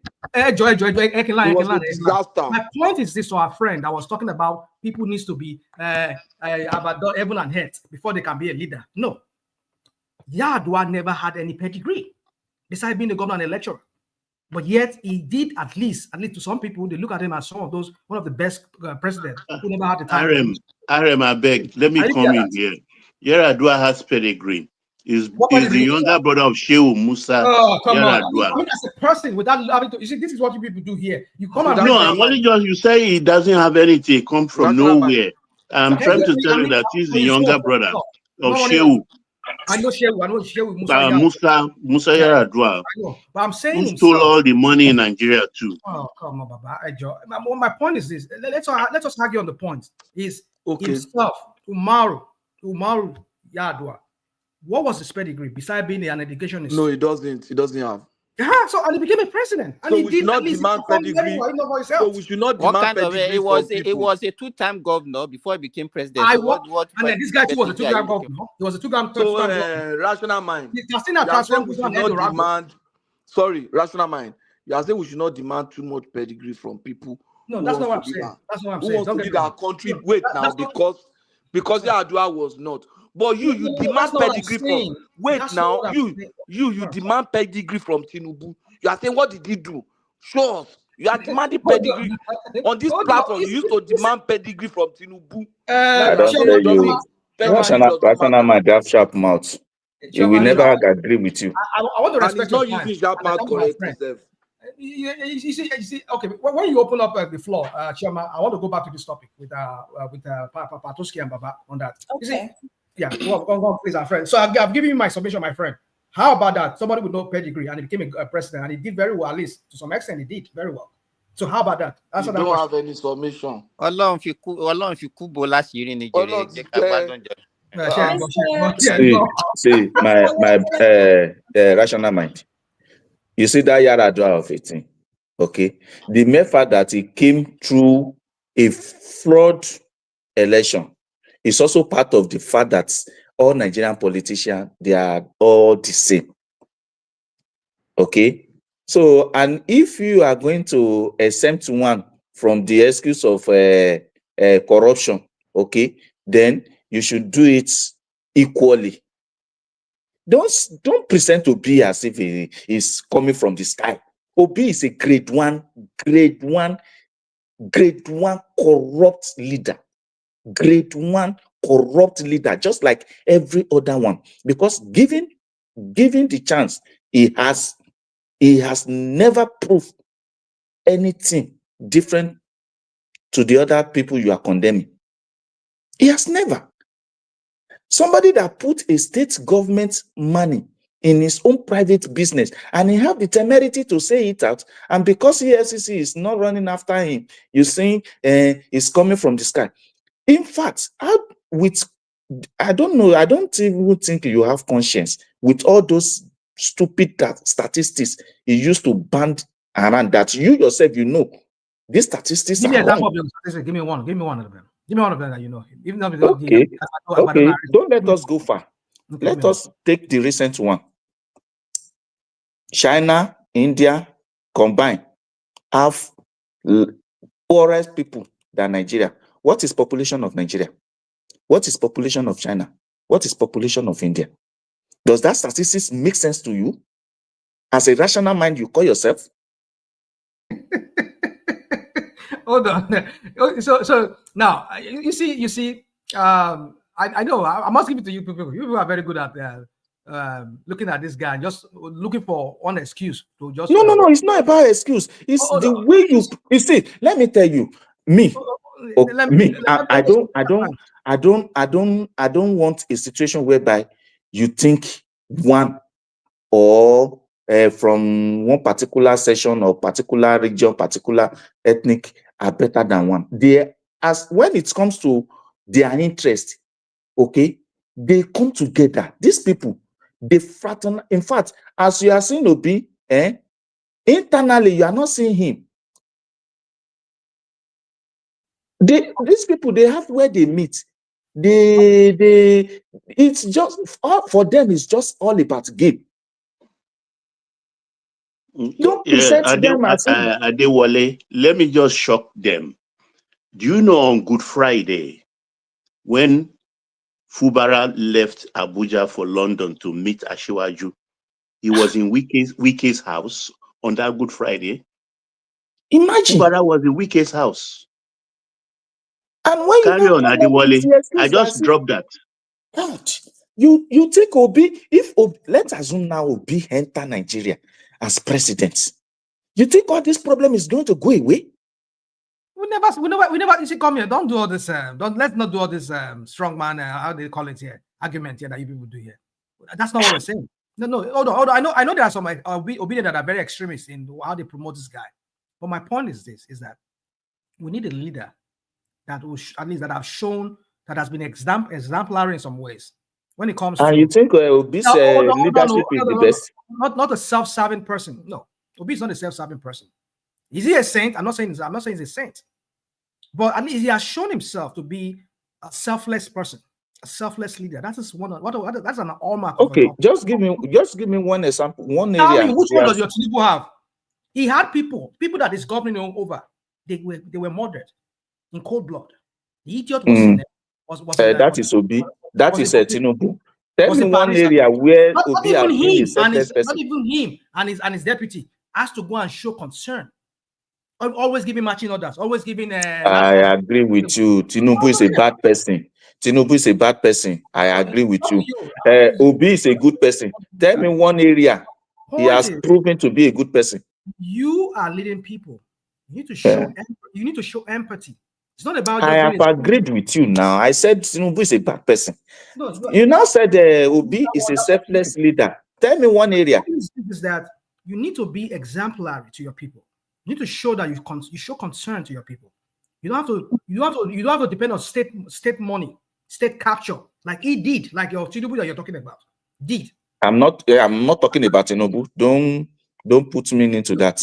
I'm only asking you. In comparison of your current leader and the one that you people. He said you should give example. And I'm giving you example. And I give you example. Yes, you are not giving anything now. From Obi. What example? So I should go and manufacture example for you, right? Is that what you're saying? He said you should give one selfless service that he has rendered. He said you should give one. Mention one. Come on, what is wrong with these guys? I mean, that is the problem. When somebody goes around and help people, he help people, and then when there is a crisis, you always see him there. As in Agbotikuyo, you are a comedian. As an Agbotikuyo. When there is crisis in his backyard, he will live there and will go and be. People are enticed by strong men that has no feeling for you people, that has no empathy for you, that does not even care about you. Stop that. We can't fall for something. Rational Mind and Dr. Simmer, let's allow Mr. Awodele to land. The point is, you see, whether you like it or not, whether you will take it or not, okay? Rational Mind, you are not in any way rational when it comes to Obi. And the level of your bias is very difficult for you even yourself to accept. Whether Obi, whether any politician in Nigeria, they are all the same. Nothing different. Nothing. Forget all this campaign period. If Obi enter, okay, it's going to be another phase of challenge. It's going to be another phase of the same corruption. It's going to be another. We should just keep quiet and not just don't put everybody. Just collect the one that is from Lagos and the criminal there. Continue criminalizing Nigeria, right? That's what you want to do, right? They're all the same thing. Come on, dude. You guys are just. Assuming Obi resume power now, all this problem is going to go away. Is that what you are saying? I never said it's going to go away. So what is now your point? Don't put that word in my mouth. We are talking about somebody that cares about the people. How? If you care about the people, You will want to go, How? you will go up How and is it up care? and you turn backward and He back. care. He Yeah. care. He puts the Your state current leader, government's money in his leader, family business. look at He what instead of meeting up infrastructure what of the state, he keep the money generating interest in his own private Is it business. not the same Obi that killed people and threw them into the river when he was Don't governor? mind him. Is it not the same Obi? Is it not the same Obi? The same Obi that took Anabra's money and invested in beer instead of investing in school? Convinced. You people know you're not convincible anymore. I mean, I can never be convinced by this your rational mind, because it's not rational. No, don't stop this thing you're trying to do with someone being rational or not rational. That's your opinion. I won't take that from you, but I'll just have to let you understand that I try to be rational in whatever way I view things. No. This one, I'm not agreeing with you with this one. Rationality will not rationalize criminality and justify criminality, and that's what most of you come here and do, and that's what you people want me to do. That is the name of all the Nigerian politicians. Obi inclusive. Rational mind is doing. You've been talking since. This is another person. You've been meeting the person. But Dr. Simba, you are also interrupting too. You and you are biased. You are biased. I want Mr. Wedele to land. You deliberately allow rational mind to be talking. How about you? What are you saying? You also interrupted. So, Mr. But you are not meeting him. You meet me, and most of the time you miss me. You just want attention from me. That's all. So don't worry. Let me eat floor for another person. Okay, awesome. So let him eat floor. Let him use the floor. I don't know. Is Mr. Ola, is he still there? He's like, okay. So, Madam AI, are you here? Good evening, Madam AI. Okay. Don't worry about those people. They've gone to bed. Okay, go ahead and speak, Mr. Dewale. Good evening. Good evening. The title of our time on the one-man show. Ready on your head, though.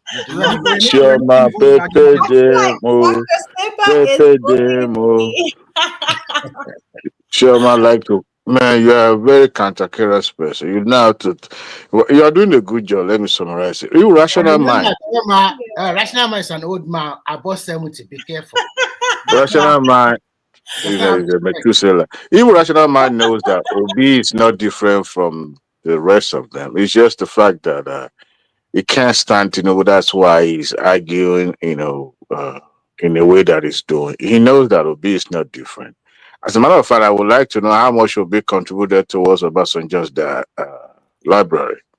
I would love to know. Did the money come from his own pocket or it came from the government covers?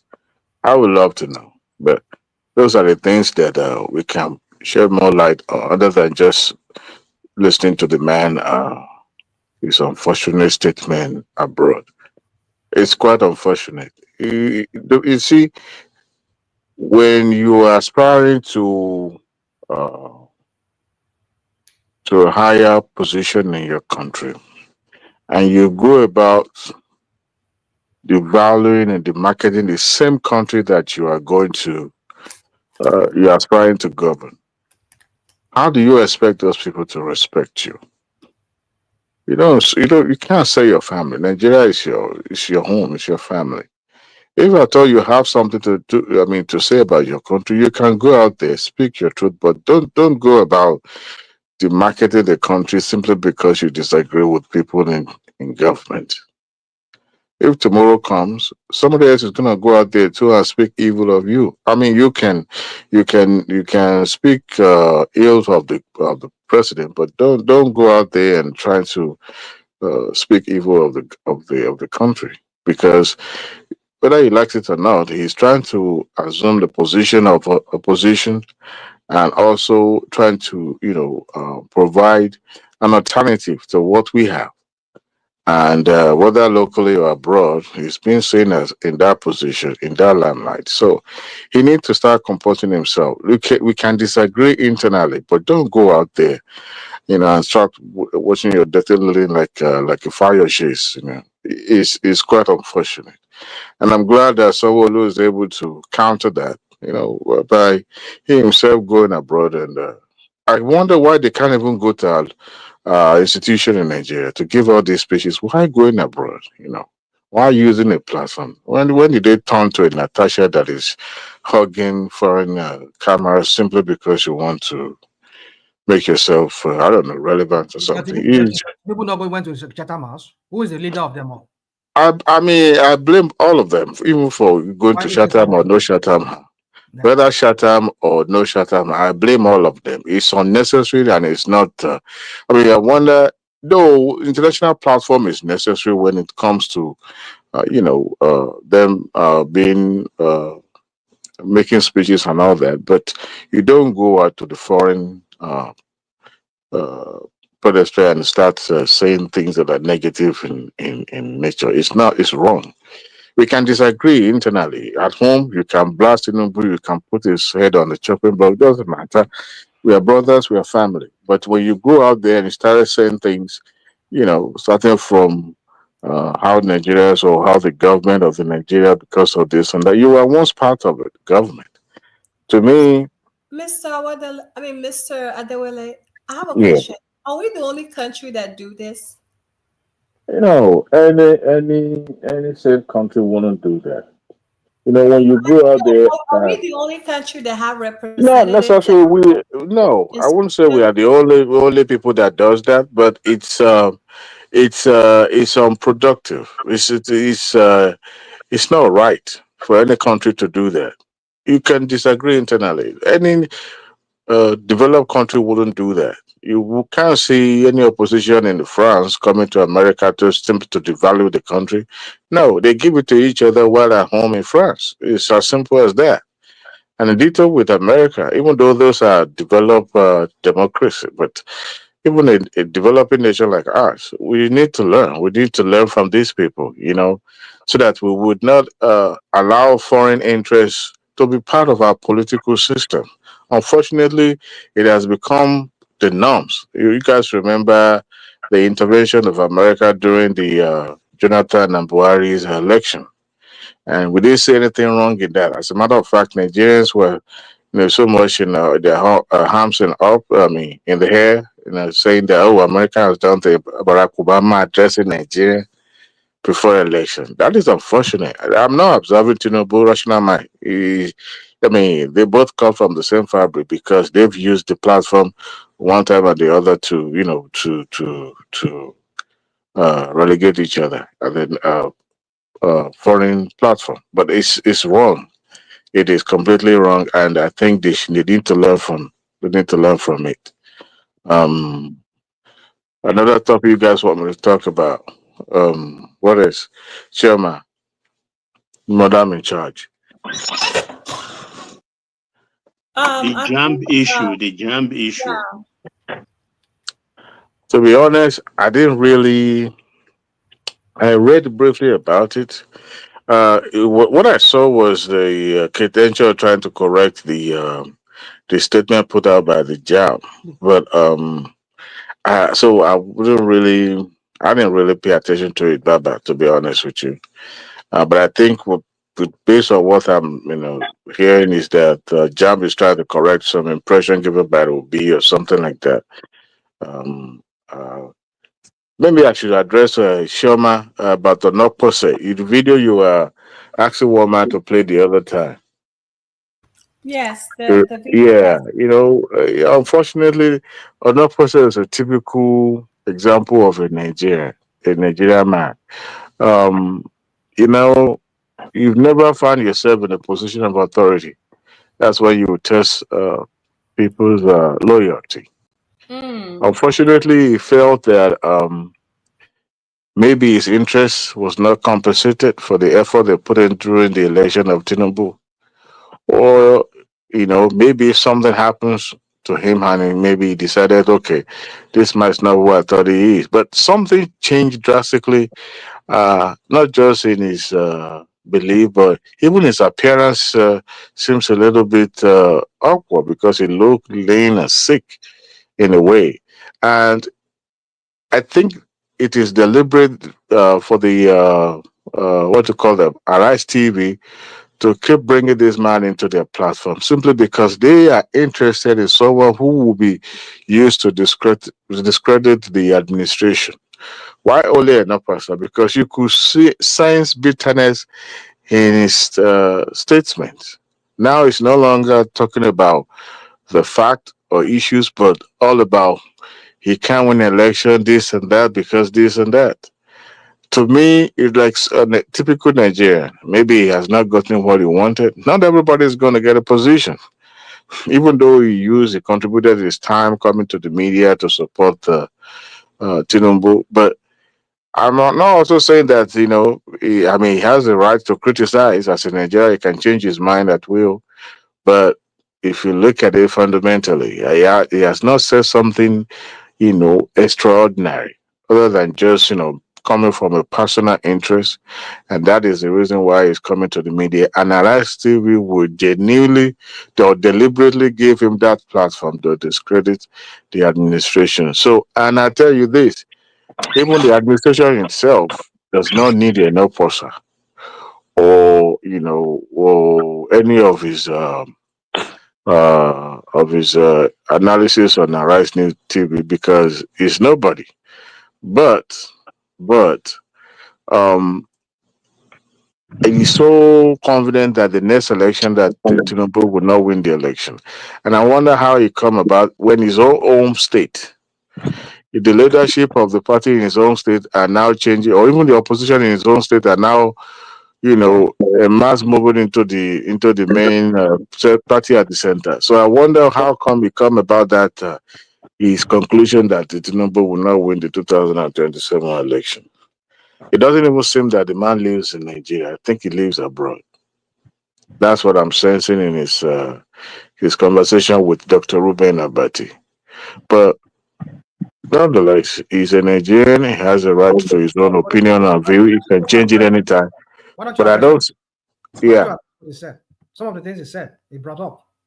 Yeah, because those are more or less echoing the same rhetoric from the opposition. What he said that has not been said in the past. Rational man. Rational man. If this man comes out and says something that we've never heard before, him being a party member, you and I will be, analyzing it critically. But he's repeating the same statement. No, not really. Okay. See, again, there's context to everything. If you know when we started knowing this Jesus guy, when he came the first time, he bought Ed with Rufai. Some of you came here, you were giggling, you were all laughing. Oh, he give it to Rufai. Yeah, we like the way to talk to Rufai. He dressed that young man, that small boy down. Some of you were no. The reason why we seems to be condemning Rufai. Okay, let me let you learn. Suddenly, we start seeing when this guy started backpedaling. It's like, okay, wait a minute, this is getting it's like Rufai has a point. Yeah, even though they never acknowledge that. I'm just saying that's my own word. And then when what's his name? This man played to us yesterday. Was it yesterday or the day before yesterday? One man. This Borno guy, the lawyer guy, what's his name? That's nice. That used to be part of Atiku's campaign. Daniel Buala. When Daniel Buala joined the bandwagon of the Asu Rock criminals, what happened? He saw this guy vibrating like a volcano, Mount Rushmore, what they call that. It's going to erupt, or Mount St. Helens is going to erupt anytime. He was just vibrating. You can see the agitation in him. And he did that for twice. Twice he did that on the rise. He was vibrating. He was cursing. No, we're not really cursing that. He was. You can see visibly. You could see the anger in his face that Tinubu had to bring this guy in, despite all what this guy said to Tinubu, and even how he even dressed. They that was supporting Tinubu down. Now Tinubu had the effort to rub that in their face. That was the beginning of the descent for this guy. And suddenly now he's a bad guy. Because he cannot dissent.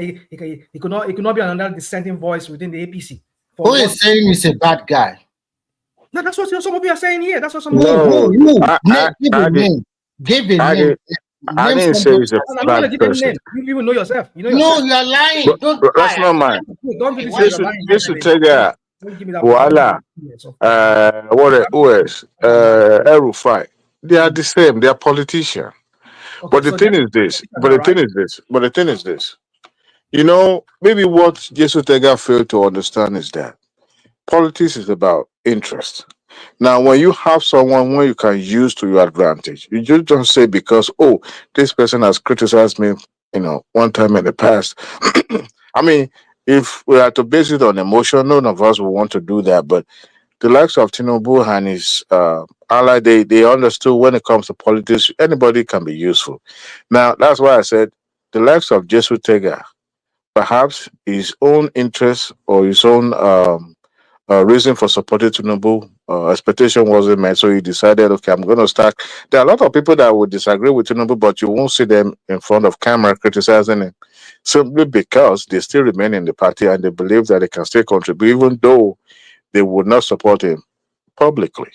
But he chose to come to the same opposition platform to discredit the same person that he was championing in the past. That tells you he has ulterior motive.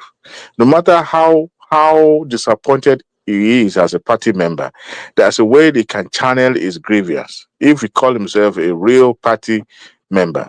But the fact that he's coming to the Arise News where they gave him a free will, a platform that he can express himself and can say things. How do you speak about going to Aso Rock to speak to, and then The fact that Boala came back to Aso Rock. I'm not talking about Boala. I'm talking about he said they've reached out to him.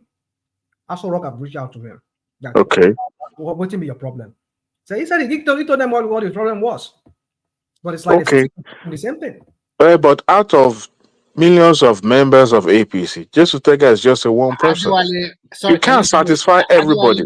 Can you give me a second? So the reason why he went on Arise TV is looking for attention. And when he now voice out is blah, blah, blah, they now call him. And when they call him, no, listen, when they call him, after they give, probably maybe they will give him a position. He will not change his tone again. So that is politics for you. No. He said they offered him. They offered him.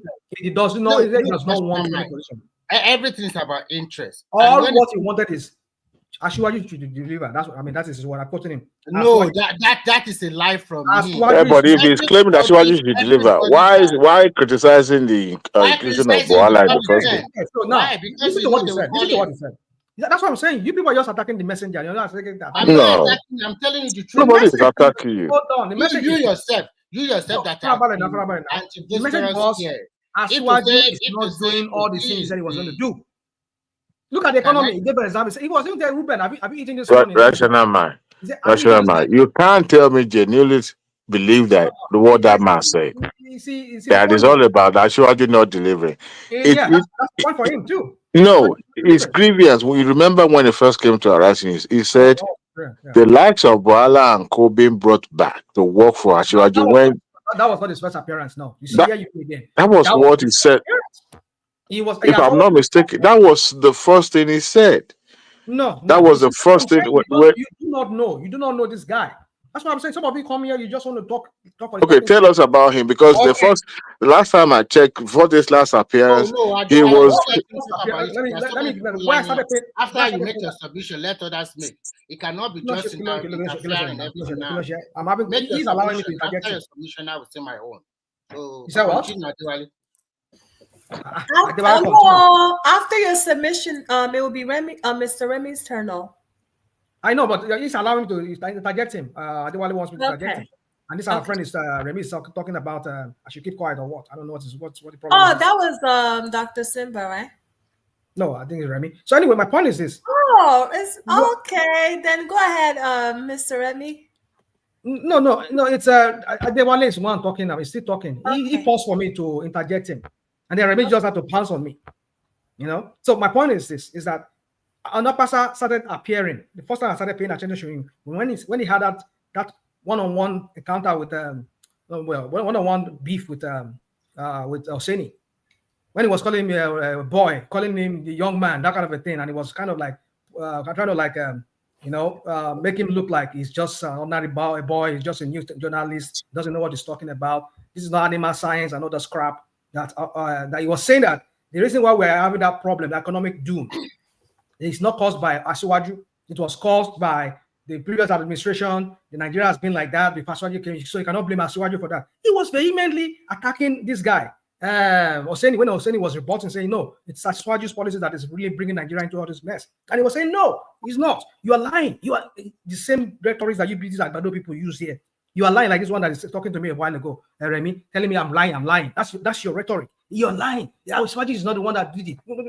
Now, suddenly now, when Boala came into the picture, he started changing mouths. Now you people now saw him as the bad guy, right? And you people, But you are corroborating what I just said, rational mind. That he didn't just start changing his story until Boala was brought back in. Yeah, that was what And started changing. yeah, and he was upfront about it when he was invited to Arise. That was his first grievance before he started changing tone. That those who work for Ashewaju were not compensated, Exactly. including himself, and the fact that Boala was brought back. But the thing is this: rational mind. As a loyal party member, okay, it's possible that out of millions of registered members of APC, everyone cannot be, appointed or, at every time, right? So it has to be, collective interest and all that. But what the likes of Onopasa, just like Remy said, it's possible that it's seeking for attention because behavior is not about, it's all about needs. Now, the way he's going about it, even though he was, called or invited by the Aso Rock and all that, if tomorrow he's been offered a position and decided to change his position in the public by coming back to say, well, the government, the administration is this, not what he thought, he has lost his credibility. So what he doesn't realize is that in one way or the other, it's being used by the media. So he thinks now, if I disagree now, I'll be on the side of the media or the public and all that, but not realizing that he's going to be pushed, towards this regular obedient, irrelevant. So at the end of the day, he's the one tarnishing his own reputation because the administration did where they did. But if at all you disagree, not everything Ashiwaju does that we agree. We may not actually, hammer much on it in this channel or this platform, but at least we know for a fact that okay, if you support Ashewaju, you support the administration, you support them. In the areas where it's inadequate, sometimes you deliberately omit it. But when you, as a registered member of a party, I don't think any of us on this panel are registered member of APC. It's all about just interest. But the fact that he kept comment on Arise News makes him irrelevant because as a person who has even if with a strong opinion or he has his own reason for leaving, for criticizing the administration, I expect him. The man, even when I saw his picture, when I saw him, I was like, wait a minute, this man is as sick as he looks sick because he was looking gaunt and lean, and I wasn't expecting somebody like that to even be in front of camera for now. At least you go home and recuperate and get better than but simply because you still want to hug the camera, and then the platform also provide it for him so that he also will use them for their own propaganda or whatever interest. And it's quite unfortunate, but that is a typical Nigerian for you. Or should I say typical black man? It's all about for Nigerian politician. Look, apart from Nigerian politicians, they're not Nigerians. They are human beings like us too. Any person, anybody has a price. It's just you haven't met them at the middle. Then you will find out their price. So if you see somebody, that guy no get shame. The same place where you said the thing is good, and you can still go back to that same place and say it's bad. he has a lot to learn when it comes to politics. But I don't think he's wishing to seek for public office in the future.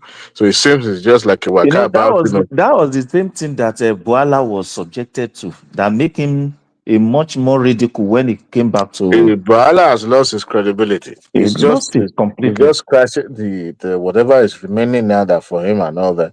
That's all because people that say people spin this narrative here. You're just spinning it. Now you're looking at this. Boala was attacked on this channel. You remember Rational Mind? That was Boala was attacked and criticized on this channel when one man invited him. You remember, right? It became a part of the boys in Aso Rock now. That was way before he even joined the Tinubu's administration. Well, you people don't criticize again anyway, right? You don't criticize No. Before he was even offered the job, I think it was Baba or somebody that gave it to him back to buy. At the point in time, he felt insulted. Adewale, listen, this is my point. Get my point. When somebody is in your good book, when I mean good book, you know what I mean by the good book. He's always flattering and praising the wisdom of the president. He's always doing that crap that every one of the Agbado people does here. Now, the president and Asiwaju, this and that crap they always do. If somebody does not flatter your president, the one in Aso Rock, that criminal in Aso Rock, he's a good guy. He's a good person. Yes, he's a good party man, faithful. All those crap.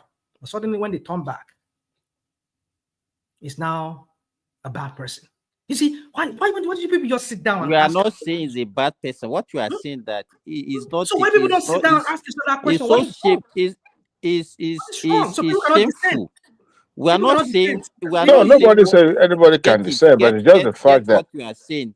It's like you don't understand whatever we are saying. Rational is just putting a different narrative. You just have something in your mind that you want to spin. What we are saying is that you don't go back to carry. Don't do the emotional thing you always do here. You know, rational mind. I read an article written by Ansem Odikalu today about one-party system and how Nigeria is dangerously tilting towards one-party state. And I laughed. A professor of law writing such ridiculous article. You know, when you hear people critiquing or arguing, is not a professor. Get it right. It's not a professor. Okay, they call him professor, so that's. But he's not a professor. I don't even know why they are calling him a professor, but it's not a professor. Okay, so, but it's a son, right? So, because it's not a professor. It's not a professor, right? Is that what that? It's not a professor. We have checked it on this thing. I think he lives in America, if I'm not mistaken. But hey, they call America every American high school. I mean, sorry, college. They call them professor anyway. I don't know. Anyway, now the content of his essay was he tried to borrow from Tanzania. No, not Tanzania. Zambia. Something from their founder of the country, Kenneth Kaunda. How he was able to manipulate his way, and then the constitution of the country changed into having just one party system and weaken the opposition, and the opposition had no choice than to collapse their party into the ZANC. And when I read through it, and I was trying to find the commonality of what is happening in Nigeria political scene and Zambia, I couldn't connect the dot, simply because what is happening to the political party in Nigeria now is the fact that Rivers State is gone, Delta State is gone, Edo State is gone. Please, is it Cross River? The Akwa Ibom is now on its way. Cross River is already APC. Cross River is already APC. So Edo State is gone. So tell me the Niger Delta State controlled by PDP now, as we are speaking. Bayelsa. And Bayelsa is more or less nobody. No, Adewale, the Bayelsa PDP chairman already defected to APC. Okay. So they are now asking this is just a matter of time, right? Now, the argument being pushed to the media when all this started coming down is that, the likes of Dele Momodu is that, they are being harassed, they are being threatened. Is it not the same country that we were when PDP governors were leaving their party and moving in to APC? This same country where federal executive EFCC is under executive. And yet,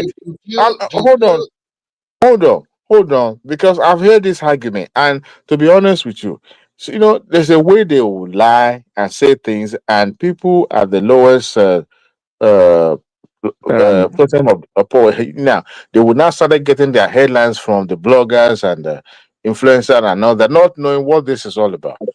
These people that are moving to Like APC rational mind, like rational mind. understood that first and foremost, the platform that gave them, that held them to this public office is no longer is sinking, and they realize that it's not about withholding their federal allocation. Tinubu won't do that. AFCC, tell me that governor, even the last administration, tell me which governor is being pursued by EFCC. No, Adwale, let me ask you this. During Obasanjo, how many governors did PDP has? They has 28 during Obasanjo regime. Yeah. Remember when he swept the whole of Southwest? 28. Nobody mentioned one party state there. They were not saying, yeah. No, How it's many governors only people people can that doesn't Tinubu listen harass? that they can. How many governors can Tinubu threaten? So how many of them were wooed from the defunct AD then? In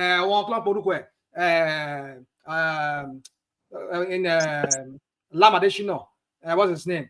Action Alliance. I'm not naming those governors then. How many of them had to cross carpet to PDP at that time, like they are doing today? If you know the way they were, the way don't say hold on. The way Obasanjo did his own, let me tell you, the way Obasanjo did his own, it was even worse than this. Tell us now. Hold on, please. If Prince Daddy wants to come in, I can. It was leave for him to come in. I'm even ready to go to bed. So allow him to come they in, please. declare before they finish the process. Hold on. It was. Hello. Hold on. Okay. So there's space. Prince Daddy can come in. There's space. You don't need to leave. I've already told him. So, and before you guys continue, I want to know if Mr. Remy, if you want to speak now. Yeah, I want to speak now. Yeah, go ahead and speak. And then after Mr. Remy, everyone else you guys can have your, general discussion. Yeah. Hello, everyone. I think when we look at everybody have a free movement to move from one party to another party to defect, because in our constitution, there is nothing that is stopping anyone from defecting from one political party to another one. So all of these saying state capture, no state capture is irrelevant. It's totally irrelevant.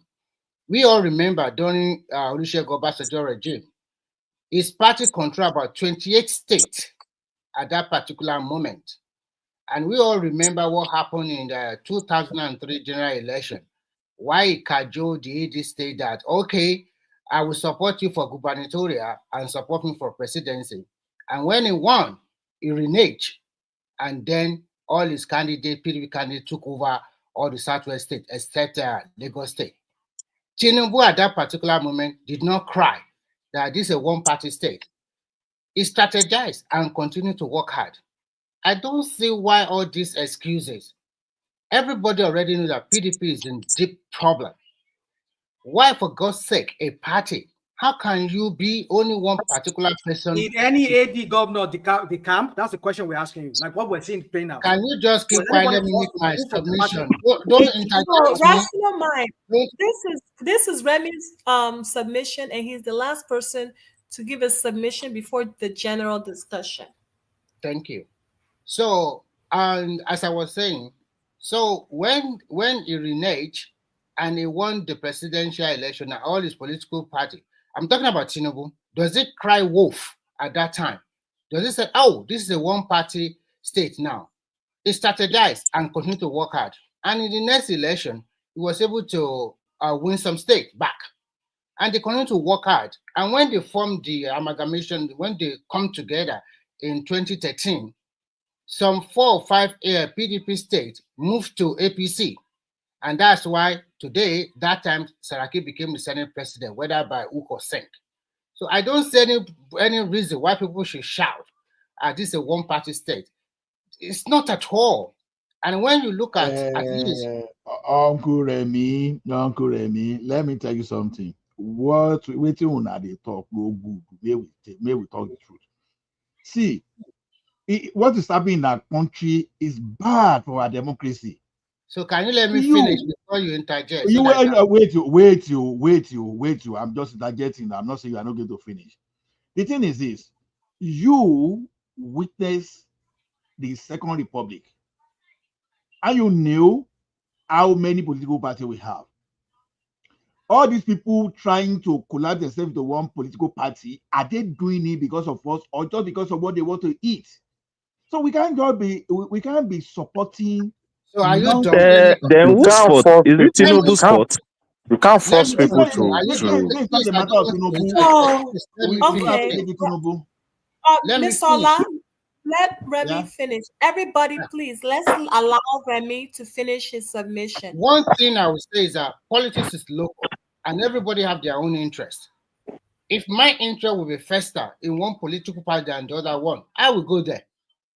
So everybody read between the line, especially when it comes to politics. Everywhere in the world, politics is a dirty game. Everybody wants to faster get a move that will support their party to win. You cannot tell me Tinubu will fold his hand while Atiku and the rest, they are doing whatever they want to do to also come to power. Do you want him to fold his hand? So if you are coming here to tell us that he is forcing people to come to his party, I don't subscribe to that. Because everybody knows that this is the turn of the South. If the PDP knows very well, why can't Atiku himself say, okay, this party, we should pick our presidential candidate from the South? Why must it be from the North? Why after 8 years of Buhari, why must it go back to the North again? Why is it only you every time? So when you look at one side, you also have to look at the other side. So you want Tinubu to fold his hand so that El-Rufai, Obi, and Atiku will just do whatever they want and kick him out of power. You have to look at how the man also come in there. Everything was against him in 2023. And I think God just destined him to be the leader of that country at that particular moment. Because everybody was against him.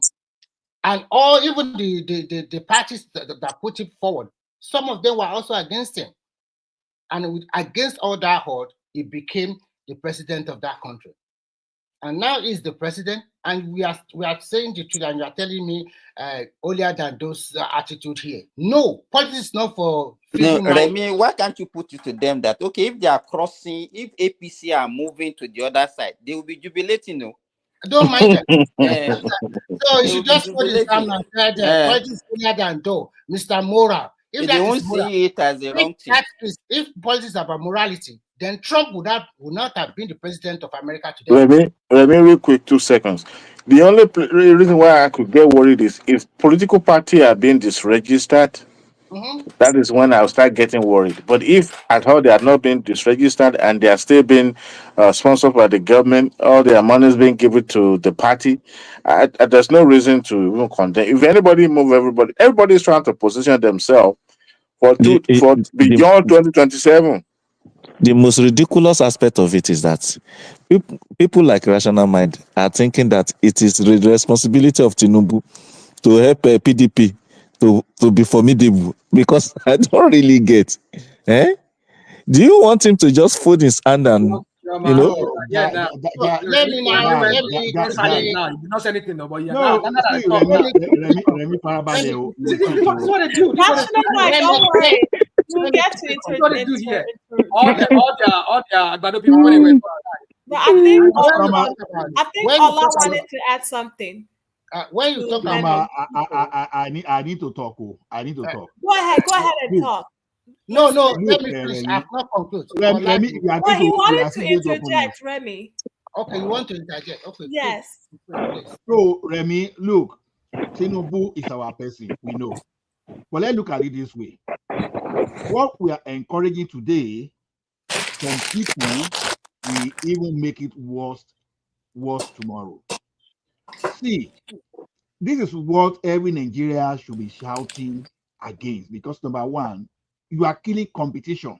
Ola, tell me how Tinubu is encouraging it. Just tell us how. How is he encouraging it? I don't care.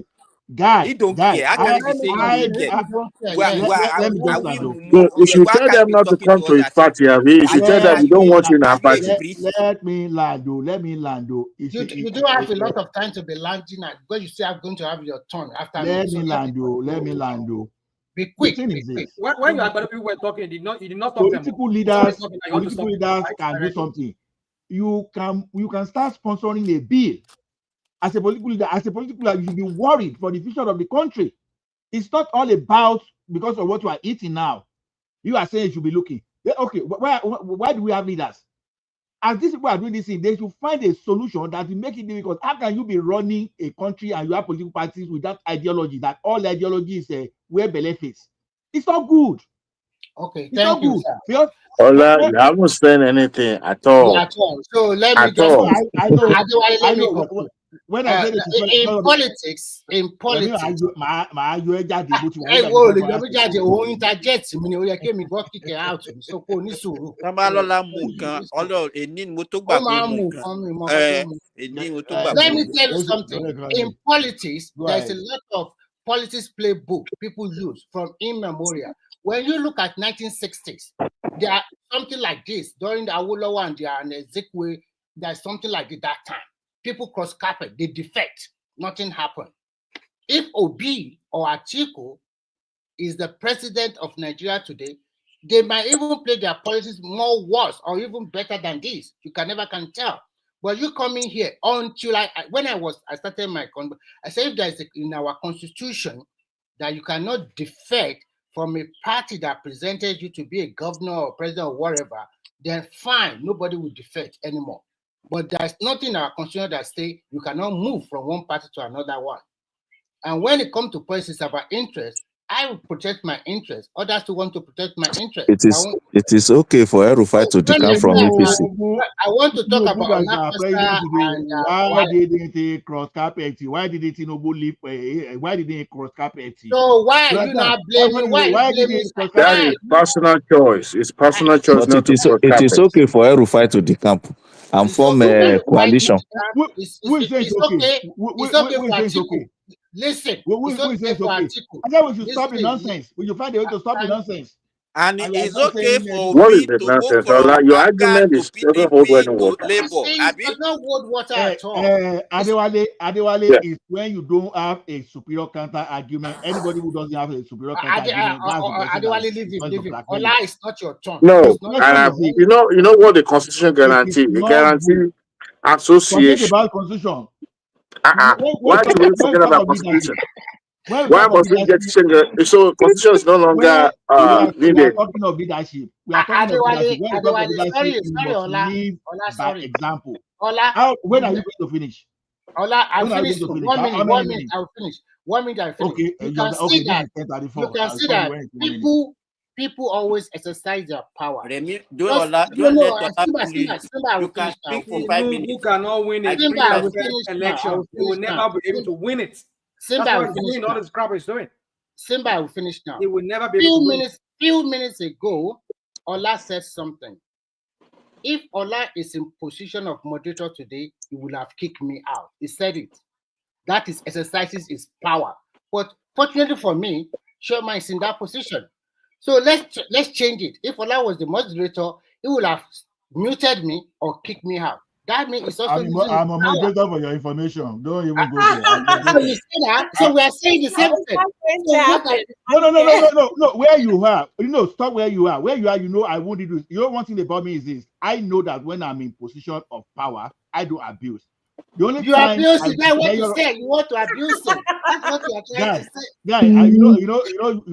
You are just my pally. That's why I'm saying that. I won't remove you. Even someone that's abusing me here, I never remove the person. Are you sure you are so gentleman like that? You don't know when Michael was insulting me here that I have power to remove him. Did I? I will never. But you did something. Okay, you guys. We'll talk about the argument, but I just want to don't have any idea to anything to talk anymore. I want to point to means that when I'm at an advantage, and you know that I know you don't have the same advantage, I don't use against you. I only measure up to you when we are equal.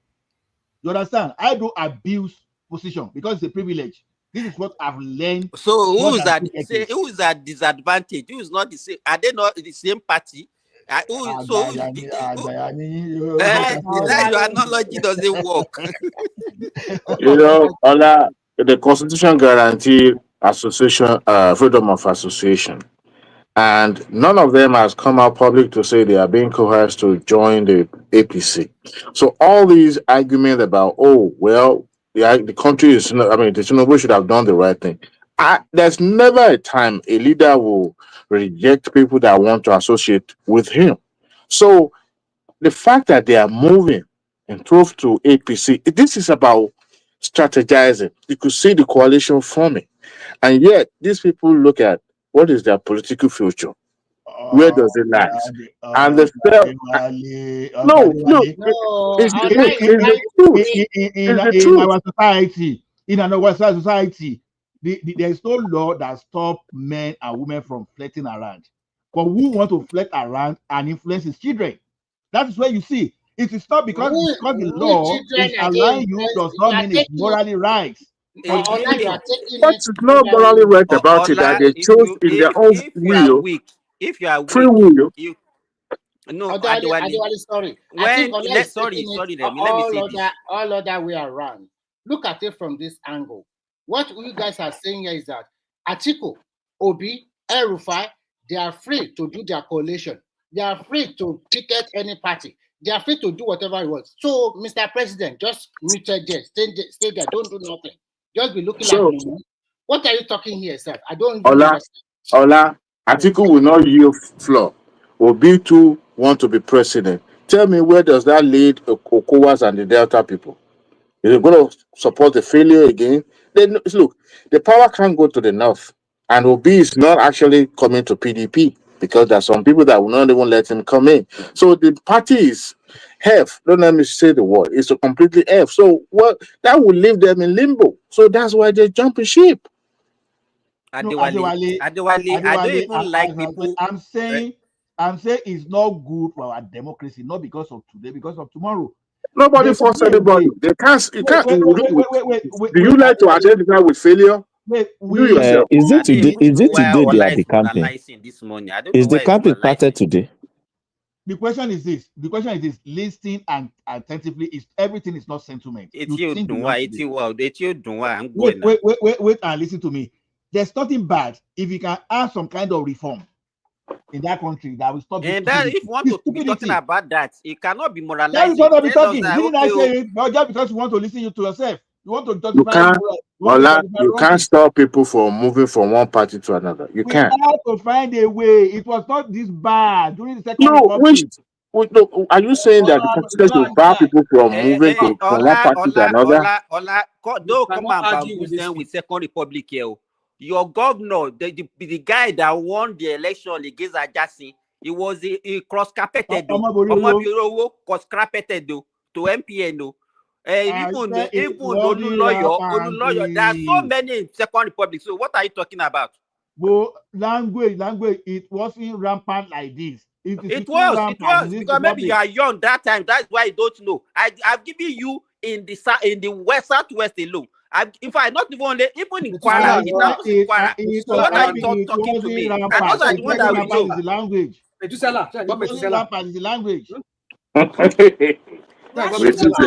Rational mind, did you want to say something? Yeah, I want to say something. Why are you begging him to talk? Why? Because it's needed. He has spoken before. He doesn't need to speak. Somebody that has been talking since. So why are you begging him to come and talk? I needed to get an opinion from the opposition. Yeah. He has spoken. He doesn't need the constituency. They want to turn one man platform to echo chamber of APC and Babu. They don't want other dissenting voice. Balance it out. Yeah. You see, again, I go on context. Don't abuse anybody. So everybody have been talking. Nobody call any idiot. Nobody make any stupid person. I'm not going to attack any panelists here individually. Call anybody by name or whatever. I might group everybody, but I won't. That's not. We don't want any criminal, any idiot, any stupid. So Context. This guy, what's his name? Okonwa, had issues with AFCC. The next thing. It's only you, Rational Man. You are the only one that know context of everything. Yeah, there's everything. You know the context. Ajeka lano, omo kuleni. Kala mo kwa ajeto kala no lo pomo leni. That's how they you see. Oh, what about all those Labour Party senators? Did they have case with EFCC too? Can I land? Let me land. Now, we saw Okowa suddenly went to, we would let our people know where we stand. Suddenly, he just said that. And the next thing, of everybody, what was that guy, the governor's name? The next thing, everybody. You can't do that. What's not my? You have to put respect on his name. He's the governor. Okay, the governor. I don't know whatever his name is. The governor suddenly. It's okay. Whatever they call him. My point is this: is that they all moved the structure of their PDP to APC. After Okonwa made a statement. Don't you see a pattern? I mean, don't you see something there? A quid pro quo there, because they have a case. They have something on this guy. So the only way we let you go off. I mean, Adam, I've said it before now. Move to APC and your sin will be forgiven. The idiot, you see, I said I should not call him idiot. The Senate president, that one they call Fabio. He has case. He has case with the FCC. Join Buhari time. He has case. But he doesn't have immunity now. How come he has not been charged to court? That's the thing. They never meant to fight corruption. You always want to just want to. Hold on. You want to put compromised leaders, political leaders there, so they can use them, manipulate them. No, Rational Man. How many times was Tinubu taken to? How many times did Tinubu? Let me ask you this: Tinubu himself. Let me know my point. When he was an opposition, he was standing alone. He was not crying the way you people are crying foul. There's no wait now. Let me finish what I'm saying now. It was not crying the way people are crying. Oh, they want to turn the whole country. They want party. They want to. He did cry. He did not. We are not hearing this. He strategized and he started winning back governorship one by one.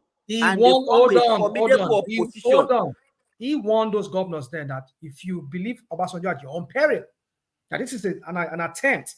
But what you can do, you cannot force anybody then. So if Adefarati and Adefarati at the end, what's his name? The one from Ogun State there and the one from if they say okay fine, they want to go with the flow. Okay, well in Lemo, that's the problem. I will manage my Lagos. That's what happened. But he said his own back then. So don't come here and do this your crap of he did not cry. You see, my point is this that when you have a criminal, an Al Capone, as my former governor called him, you know what an Al Capone is? Oh my goodness, that's the guy is the head of the mafias. Once upon a time here in the United States. So my point is this: is that if this guy controls the military, controls everything. This Methuselah will also come with his life. What's the point in the United States? Were you there? It didn't happen in his face. Come on, stop all this propaganda. It's nothing trigger me because you always lie. I don't like people that lie. That's you are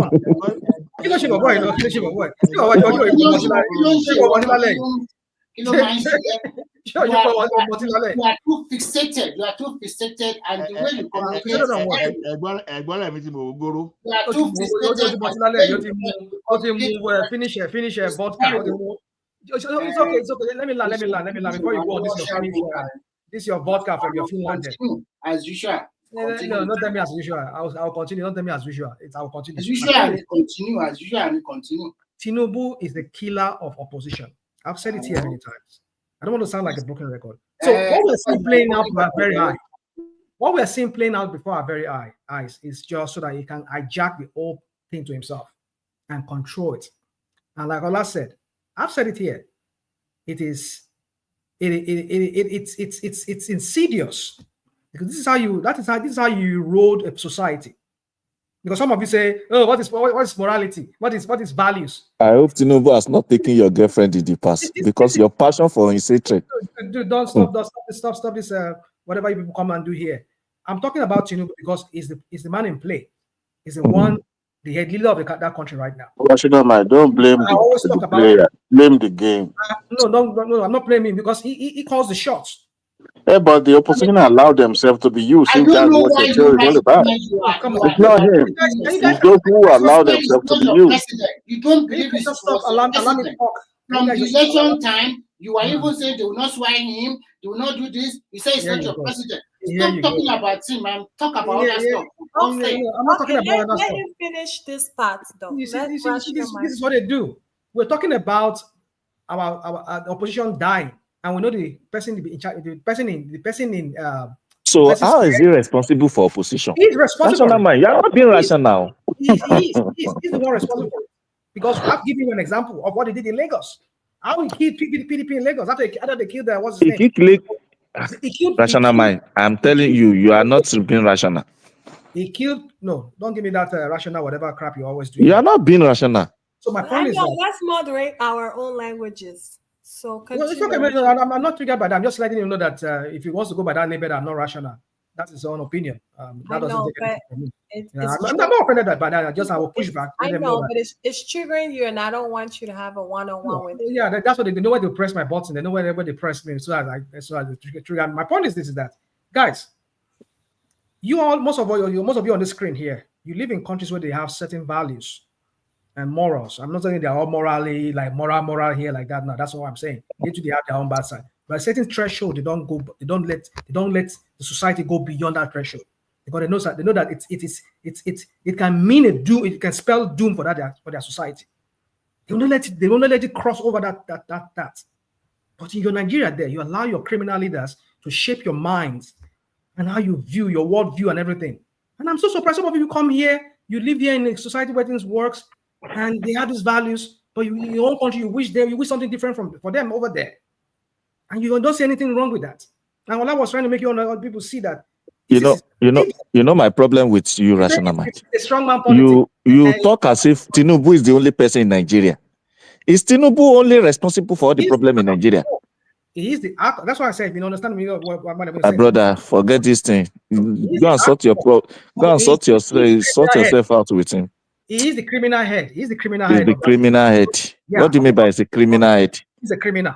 Yeah, he's a criminal. Since the day I've been hearing you, your problem has always been Tinubu. It's only Tinubu that make up Nigeria.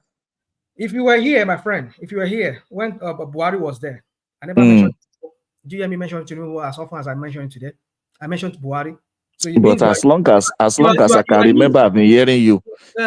Your analysis has always been Tinubu. You want to hear what you want to hear, but I'm giving it to you and letting you know that anybody and every other person that do wrong thing is in good book.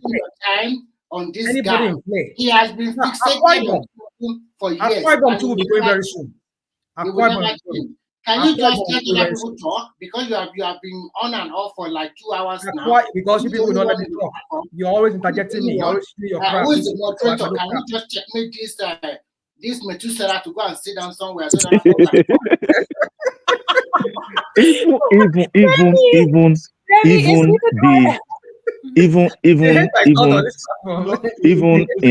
one thing I've noticed about Remy over time is this. One thing I've noticed about Remy, I've never seen Remy move against any government before. Whether Buhari, whether Tinubu, no. I'm beginning to suspect. Don't blackmail Remy. I'm not blackmailing him. I know I'm not blackmailing him. You are blackmailing. No, he may have someone working with him. He has anybody has the right to understandable. Whoever I want to support. Over blackmail me. I criticize Buhari on the economy and insecurity. But I gave him a lot of powers on it. Nobody this forum we did together. I'm not like you, Ola, that you blindly supported Obasanjo for whatever. So you don't come here and blackmail people. I support Obasanjo and I'm not denying. Wait, you are coming here with. So why are you blaming for what you also do? Also? Why are you blaming? So why you come here? I criticize Wait, him on coming and the I support Obasanjo, but where I see what Obasanjo did When is wrong, I talking? mention it. I've What never seen you condemning Obasanjo in any way. that mean I told you that it was a big mistake for handing over to Yaradua, and you are telling me that you've never seen me criticize Obasanjo. If Obasanjo had not handed over to Yaradua, if I had handed over to proper person, Buhari would not have come to would not have tasted that power. Rational man has been praising that he was a saint this morning. How can someone praise Yaradua? How can someone praise Yaradua? Yaradua, now because He's the here man now. fight, I'm not that's what saying killed it. the man. Rational man has praised Yaradua today. That somersaulted everything that was located with. No, how can someone be praising Yaradua? Rational man, can you talk?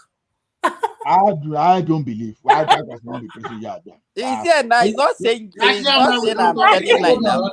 Rational man, where are you? Yeah, I'm doing this. Let me say one thing. Now that's the Yaradua did of pardoning all those militants. Hold on. Now the photocopy some people saw, and they go create Boko Haram. The two of them are against themselves. I'm only sharing some people. To a lot of people, this Agbado people like Your opinion is not popular here, National Man. Your opinion is not popular. It's not popular among you Agbado people. That's the thing. It's not popular. It's not popular, and the earlier the better you realize that. Among you Agbado people, so fight people. That is also that the Awodele. See, it's not a matter of popular opinion. Let me tell you something. You do something, you know that something is not good, you support it, and you are laughing. Everybody will shall pay fast. It's affecting everybody. Only àìsàn tó ń ṣe abọ́yadé, gbogbo ọlọ́ya ló ń ṣe. The fact that you think your opinion is popular, if the opinion that is popular is supporting something that is not good, everybody will feel the impact. Just imagine every one party system under Buhari. Honestly, I don't know whether you are from Kwara State or from this state. Probably Kwara State will have become don't fall for their antics. It's not a matter of antics. Go to any one party system. Everything will be aligned. Ola, let me ask you one question. Ola, let me ask you one question. Okay. You are in a competition. Okay. You are in a competition for something. Okay, with so many people contender, and you have something which can propel you to victory. Do you stop that thing? Because the way you guys talk about is what will propel him to victory, right? Because if people are decamping, to his party, it's something that will propel him to the victory. Okay, and you see the origin. Listen, the origin of the campaign, is as old as politics itself. People are free to move from. This is the fallacy you are trying to do. Babawu, let me tell you something. See, why what you said is very logical. I'm not saying what you are saying is not logical. Get my point right. The fact that what you are saying is so logical, it doesn't make it right in the long term. Just imagine if we had one state and everybody, and we didn't have Bukola Saraki, even though he was an APC member, even going against his own president as at that time. Just imagine if they repeat the Land Use Act and they allocated that to someone from Futajalo. No, Simba, I'm damn too serious. You know, I've told you, I'm a Yoruba nationalist. So because this thing you are saying, I don't find it funny when everything I say around politics, you know, is about security first, and it's about existential threats. How to stand against that. Tinubu is there today. Another someone worse than Buhari may be there tomorrow. That is the way I look at it. So now, because wait, you know, when I be very hard on Emefiele, not because the system of CBN allow Emefiele to behave the way he like. Meanwhile, we had the like of Soludo there before. He never abused it. Even Sanusi talked too much. He didn't abuse it too much. But when Emefiele got to that place, what did he do? Yeah, oh my goodness, I've never seen such level of abuse. Because it's that Emefiele let us all of us understand how weak the framework that was holding at CBN was like. This is the same thing that Tinubu is now correcting now. Because if you float Naira for the next 8 years now, our Kuomo Babaniton be that will come tomorrow that they say, okay, I want to be subsidizing forex for people again. You understand? Those are the things I'm telling you. Because it seems that it's favoring someone today. Yeah, it may be okay today, but when you now have some kind of crooks tomorrow, oh my goodness, you will be one of those people that will be at the forefront. Okay, now let me tell you this. Let me tell you this. You see, the grand norm of the country, okay, which is the constitution, stipulates the freedom, and anything contrary to that will be trampling on that fundamental freedom. If you are now saying it is the responsibility of Tinubu that people should not decamp, you are not being fair. Let me tell you, in today's Nigerian politician, okay, none of them, none have anything called ideology. Okay, this same Tinubu you are talking about, don't forget where it started from. From AD, when he was the other member of the AD were ripped out of their states. Okay, he have the option of joining the ruling party, but he kept fighting on, all to where he is today. Okay, so it is not his fault that people don't have ideology. And No, if you are now telling him as a Superman, there was no state capture under PDP. Where the judiciary? Because mind you, Tinubu Why are you benefited saying from. it as if No, as no, if no, no, no, no, no. Tinubu benefited what from the judiciary. are we not He alive then? benefited from. So hold on, don't stop there, it's very stop there. Yes, Don't even go further. Let me remind you. In Adamawa, do you know what happens to the way they remove the governor then? How Obasanjo removed the governor. In fact, most of the atrocity. How did he move Ladoja in Ibadan? Most of the atrocity committed under Obasanjo. If Nigeria were to be a moral country, Obasanjo shouldn't even be talking. Obasanjo shouldn't even be talking because it is under Obasanjo that they remove people at will. Obasanjo will go to look at the way they remove this Audogbe when he was PDP chairman. He went to his house. By the way, they remove Fayose too. He went to his house, ate yam, pounded yam with him, and gave him letter to sign. And all those people are the moral preacher of today, Nigeria. And we people don't we never said that. Come on, dude, don't do this. I never said no, that. No. I'm just saying because he talks as a statesman now. He talks as a saint. Yeah. So who is that person? Obasanjo. So what does that have to do here? Because Obasanjo did it now. So no. I'm just take capture, and we are telling you that what thing happened that time. That's what we are telling you. So what is the definition of what is the definition of your state capture? If not what I'm saying now, what is your own definition of state capture? This is what you people do here. You want to you go and shop around for one parallel, one example, one model that looks like what is being done, just to justify your crap that your Tinubu is doing. So because what did in the past. So what let me tell you what we are doing is that you can if it's not being something that is not Ola,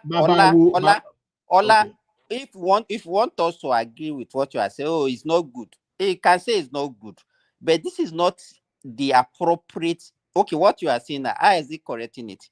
The only thing that we can talk about legislation. This thing has been there even before independence.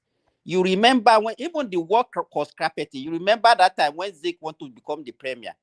people cross carpet from NCNC. No. It's as old as politics itself. It's as You old as understand? politics People, itself. let me tell you, we need to review our constitution.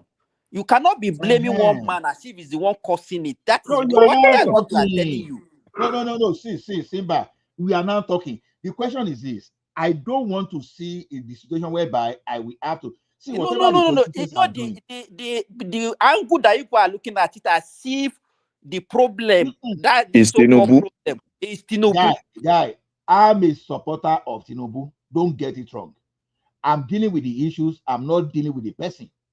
That's the situation there now. But the way you put your analysis across is like you are criticizing Tinubu for it. I'm dealing So with you are issues. not putting it in the right perspective. Guy, you are the one doing that. You are the That's one why doing that, Mr. Light. You are not put. I listening. mentioned constitution. Active listening matters a lot. Active listening. Yeah, that is the way you always say. When you don't say active listening, I talk from the point.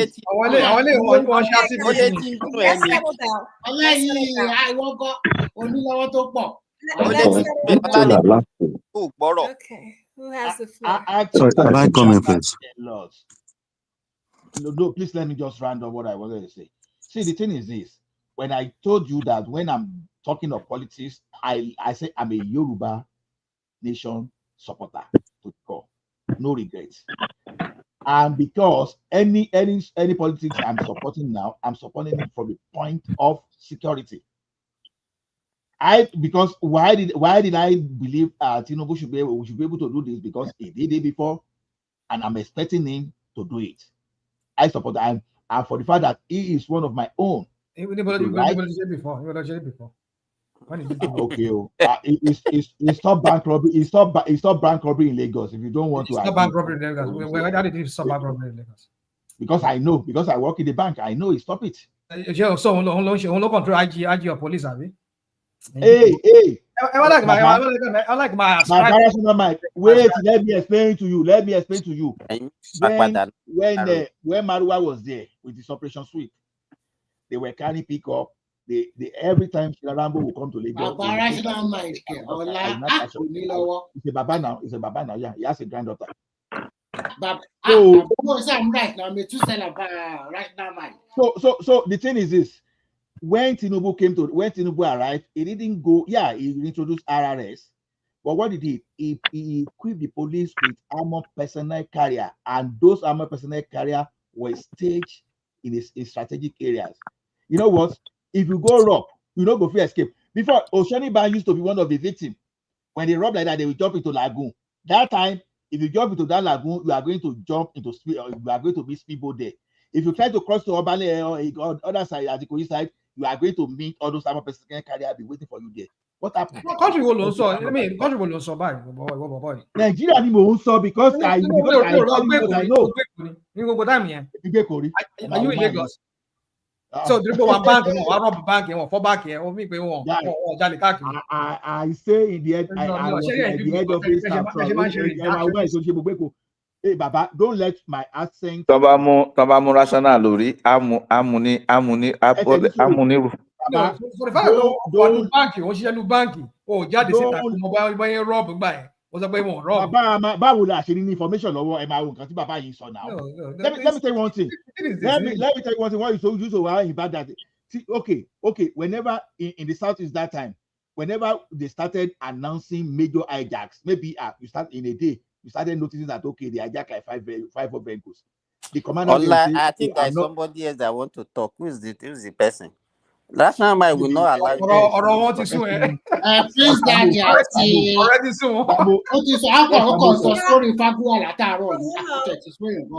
Yeah, we have Sam. Samo, are you here?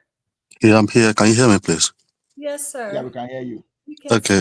It's unfortunate, like a lot of the way you were speaking. I just woke up now. Good morning, everyone. I've been listening to you for a long time, and well, I'm not going to attack you. We're not going to be the same. God has created us. Let me finish and let me speak, please. Okay. God has created us differently. We're not going to reason the same way. We're not going to sleep and put our head and lie in the same path. Once upon a time in this country, Nigeria, David Lyon in Bayelsa State, he was about to be sworn in, and a judgment came from the Supreme Court, and the guy was stopped. Heaven did not fall down.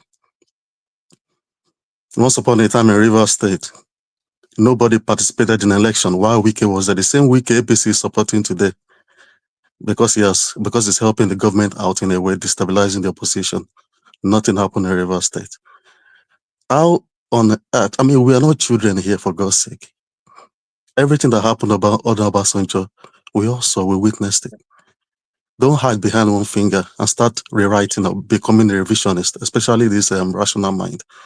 The truth of the matter is, you guys, you do not hate the game. You hate Bola Tinubu. Just come out plain and simple and say that. That's the man you hate. And there's nothing wrong with that. How is Bola Tinubu going to help the opposition out when they are kicking themselves down in a hole?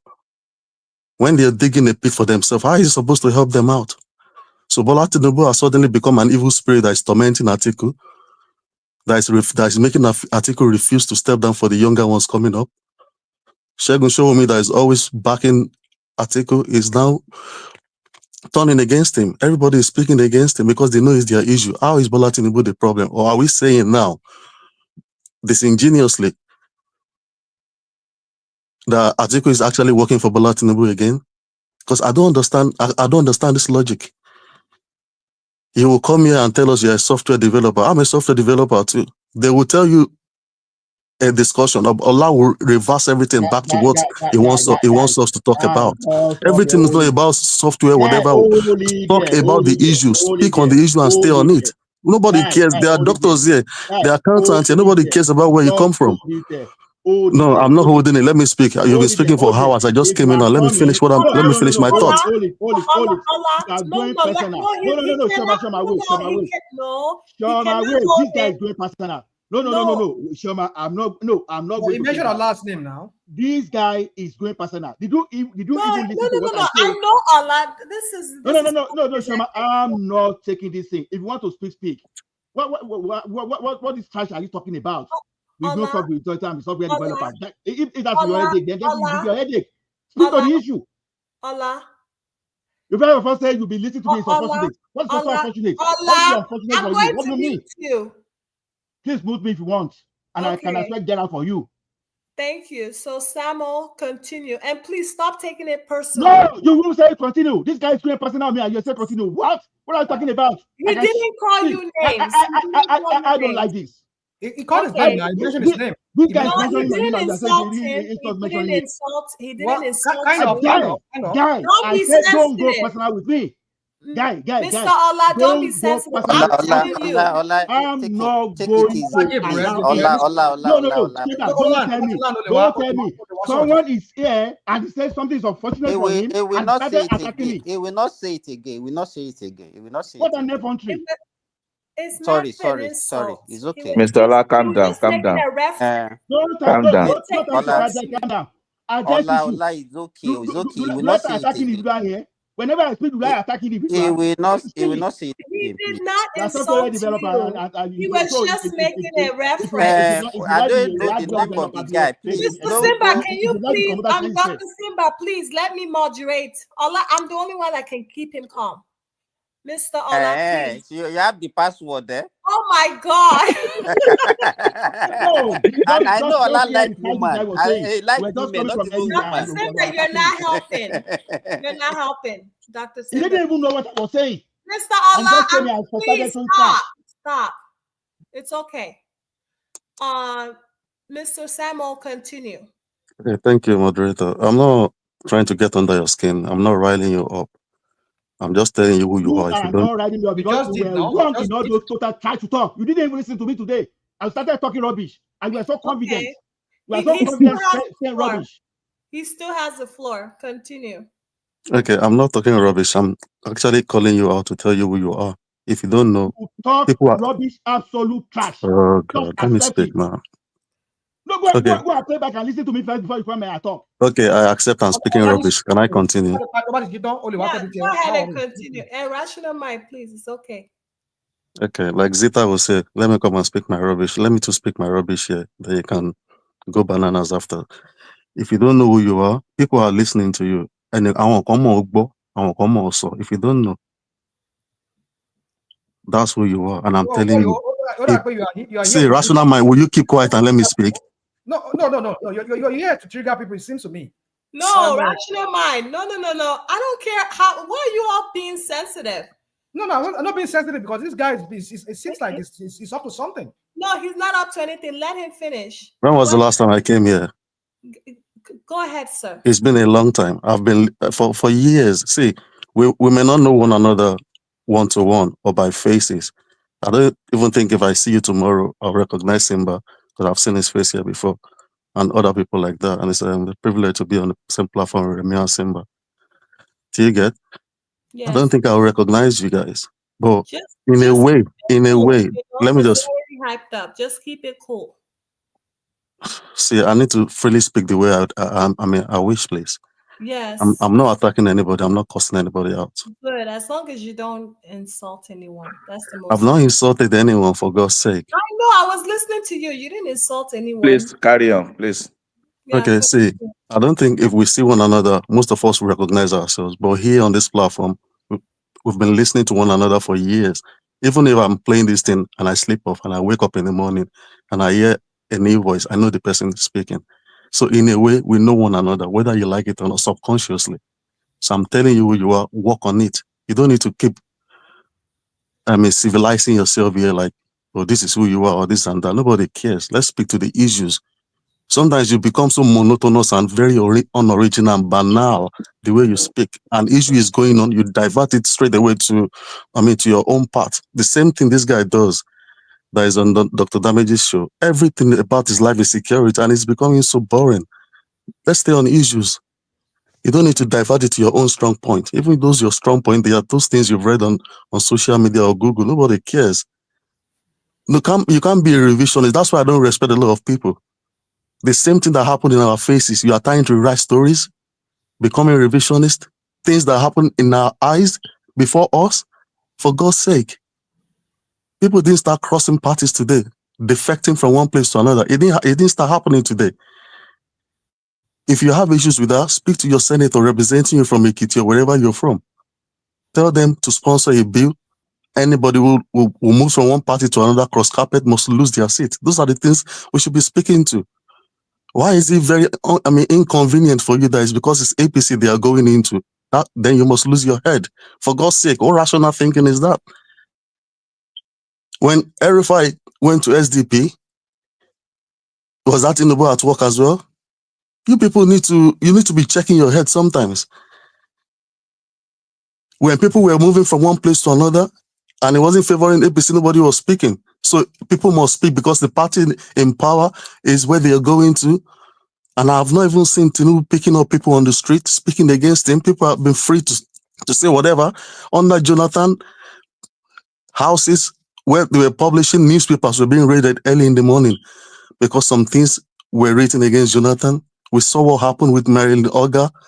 We saw what happened with Joseph Mbu against Amicia at the airport. A lot of things that happened that most of us, we've just developed this selective amnesia, deliberately wanting to forget things that happened. Because it happened before, I'm not saying it should continue happening, but then we've come from worse places. Now things are becoming seemingly fair to everyone. The president, okay, he should sit down in Nassau Rock. He should do his job.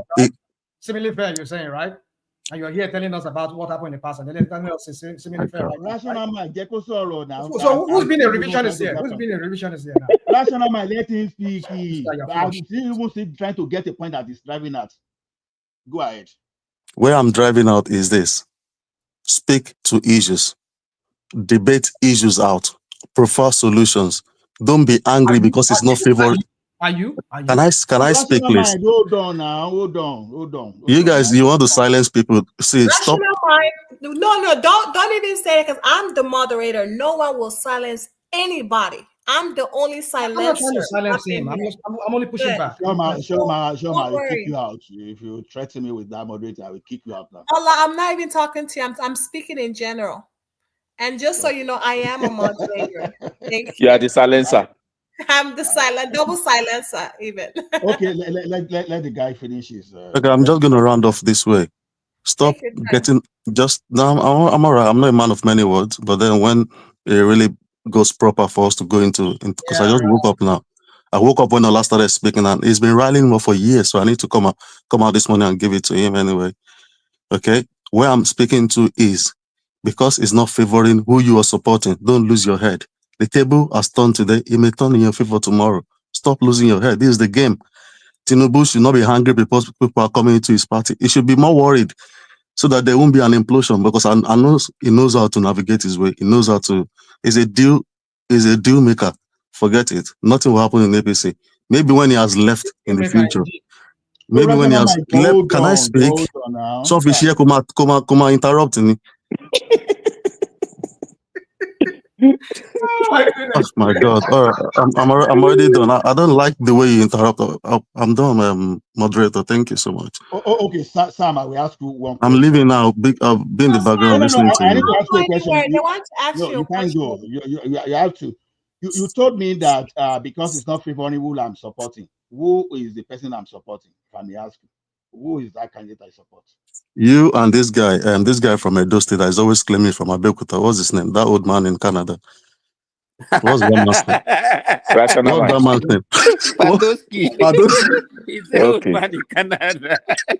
Okay. Yes, Who am I the way you flip flop, two of you. Sometimes I just wonder. And Padoski will be here that he will be going off rail like he's the only one that supported Bola Tinubu, for God's sake. This guy doesn't even know you.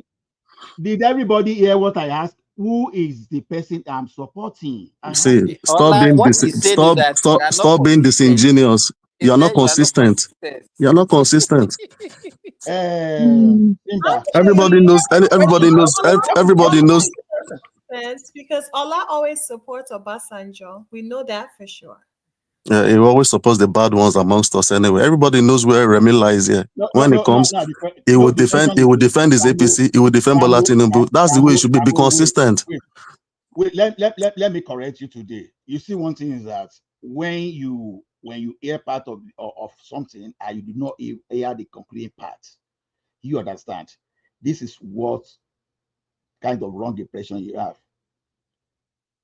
Nobody, except for a few people that use data here, nobody after my candidates were not not elected during the primary, nobody here can say he has done more to support Tinubu more than me.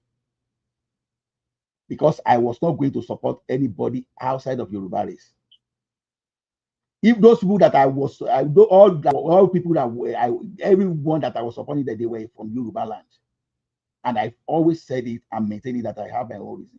Where you are getting your information, sometimes I'm baffled. I was the first person here that went to dig out the article written about Tinubu and Afayemi from Princeton University. I brought it on this platform just to support the innovation, how they were using them for case study. You are coming here because, sometimes I now see the reason why they say, okay, when you want to talk about someone, you let the person to be here. And I now understand why you say you don't talk of the dead man, you don't talk bad of the dead person, because you will rewrite the story. The revisionist here today is probably you, because everything I've said is clearly on air today. We were discussing, everybody was supporting cross-carpeting. I said cross-carpeting was not this rampart in the Second Republic, that we should not be encouraging it.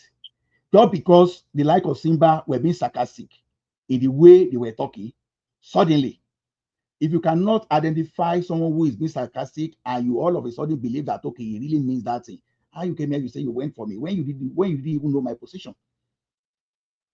Everybody was saying no. I said, okay, is it good? I ask people here, politician cross-carpeting, is it for their own benefit, or is it for the benefit of the masses, of the personal benefit? And Simba reminded me that Omo Bori Owo, during that time, Chris Cobb, I said, yes. How many of them? I keep asking that question. How many of them? Should we be supporting cross-carpeting just because we like Tinubu? Abba. I mean, like any politician today, none of these politicians even know that we exist, except if we are very close to them. I'm only concerned about my heritage. I'm only concerned about my people. If you like, with everybody, give yourself that boost today. Tinubu does not even know that we are talking about him. But we are just saying something that will benefit us, and suddenly everybody just take personal matter without taking gaga and you were saying you were not being personal, but you mentioned my name 6 good times here today in the same subject. Yeah, you are not being personal. How will you be personal more than, even if you are still talking, if you didn't mention name, it's even good. But you kept mentioning name, you know where I belong, you call yourself software engineer. My guy, if I'm that's not one afraid. I'm not afraid of you. That's why I mentioned you. You need to be called out. no, This is no, not no, the no, first. no, no, This is no. not the first time you've been doing it. But let's Where just were put aside you? that. Let's put aside that and stay on the issues. Where were Don't let us you? digress. Majaka digress. Hold on, Leave the hold issue on, out. hold on. Okay. Let me apologize to you. No vex. But I've said my mind. No. No You vex. But I've said my mind. Let's move on. He He has knows him that. apologized. Said it should not What be did true. you I said for it. goodness sake? I said it. I said up to 2 years ago. Agbaya ni rational mind. Kò ní jẹ́ kọ́rọ̀ tán lẹ́lẹ̀. I said it. I said since 2 years ago, before I used to be calm. I said now it's going to be fire for fire. I'm following Edoho. Ola Omolili. Wait, hold on. It's fire for fire. There's no Anybody fire that in my comes to me with house. fire, Ola, there's no it's fire it's happening in fire my for fire. house. That's why you Not in everybody that has those not in since my since turf. last year, Yo, since ma, last you are year, not anybody come on, coming. You I are will not just coming Ola. meet again. You There's no understand? fire here. You understand? There's nobody that face me that I Ola don't ti give bad gbọ́, àló ti for. tó. So the thing is this. No. Kema wa di oro. Next time you investigate properly and you know my position. Okay, I'm just thank saying that everybody. So my position is very clear. Notice taking. Sorry, on APC, on lobby APC. This guy that come here. Sorry, but one lọ́rọ̀ tọrọ ẹnu wọn ọ̀rọ̀ burúkú ló wá jáde lẹ́nu wọn. Ọkọ wa nígbà. Wọ́n máa attack personality. Wọ́n ní attack the message. You rational man. Let me come to your own case now. Just Let me Please do. give rational mind. Please do. Give rational mind in soul. No. You will continue. I want to talk to Shoma. Shoma is a man of prestige. Man of prestige is not a Prince Daddy is waiting there. Is waiting. Man of prestige has stopped before now. Why are you saying man of prestige? Don't talk now. Let's bring Prince Daddy. I'm gonna put him in then. Please let him give rational mind his own picks. Thank you for letting me know, Miss Ola. Thank Okay, you. rational mind. Many years ago, we were here on this same platform when you were cursing the Oba of Yoruba land. Ajanle Koko was here. They were all laughing. One man in his own characteristic way will not do anything about it because he loves you, because he wants you to speak, because you are the dissenting voice. Every other person is on one side, which is fine. Nobody said anything. People laughed about it. You will not do that to a Benin person or someone from Edo State. You will not do that to these Igbos. But we Yoruba, we are so liberal. We take this nonsense from you people. We don't know whether your parents are Yoruba or your mom is Igbo. I don't care.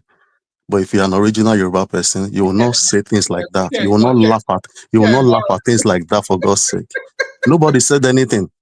Even before a lot of people who are here presently joined this platform, I've known you. You are so uncouth. You speak anyhow. You abuse at every instance. You call people names. But now, I'm the one that is speaking roughly here. When you can talk trash. You especially. Every little instant, you curse the president, you curse the Yoruba leaders, and people just move on and pretend like everything is fine. These people don't know me, but then we are Yoruba people. We are cultured people. We are trained at home. We have our culture. We are trained at home. Your mom must be an Igbo. Your mom must be from somewhere else apart from Yoruba land or your parents. Because stop claiming you are not Yoruba at all. You are not. O lè pera anything tó bá wù ẹ́ mi ní pé ẹ lórúkọ yẹn torí wọ́n máa ń claim pàgbàlagbà ní àgbà constitution àgbà rádaràda àgbà òṣì.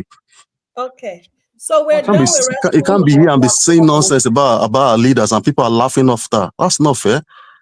You go and sit down there. That was in the past, my friend. I don't share criminal leaders with you. I don't share criminal leaders. I will give respect. Are you saint? Are you a saint? Rational mind. Are you a saint? Bow down to your criminal leaders and not call them names. Are you a saint? Are you coming down from heaven? Okay, guys. Look at Everyone, I'm moderating now. Mr. Kandu and Prince Daddy, can you both unmute? Mr. Kandu, Prince Daddy. Yeah, good morning, everyone. Good morning, everyone. Good morning, Mr. Kandu. Good How are morning, you? Pandu. We are we we are blessed and thankful. Blessed and thankful. Yeah. Unfortunately, I've not been listening for quite a while. I think I still need to hear a little bit more of what the actual topic is. Okay. I mean, like people have said, we all come from different experiences. We're not all going to lie down and face one direction. Um, I want to believe. I guess I'm one of those Lagos Yoruba people. But like me, I mean, I respect people regardless of age, creed, nationality. I will never support somebody just because we come from the same region. If an Oba of Lagos sits down with people from the east and say if they don't vote for the person that he wants them to vote for, they will end up in the lagoon. That person has lost the right to be called an Oba in my book, in my own book. If you're a leader, it means something. A leader does not open their mouth anyhow and talk anyhow. I will never, well, I will never go to the Oba of Lagos Palace. I have no business going there, but I will never refer to such a person as a leader because leadership does not talk like that. You're not the Oba of the Yoruba, just the Yoruba people in Lagos. You're the Oba of Lagos. So any other Oba, whether from Buckingham Palace or from Spain or from Saudi Arabia, if you how you project yourself is what's going to determine if you even want to be called a leader. So just because somebody is a Yoruba person, personally, I don't follow anybody. If you don't do the right thing, I don't acknowledge you. Even if we come from the same womb, that doesn't mean I must support you. It's all about character. I am nowhere near perfect, but I don't support people just because I know them or because they're my friend. If you go and steal $1 billion, I will never spend 1 naira with you. There is nothing that you want to buy me that I cannot buy for myself. So I don't follow people. And again, just based on the little that I've heard, um, that is really all I can speak to at this point. Thank you. Okay, that's nice. You're defending rational mind. So, No, I wasn't Yeah. defending him. I was speaking to what he spoke. What Mr. I think is Mr. Sam said. I don't defend any. I don't even defend my own self. So why would I defend anybody? I just go with what makes sense. It's all about sensibility. Everybody's gonna die at the end of the day. So I mean, we like Mr. Sam said, we don't know. Well, a lot of us don't even know these people. The amount of time and effort that we use to talk about them is astonishing to me. Like Mr. Ola said, the issue is about the issue. I will never say because Mr. Lagbaja did something 15 years ago, so it's okay for us to just continue doing those things. I mean, I understand people trying to say, well, Obasanjo did worse than some other people have done. Okay, let's acknowledge that. But do we just continue with this whataboutism? Where we, I mean, it's not even like it seems to me. I know for a fact that we've said this many times, whether it was Obasanjo, Jonathan, or Buhari, or whoever was there. I don't think people understand. I remember the first time I came on this particular panel. The naira was 1 naira to, I think it was 500 and something to the dollar. $1 to 500 and something. And I said then, This thing is going to go to over 2,000. People laughed. And it's not just the issue of the value of the naira to the dollar or to the pound sterling. It's an issue of, do we even understand where we're going? If we're 200 or 220 million people, by World Bank's numbers, we're going to be 400 million by 2050. 400 million people. Who is thinking about where these people are going to live, where they're going to work? That is the issue. Where is your 10-year, 20-year, 30-year plan? Leaders plan for their people, not about how many useless cars they have, how many year houses they have. All of the houses, hold on, all of the year houses of the pharaohs, where is it today? Who cares what you got? The issue is, where are you taking your people? That's what leadership is about. Thank you. Thank you. So, Prince Daddy, it's your turn, and anyone else after that can speak. Yeah, thanks, Prince Sharon. Daddy, speak now. Well, relax, Ola. Welcome back. Well, Ola's not spoken now. Ola has spoken. No, Oh yeah, to that point, actually, I came in to apologize to Sinbad for calling him Amugbo. Simba, are you there? I came to apologize to Simba for calling him Amugbo. Actually, Rational Mani Babanla Amugbo. So just for the record, Babanla Amugbo in Rational Mind. He doesn't know. I mean, this forum has even changed the Prince Daddy himself. I'm telling you. You know, Allah, I'm happy you're happy. You know, I mean, you were sounding No, like no. I love fire for fire. But I don't like don't trigger Ola again now. Don't trigger Ola again. No. See, I actually understand it. I understand where Allah was coming from. Even though his conclusion, I don't buy his conclusion as rational mind was. Allah was right. Allah has always been about good governance. That's his hallmark. Prince Daddy, we got Ola's point, but is the contest or what we are discussing is it can't be blaming somebody for that. It's a matter of constitution. Because a rational mind, a being a rational mind is the one that trap into that spot. A being a rational mind, so it deceived him. That's why I know what happened. But Allah has always been right on good governance. And Sam O was saying the right thing. I mean, I don't understand how you're gonna blame the ruling party for the opposition's failure. I mean, who does that? How do you reconcile that? It doesn't make any sense.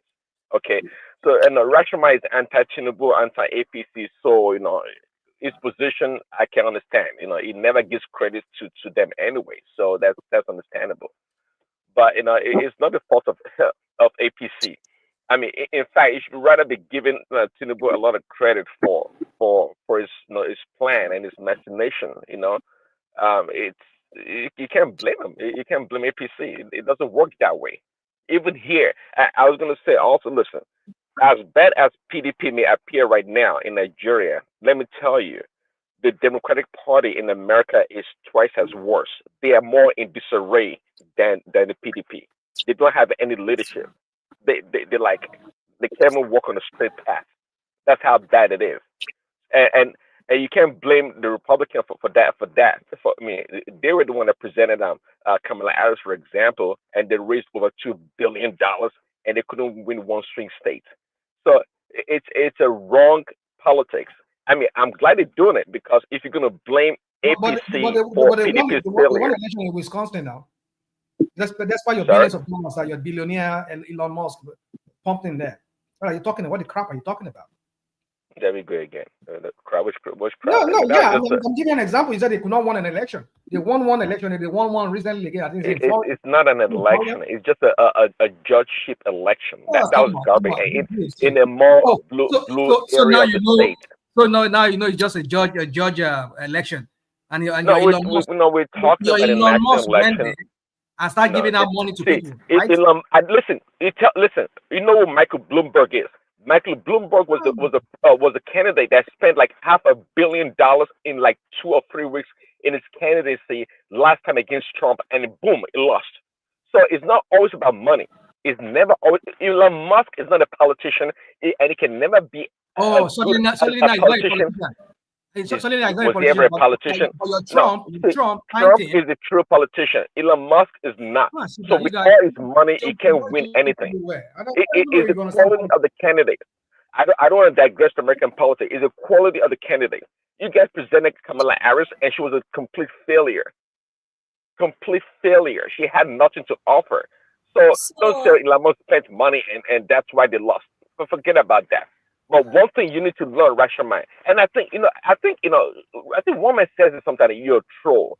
And sometimes if you're trolling, if you're serious, sometimes it's becoming blurred. The line is becoming blurred.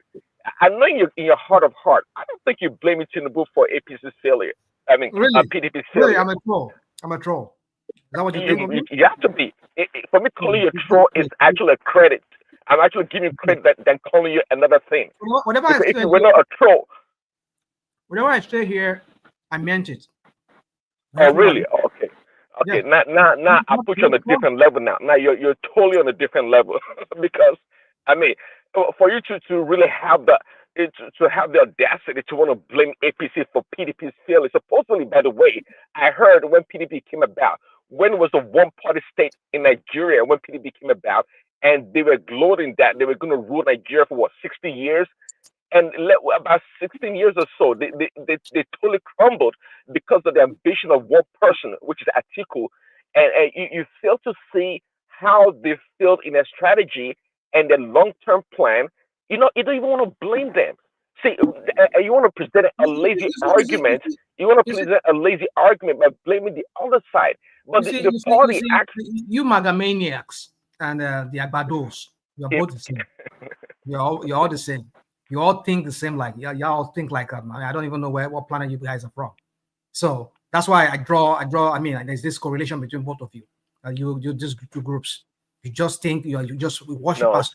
rational mind. Stick to the issue, rational mind. Stick to the issue. Forget about that. Stick to the issue. Worship, nothing he does wrong that is wrong. Oh, okay. No. Forget about that. No, why don't you attack the ratiocination of your argument, the logical conclusion of your argument? You know me very well. I will come to that. I okay, forget Agado and Maga. I want to characterize. First of all, I want to characterize what I'm going to say so that you understand what I'm going to say. When I call you people Magamaniacs, it's because you people you worship personality like the Agbados they do.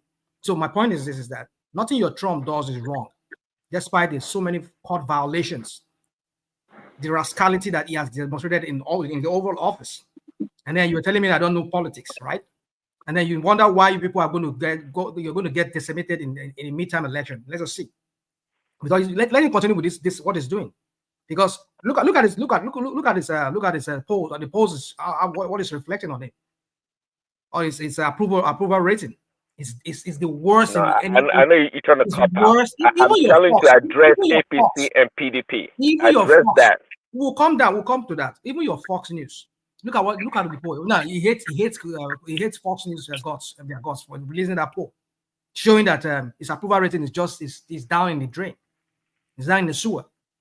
And then you're coming here telling. So let us not go back to your. Well, say if you're gonna hold on. Say before and one thing that you like to do very well is to pollute the mind of the audience. Let me tell you, if you're gonna be polling bunch of illegal immigrants and non-English speaking citizens, well, you're more likely to get a low approval rating, like they try to present. But let me tell you, the approval rating among MAGA and sensible voters, it has not been that as high as it is right now. I'm telling you, Trump is doing great, wonderfully for that matter. Is dominating in every area. I know people like you have a TDS 2.0, right? So, you can't think straight.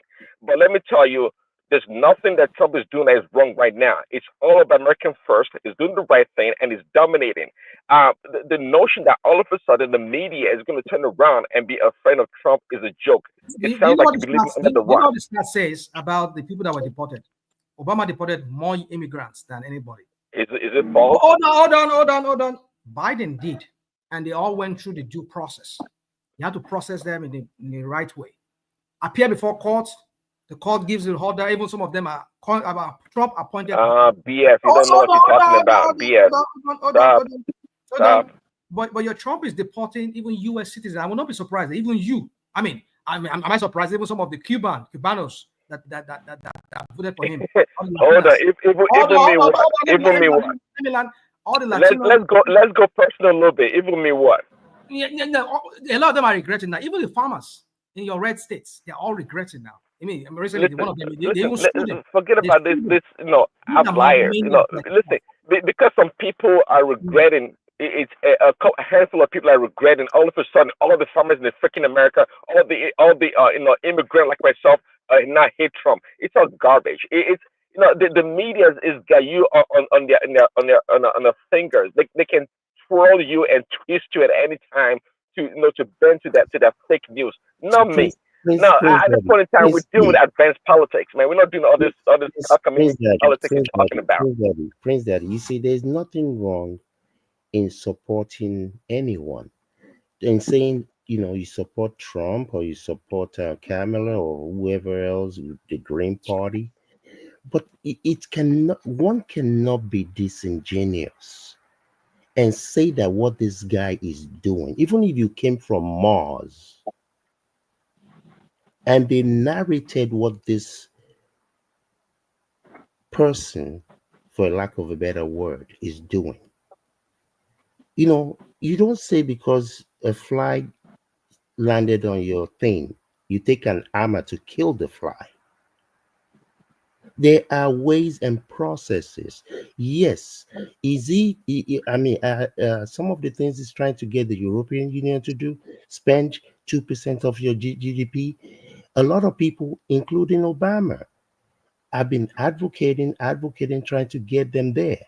Is he able to get them to move to do things forcefully? Yes. But you do not throw away the kid with the bathwater just because the bathwater is dirty.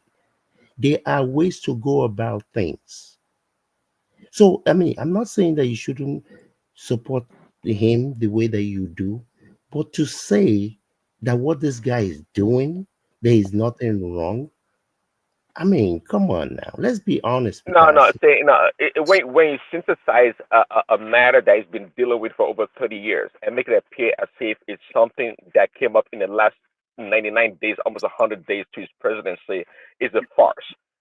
Your submission right now is kind of deceptive. It's an issue we've been dealing with for a very, very long time. This trade imbalance. Nancy Pelosi, Chuck Schumer, and many other these politicians, they've talked about it, but none of them have the balls to do anything. No, so, it's not a, no. But the issue here is that I don't like the argument because you do something and it's not going smoothly. It doesn't mean that. Nancy Pelosi issue. We had trade deficit during the time of Reagan. We had trade deficit during the time of George Bush 1, George Bush 2. I don't care. If they had done something about it, it would not have accumulated to this juncture whereby things are about to crumble on itself. You might Please, not have can do. Listen, you might not have your been argument about Trump is doing things irrationally, like Kulata would say, and this is not the right way to do it. It's for the birds. It's for the birds. Why is it for the birds? Because to assume that there's this magic wand or this a straight way to get it done is, to me, I'm sorry, is delusional to the highest grandeur. I'm telling you. Or whoever else, it's like bringing up Obi when Tinubu is the president. It doesn't matter Nancy Pelosi or Chuck Schumer. No. I'm trying to delineate and tell you that the issue has been around for a long time. It doesn't matter. Just like I give Tinubu credit. Tinubu credit for tackling the what you call it, the subsidy issue. It was the one that actually did something about it. But usually I don't give people credit for doing their job. That's your job. What do you want, a cookie? No. Well, I know. Not when an issue has like been kicked down the road for over 30 years or a very Yeah, long but time. you're being And we have leaders disingenuous. that did nothing about it. No, No, you gotta it give is credit. It's not about doing your job. It's about giving credit to the listen, person that stood the up reason and why chose to do something about an the issue. reason why we have grown from 100 and something billion trade deficit with China to over 500 billion is not because of Nancy Pelosi or Bill Clinton or George Bush too. It's because of America's business, the American business Nah, enterprise. I don't Hold buy that. on. No, no, no, Oh, no. no, no, I Don't don't go there. care what No, you like. This is if not a if you this put is not a if you have light put policies in place, don't blame. Can See, you? no, this is Let not him a talk. of light course, American business are responsible for it, but the government, the government, who were the people that shipped the jobs from America to China? and if Answer my the question. government had put in Answer that policy, if the question. government had put in policy to punish businesses that did that, we No. wouldn't Can have you that answer that problem. question? Can you answer that question first? No, it's American business. Who moved the Business. businesses? Yeah, who did? Business. Wall Street. Because they could make I, more I, money. I heard you can do. And I just told you that if they had put, if the government was paying attention and they were not bought by this corrupt or what you call lobbyists, and they actually did what they were supposed to do, all those offshoring, outsourcing that occurred in late 90s and 2000s would have been curtailed, and we wouldn't be having this large trade deficit in the first place. So when people drop the ball, we blame leaders if they don't do their job. At the same time, if they do the right thing, like Trump is doing, like Ashwaji is doing, you got to give them credit. It's not about just doing their No, I job. don't give credit. They go I beyond don't that. give credit for doing their job. That's why he will pay you. You're a servant leader. I don't give. That's why I wouldn't. No, I no, no. don't back See, down to I think no that's union to one of the that's men. a You're African or overrated. black man's mentality somewhat. Listen, even No, when I'm people not. do, if Actually, your servant I'm not if an your servant African. I'm serves not a you, black if person. your I servant am serves you, me. you can I still say am not a thank you to black your servant. person. I am not a black person. I will repeat. I am Okay, me. I'm sorry. I didn't know you're Caucasian, but I'm even not if your Caucasian. servant I'm just does me. something to you, Well, no, you said black. You said African or black person mentality. I don't have any group's mentality. I look at things for what they are, not from an African or Chinese. It doesn't matter. The point is, I'm not. Look, like I said, I preference it by saying some of the things that this man wants to do, people have been trying to do, but the way you go about is just like even narrating something. The way you go about your narrative is almost as important as what you're trying to say. That's the point. The way he's going about it is okay. wrong. So can do. Why don't you tell us what playbook should he have used, or what should he have done rather than his current you know approach to the matter? Because Actually, there was nothing wrong. There you was seem to have the perfect bullet to solve no, the problem. no. It's above my pay grade. Trust me, it's above my pay grade. But you don't start fighting everybody to the degree that he has done in the last 90 days. You don't. That is not the approach. I Well, mean, I disagree with you. okay, You and I and can the agree that there may be and some hardship on the horizon, but unnecessary see, one, unnecessary one. sorry, unlike you and many other people, this is what I do. This is what I do. My approach to leadership or what people do. If I've not done something, or if I don't really have a real solution to the problem, and somebody else does it, I don't think I have the right to be criticizing that person for doing the way they did it. Because if I knew how to do it, or other people did, they would have done it, and it was that easy. So the notion that things are not working out the way supposedly the way they should be working at this point in time doesn't mean I should blame him. I don't No, care. He's the you one doing the job. See, just hold on. He's the doer. just See, just because I you're don't a have now the you're a just now a because I don't have talker, the but he's the doer. just because I don't have the answer doesn't mean I cannot criticize someone that I can clearly see No, no, is and leading I totally everybody agree with wrong. you. Listen, there's a way to criticize. There's a way to criticize by actually explaining things, but to criticize and condemning, I reject that, especially when you don't have the solution to the problem. Sometimes you prefer solution by criticizing and then you giving solution. No, no, no. You don't, Rashomai, you don't provide solution. You insult. I do. Insulting people doesn't mean you criticize them. When That's I just an criticize, hold insult. on, let me give you an example of what I did. When I was talking about e-processing I mean, he deporting illegals, aliens, as they call them, without due process. So I criticize that, right? That's a criticism.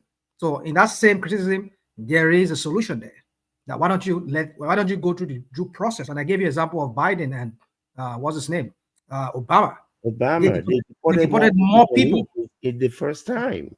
They deported more people than any other president. And they went through the due process. They let them have Respect, you don't know that. You know why? Don't, because the media never talks about it. The media never talks about it. What about? Hold on. What about when they took the Hispanic or the immigrant children and put them in a cage? That's what done under Barack Obama's regime. What difference? What about that? What about the inhumane treatment they give illegal immigrants? The media is a friend of the Democrats and these people, so we never heard about it. Hold on. The only reason why we know now that Obama deported more people than Trump and Biden was because the other side is talking about it. But when it was going on, was a taboo. Was a taboo and a bad thing, and the media never talked about it. You never knew. You guys never knew about it. Prince Daddy, I knew that in real time, not after the fact. Well, I agree with you. I promise you, Rashomon never knew. I promise you, Rashomon and many other people never knew that. Well, you may know, but Rashomon did not know. In real time. What are you talking about? I knew. Real time. What are you talking about? This guy. Because CNN never really talked about it. Because the media never really talked about it. When you've lost an argument, that's what you do. Prince Daddy, like I said, there's nothing wrong in supporting who you support. I wanted Hillary Clinton to win against Obama. I didn't know who Obama was. He was a governor from Illinois who had never done anything that nobody knew nothing about. I was not sorry, I don't want to be petty, but it was like a 2-year senator. It was never governor. He had no real long-term leadership. Sorry. Budi whatever was the governor. The one that was trying to sell Obama's seats. Blagojevich. Right. But the point I'm trying to make is I did not support Obama because he's a black man.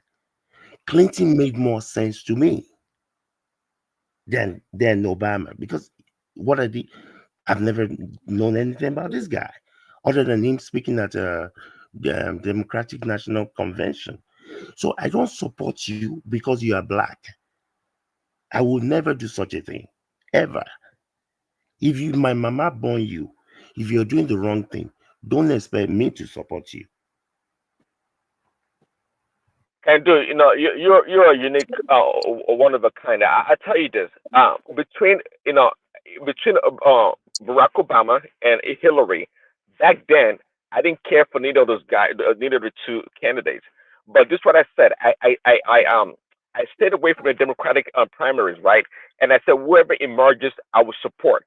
And at the end of the day, when Barack emerged, I was like, the only reason I'm supporting this guy is very simple, because he's black. It couldn't be anything. He had no accomplishment. He had nothing. No business, background, no real publication in academia. This guy was just a plain as vanilla. He had nothing to offer. And I only supported him because he was a Negro. No. Prince Daddy, if you were really following what was going on, by the time he became the Democratic nominee, we were losing 900,000 jobs a month.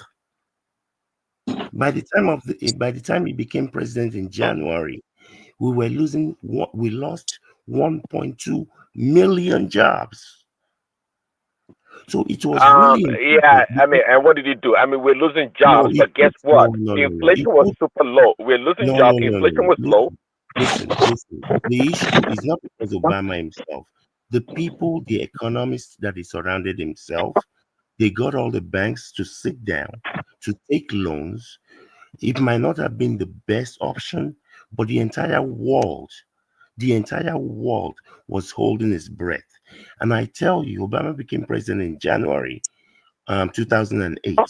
On exactly, I'll tell you the date, because I followed this thing back then like a hawk. On April 9 was the bottom of the market.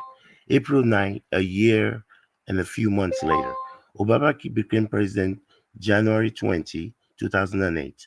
The next year, 2009, on April 9, we found the bottom, and we've been riding that wave since then, other than COVID and I think it's Can do. Hold on, hold on. So you're a business guy. I think we've talked about this issue in different ways on this platform. There was nothing magical about what they did. Okay, we're not riding any damn wave at this point in time. At this point, since that time, can do, and I hope you know that up to now, the stock market has been inflated, especially coupled with the huge deficit with China and the rest of the world. The stock market overall is overinflated. We all know that the real factors of production or real economic activities did not bring us out of this damn 2008 economic debacle. We know that because they no, give freaking money to Wall Street and the Prince banks. Daddy, Hold Prince on, Daddy. they give money to Wall Street and the banks. Okay, so it Anybody wasn't can, because they came up with some great idea or some ingenious innovation. No. Prince Daddy, anybody that's able to, you can Google how many jobs did the American economy lose in 2007? No. Hold on. Please focus on what I'm saying. That's not my contention. Whether the market is inflated or not, from 2007 to January 2008, we were losing hundreds of thousands of jobs. And an untold number of jobs have been created since then, be they service jobs, or any other type of job you want to call them. So whether they did something or not, the So what you tell? Listen, result Nigeria or many other countries can be great also if you just print money and give it to them. I mean, what kind of business? I mean, I don't know how many people on this platform go into business. They lost. They lost. Sometimes your argument just doesn't sound right. I said we were losing over 1 million jobs. We have gained millions of jobs since then. You said it's because they printed money. If you and your Lagos boys know how to do it, go and print money. Exactly. No, we can't print. That's the point here. We don't. That's why dollar is king. Let's not go to we can go deeper into the analysis, but that's the dollar is king. The reason why they could freaking the reason why they could print money is because of the convexity of the dollar. We talked about it before. When they print money, the dollar depreciates. But guess what? They externalize the weakness of the dollar, the depreciation of the dollar to the rest of the world. That's what usually happens. I mean, that's what happened. America is in a unique situation to do that. That's the point I'm trying to make. Okay. As much as I understand your point, but we cannot say they didn't do again. Wall Street did not come up with any innovation that brought about them coming out of the economic debacle. They did nothing. They printed money. So I'm not sure why you want to be jumping up and down and give them freaking credit. The market is overinflated as we speak right now. They stopped from losing 1 million jobs a month, not a year, a month. Let me say this to you. You see, sometimes when you argue the way you argue, our friend Prince Daddy, sometimes it just baffles me. You can't compare America. You see, let's not do this comparison. You cannot do that. America has so many things that is backing their dollars on. They're using their military industrial complex. That in itself is $1 trillion industry of its own. They can back it on that. They supply the world. I mean, why is it that Europe? I mean, why is it that Zelensky and Europe they can't just move on without Trump? Why is it that despite all the ill treatment that Zelensky has gotten from Trump, why is it that it's just okay? Screw it, I'm done with you. Yeah. Why is it the transatlantic group? Why did not all just say okay, screw it before you want to go? We'll just move on and then we'll create our own. Why is that everybody they will just need to depend on the United States? Because the United States has some certain things that they back their treasury on. Now we're talking about tech. We're talking about just name it, everything. America back all of this. So you say why can't Nigerian government print? You can't print money when you don't have anything to back it on. You don't have skilled labor force. Rational mind. What are you talking You're not about? an economist, and I can see your simplistic approach to the matter. What you just said. Here you go. Here you go. You don't have the background. About what you said? I'm giving you. You're saying. Listen. You say the military backs the dollar. Or what, I mean, tell me any real asset that's backing the dollar. This is a concept. Since we can tell you you can tell the history, but since we left the gold standard, tell me what is backing the freaking dollar that makes the dollar strong. It's once upon a time thing. Are you ready? Foley, you want to say something?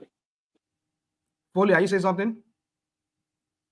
Can you meet Foley if he's not saying anything? I don't know, maybe he's just talking to somebody behind. Yeah, thank you. So, Prince Daddy, when I say you know when it comes to high-tech here, we're talking about technology. US is backing their currency on that.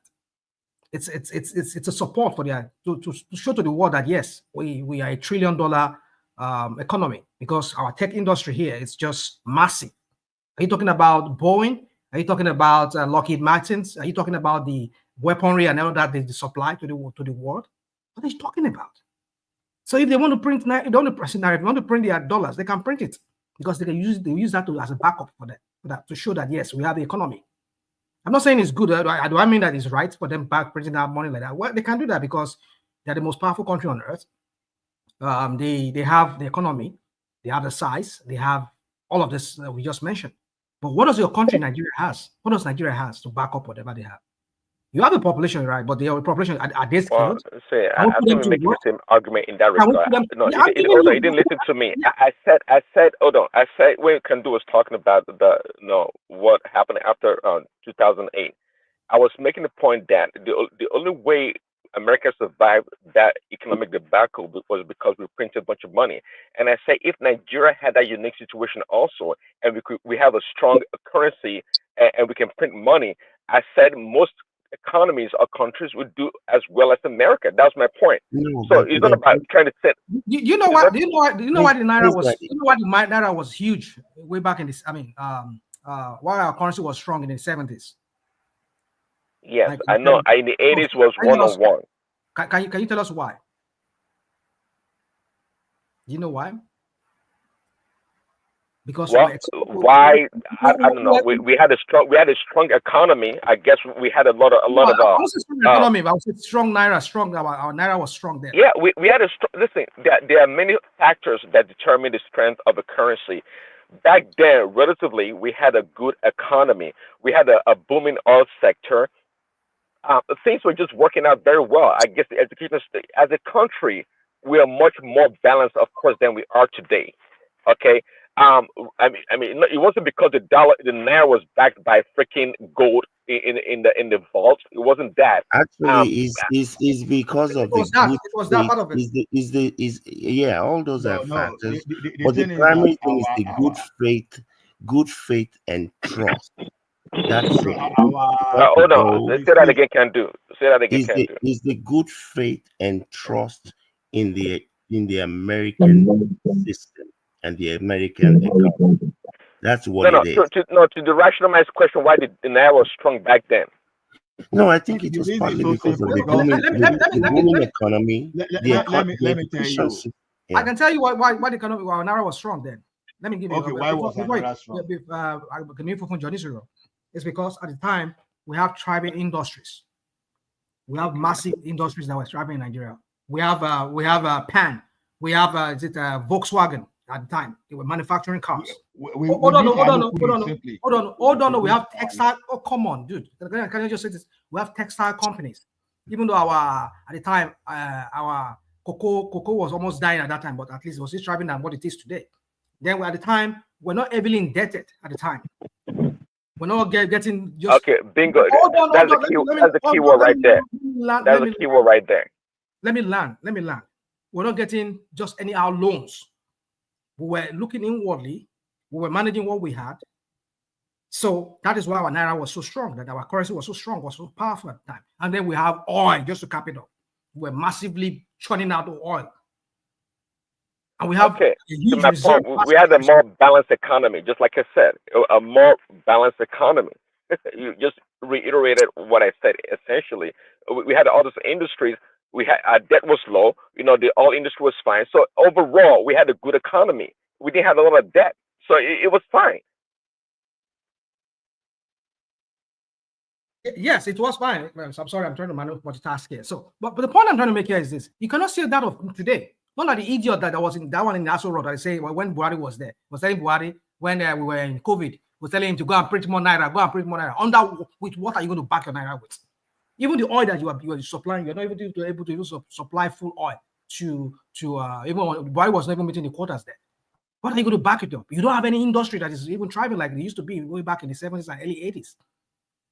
And then the idiot was telling him, go and print more naira, print more naira. I bet that's what he himself is doing right now. That's why our economy is our naira is just like toilet paper. If printing naira, just printing. Do you know how much Tinubu has printed? When it get out of there, we're going to find out very soon. I say maybe they cover it up because that guy has just been doing. I think He's not printing my currency. I think He's not doing the that. money that Emefiele, you see people like this Emefiele guy, with whoever his gang of people are, they need to go and find a special place for people like that. Because the effect of all that money, that at least some of the things I've read, I mean, this is unbelievable. Is the man they were printing naira without it to back it up? Is the man on the street by any chance? Does anybody know? Did they give him bail? They just died on the case. I mean, that's what we're saying. That's the part of the quick. I mean, and this is the thing. If people, you see, people. No, Emefiele is still in prison up to today. Okay. They have not given any bail. So he's still in prison. Where? What prison is he in? Who told you that? It's not outside that. They didn't give him bail. They have released him. The last time I saw he was released. He has not been released. I think he's still under detention. Whether you see people like but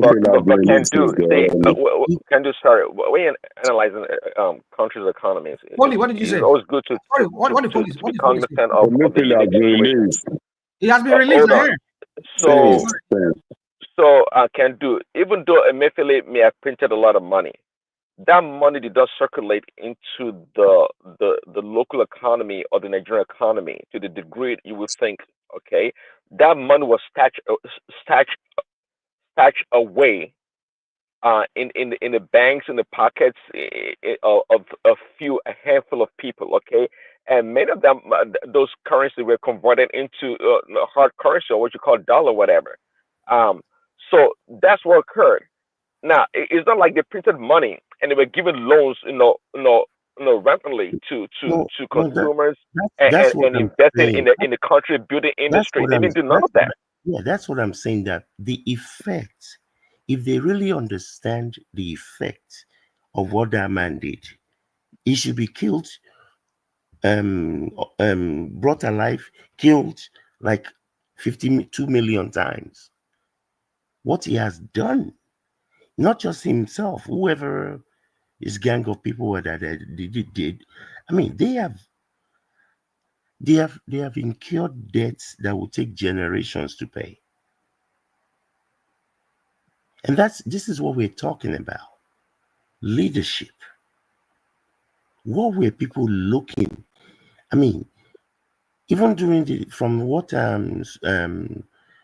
former Emir of Kano said, that when he was at the central bank, they will produce 35 bill of lading. They will say 35 ships landed in Lagos in one day. And people will pay this money. What these people have done, if there is no hell, one will be created for them.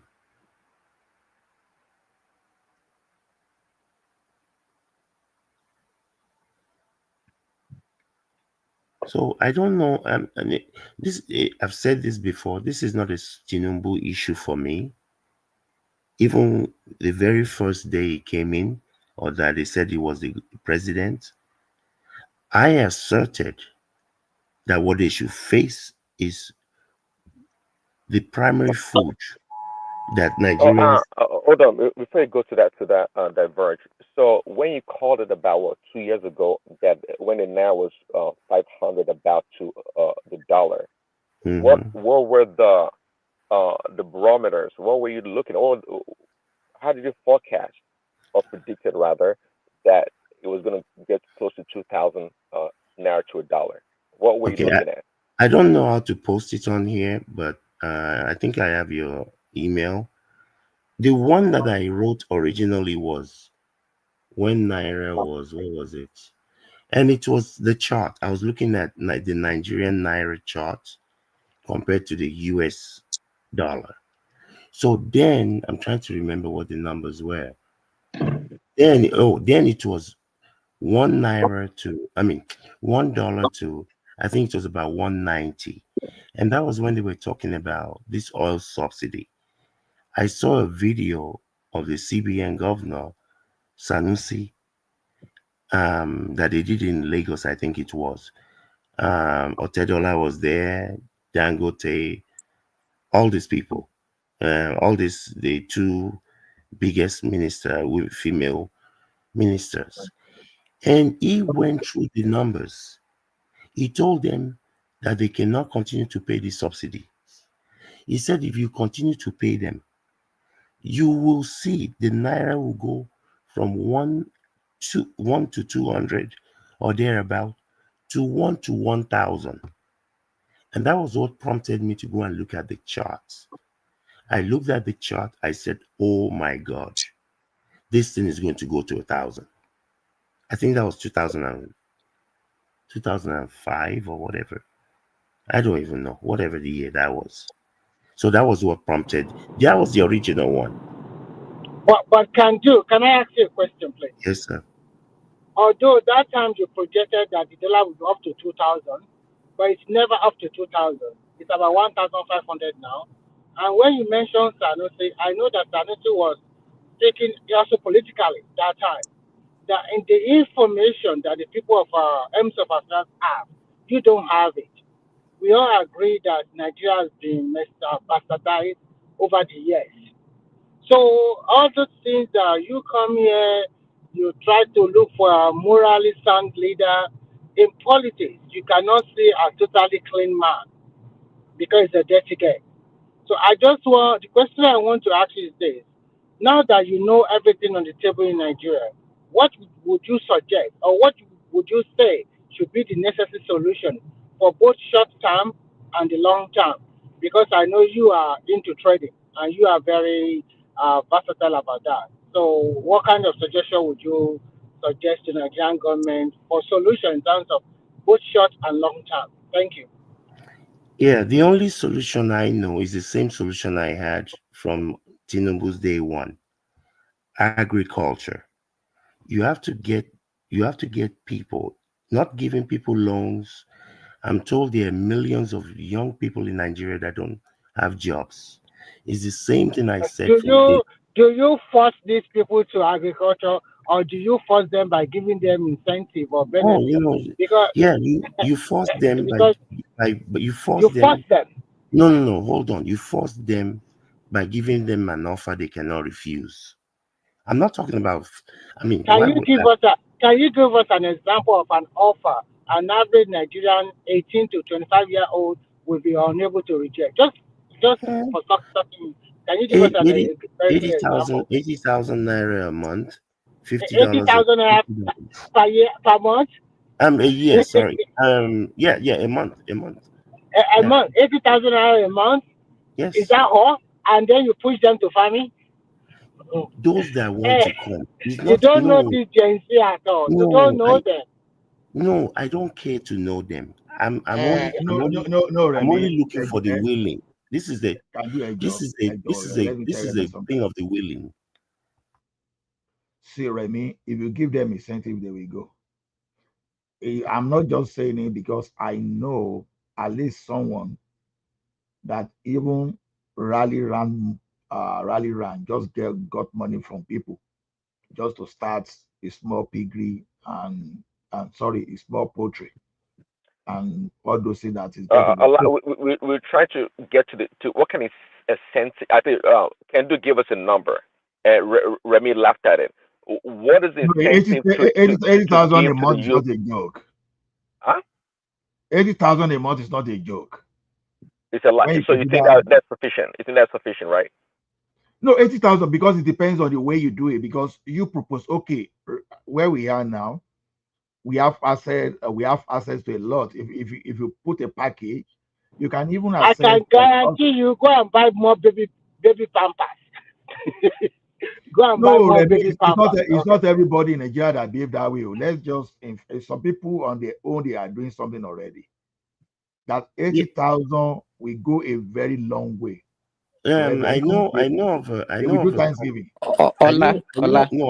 Hold on. Sir.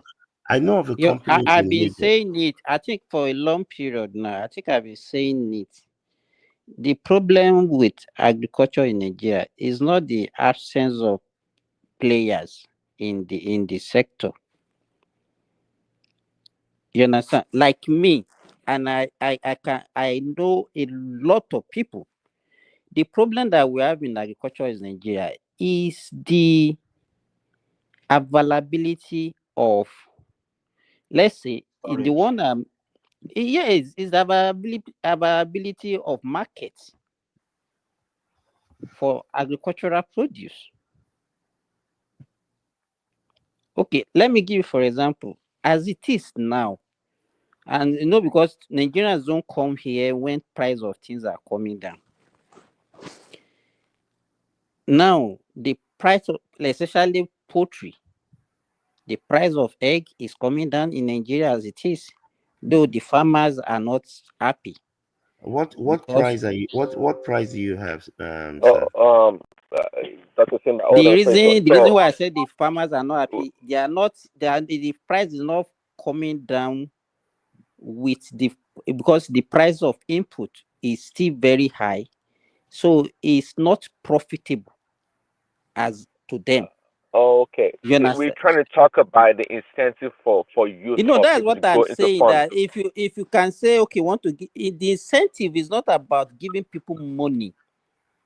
If you are looking about incentive, that's what I'm saying. If people, let me tell you this. Let me say the this. incentive. Hold on, maybe you can add this to what you're about to say. I said the focus needs to be on the major food that Nigerians eat, and it is not. I'm talking about bringing these young people to farms where they will be working, not giving them money for doing nothing. God forbid. I know of a company. You can do. You can do things that are practicable. Let me tell you, you cannot give people, say, this is a farm. Take it, go. This is where you'll be working every day like a factory. It can never work. You understand? That's what people are saying, that government will own a farm and we employ Nigerians as like laborers to be working there. And you think Nigerians will do that? Sir, I don't care. Let me give you. Let me give you why most people. On. I don't care about those that will not do it. I'm only interested in those that will do it. You know one thing I don't like about you. Sorry, you always talk personally. I don't care. It's not about you. I mean, you said you think Nigerians will do let that. me tell you, it's not about. Let me give you, for example. I'm a player in this thing, and that's why I'm trying to let people know what is happening. You understand? You cannot be doing things that are not profitable. If you plant maize today in Nigeria and you harvest it, I can tell you that you might not even break even. Those are the issues. The problem that we have, I said it earlier, it's not absence of prayer. So asking more people to come in, I say, okay, you want more people to go into it, so that by the time they go into it, things will be is a business that you have to do and make profit. I'm not interested in the business. Simba, the government can even lose money. I'm not. No. What I, about the I idea have a of government suggestion. run farms, See, and they employ I have a people. suggestion. I have a suggestion like they will teach us during our Greek economics those days, right? You all know. See, when you want to encourage farmers, if you are not going to give them subsidy directly, you raise the price, the price floor for that. Exactly. That's what I'm Then, saying. so raising the price floor, we encourage the value chain of that business to grow. Ola, So if you if I build, know that, Ola, just to support what you are saying, if I know that if I produce 1 ton of maize, and I know that this is price that I'm going, even before I go in, you understand? I can make my mathematics. I say, okay, if I spend this one on the seed, I use this one for tilling the land. I use this so amount of money to buy fertilizer. This is the cost of labor and all. And I can say, okay, if I produce, this is but there is a lot of uncertainty in farming in Nigeria to the extent that you're only doing it. Most people will go in here, there, and go out because by the time they are making, harvesting their produce, the price that they will sell, most people will run at loss. That's what is discouraging Dr. people. Simba, Okay, hold on. and all Hold on one apples second. and Let me chime oranges. in. So we've talked I'm not before. interested in Simba, we talked farming. before about intermediaries in this business of farming, in order to mitigate or minimize the risk involved in this farming business for the private enterprises, right? So Yes. what the government? What role should the government play That in is what order Ola to is talking boost about. agriculture? Let me But tell you that's this. why I said Even in we're US, talking up. Hold on, I beg. Okay. That's why I said we're talking apples and oranges. You are interested. The line you are talking about is farmers. Me, I'm trying to kill as many birds with this stone that I have. This one stone. So I'm even willing as a government run things at a loss all over the world.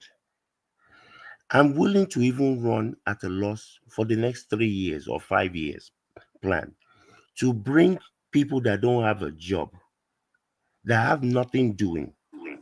Whether the number is going to be 40,000 a month, where I'm going to take them to places, food basket, not in their backyard in Oshogbo and Lagos, wherever those places are, where they're going to grow these things, whereby we're going to have an abundance surplus of agbado and corn and or whatever the staples are. Agbado and corn. So, What Can do. You are not factoring Agbado accommodation cassava costs. again. That's You what are it not is. factoring accommodation costs. You are not factoring I know I taking am. No, no, people no, no, no. I am. three See, times no, in no, a day. I You are not hold on, starting hold on. recreational activity for them. Remy, no, okay. See, what can do? Hold on. What can do is saying actually accommodates all those things you just mentioned. It didn't say in complete terms.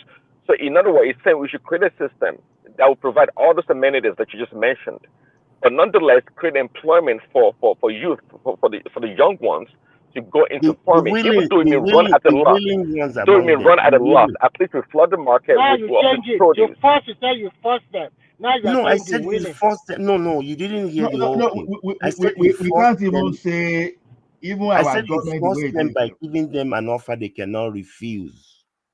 I don't mean force them with a Do you gun or think a knife. 80,000 would be enough for them for a For month? some, And only those.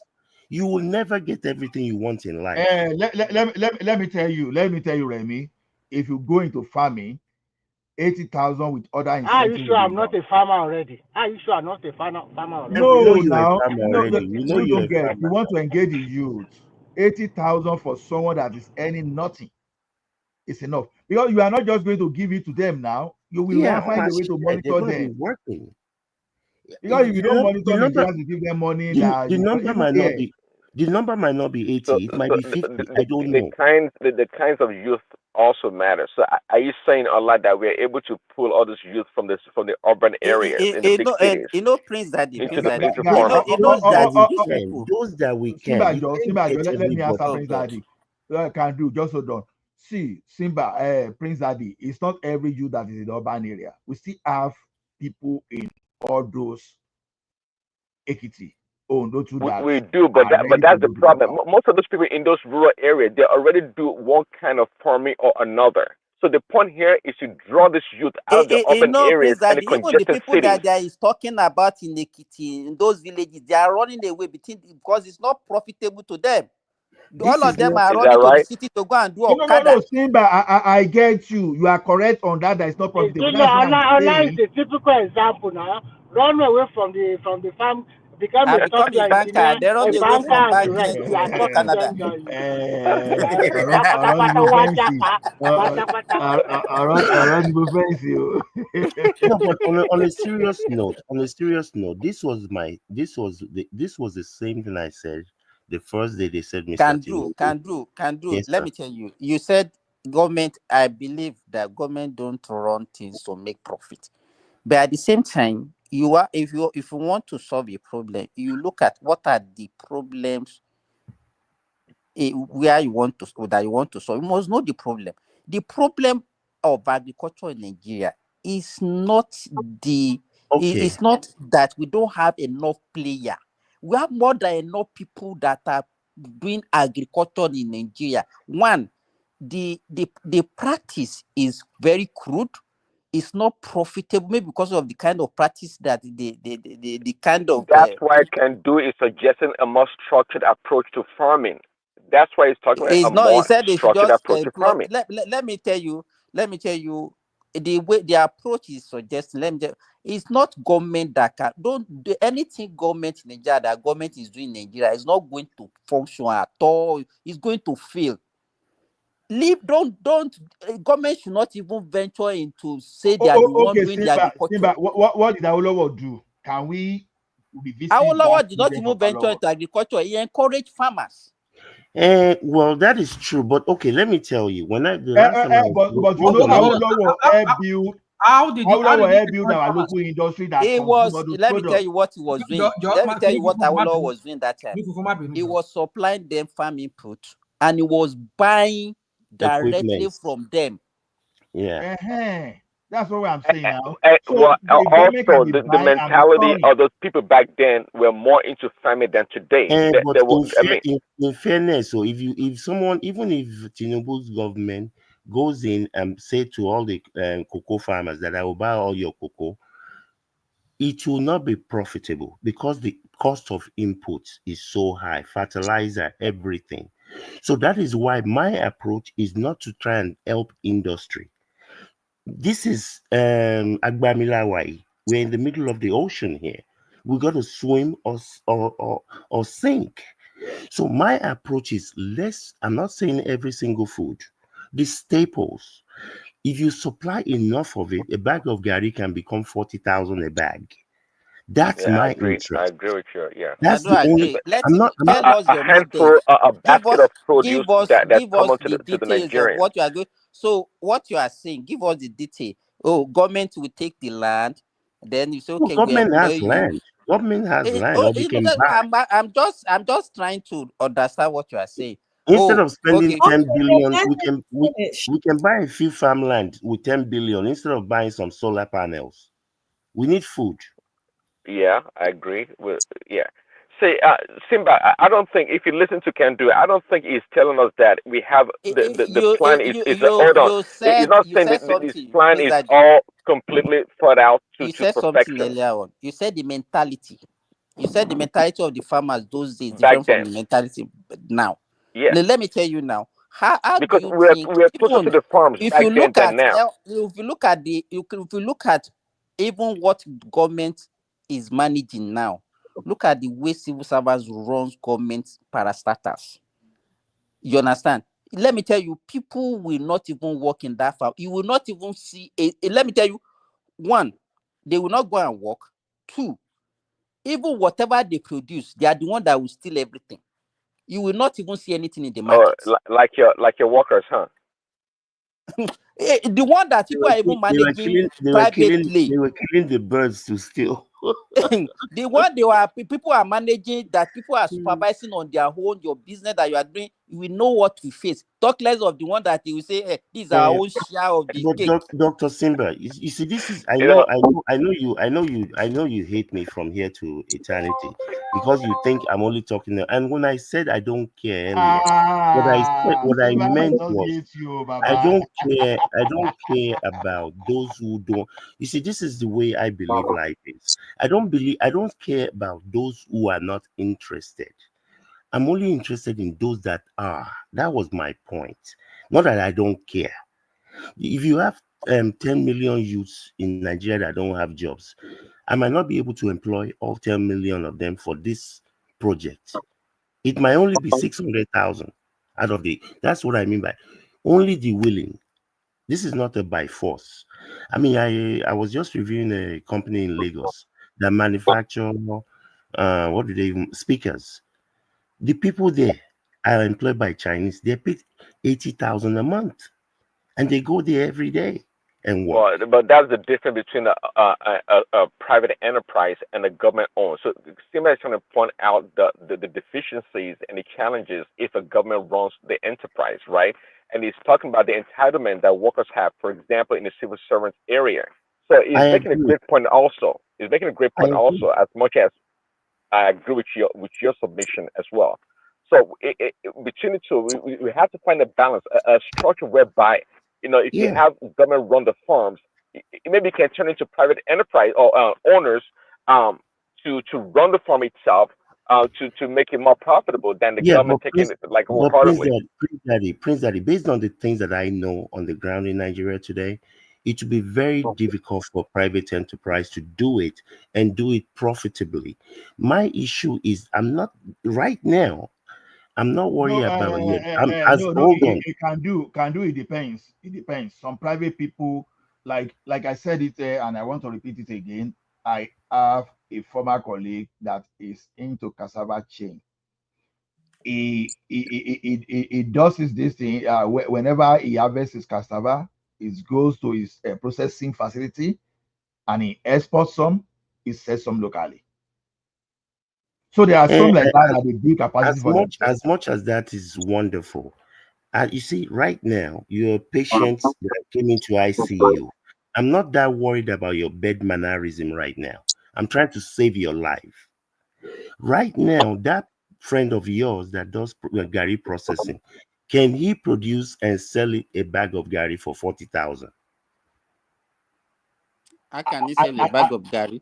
How can he sell a bag of Gary for 40,000? Simba, what about this approach? What about government-owned farms and private run You know what they used to do as the before? government? Hold on. Can do. Let me pass one information. How can you even just put a price on something and say, okay, this is the price? Let me pass one information. I bought one Ayola now. It's a planted flower and net with 1.8 kg. I bought it today. So the thing was processed from Nigeria because these are the guys I want to believe, because I don't know how this guy sources his own. Because how much did you buy it? How much did you buy it in Canada? Baba, getting pass information, He produced it from plot 7 to 9. Ayola.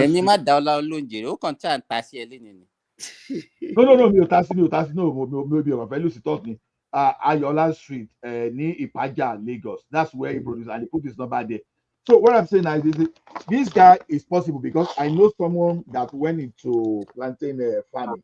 I don't know whether this guy is doing it. Now, this guy look, I bought this thing. Okay, back to what this guy asked me, Baba Remy. I think I think I bought it close to $20. So, Jesus, more than $20. Sorry, Jesus, my God, more than $20. More than $20. 1.8 kg. One rip off in there. That's expensive. That's expensive. Once you marry, up now. So you got to know how to get one. Why they clear? If it's no. Are you in Canada? Are you in Canada? Yes. No, I'm but torí problem tí a ní báyìí ni pé èmi like variety. So èlùbọ́ iṣu ìyàwó mi máa ń ra yẹn wá. Èmi mo máa ń ra èlùbọ́ ọ̀gẹ̀dẹ̀. Ẹ̀pọ̀pọ̀ mo kó lè mi. So No, 1 point something kg cannot never be $20 here in One, North Carolina. or like surely 1.5 kg to a long time because to 6 euro or 5 euro. Yeah, that's expensive. So, And the other thing, real quickly, Timofey Sonipe, ìkan when I wà was tí in ọlá Nigeria, ọlàpàrà bó ti rántí iye tí mo rà $22. The sourcing lẹni tó ń ta, the one he built for himself, that one he said that one for 25. Then Ola too is producing, but that one is producing in the US. So for sure, I don't know. I didn't buy that one because I was skeptical pé irú àwọn ọ̀gẹ̀dẹ̀ wọn tó máa ń gbìn ní báyìí àwọn ọ̀gẹ̀dẹ̀ tó kì í gbó yẹn. So and ó dẹ̀ kọ́ wá dẹ̀ lọ fi ọ̀gẹ̀dẹ̀ tó ti ripe kì í ṣe èlùbọ́ fún mi.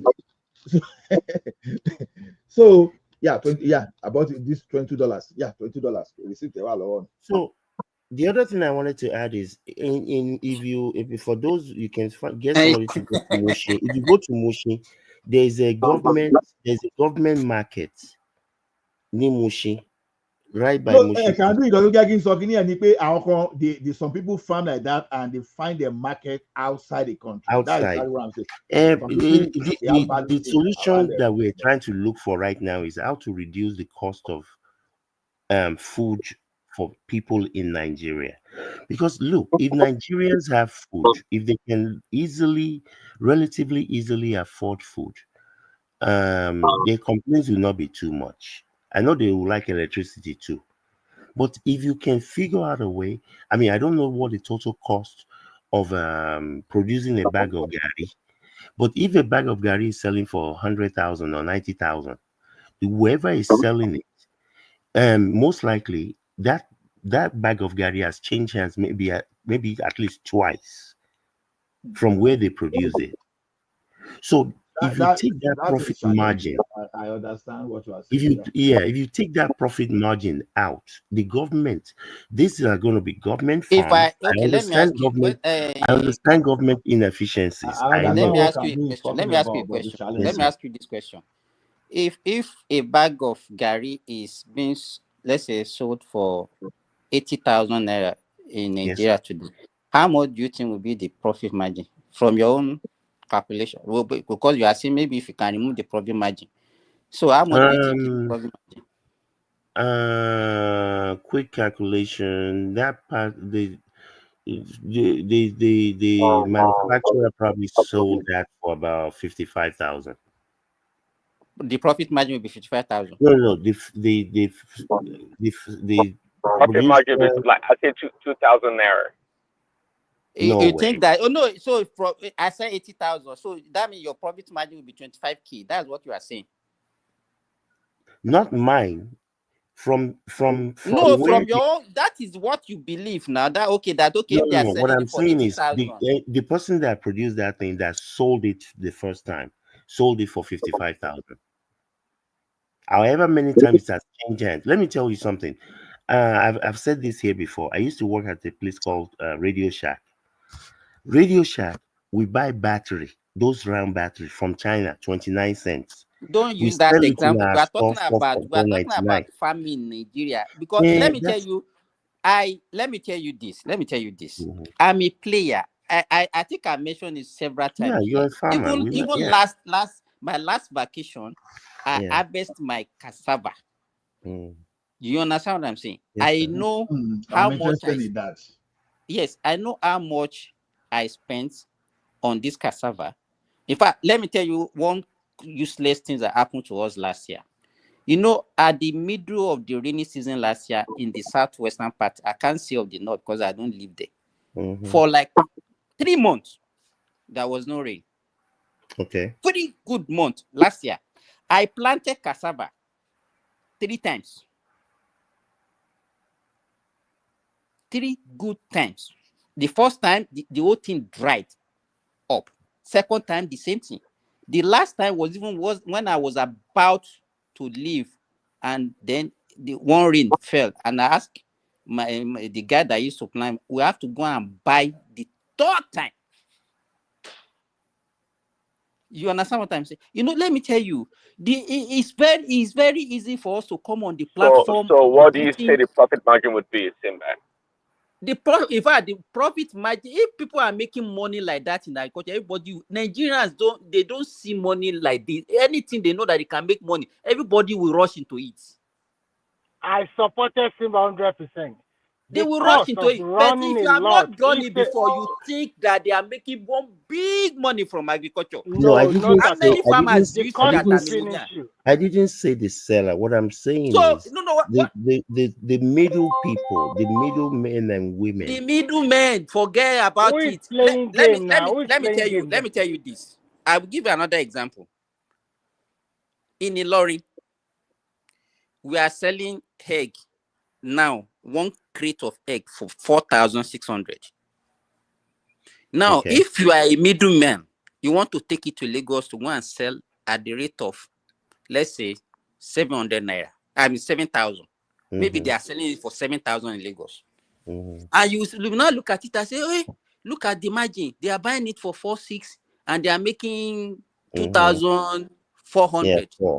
Right. First of all, because in fact, that was the time I bought a bus.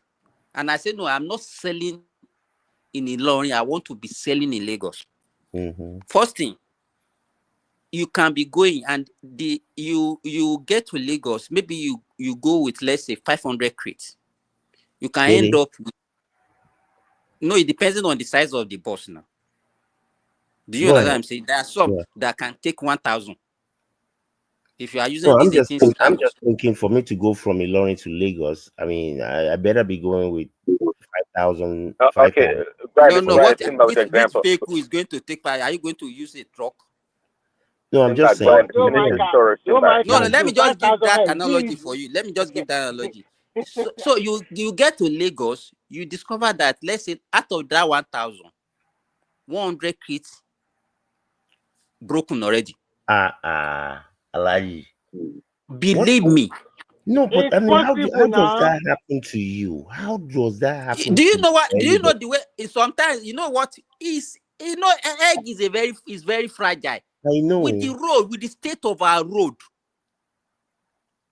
You are not using specialized vehicle. That's I understand what can do. You understand? What we will do, what we normally even do is that we don't even use plastic crate. We use this paper crate because it's softer. Then we will now buy cartons to pack it, to make it softer. Do you understand what I'm saying? Yeah. But at the end of the day, you see, now let's say even if you incur just one crate and you want to spread that one crate, on how many crates are you going to spend that one? That is already 4,600 loss. You understand? Before you had the cost of transportation, sometimes your vehicle can even break down on the road.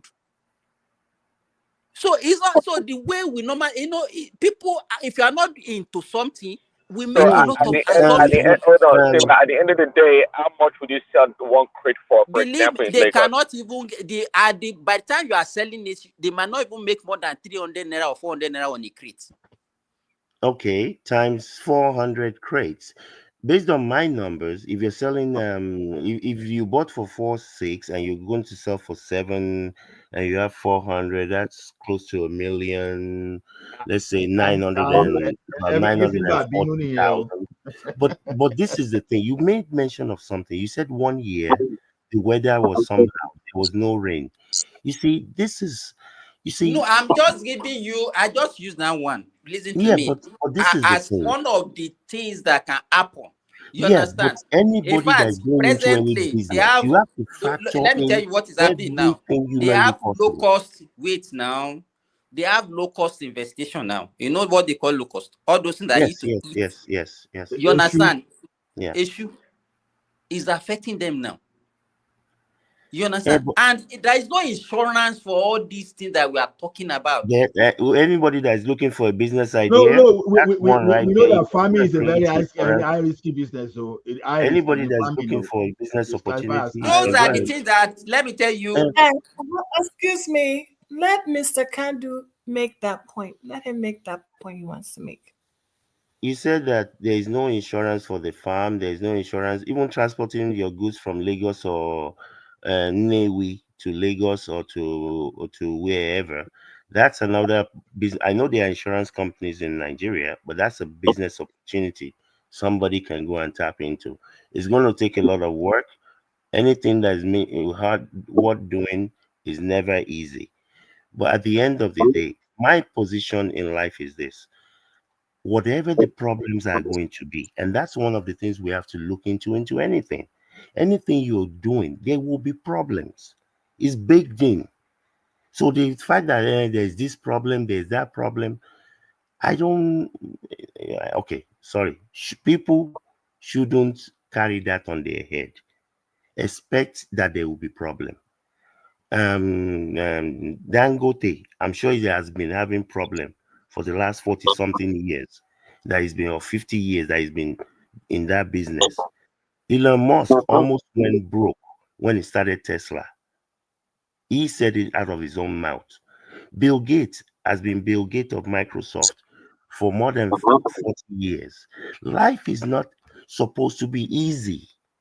Anything that you're going to do, there's going to be problems. Life is about problems and finding solution. Nobody said it will be easy. And that's just my own position.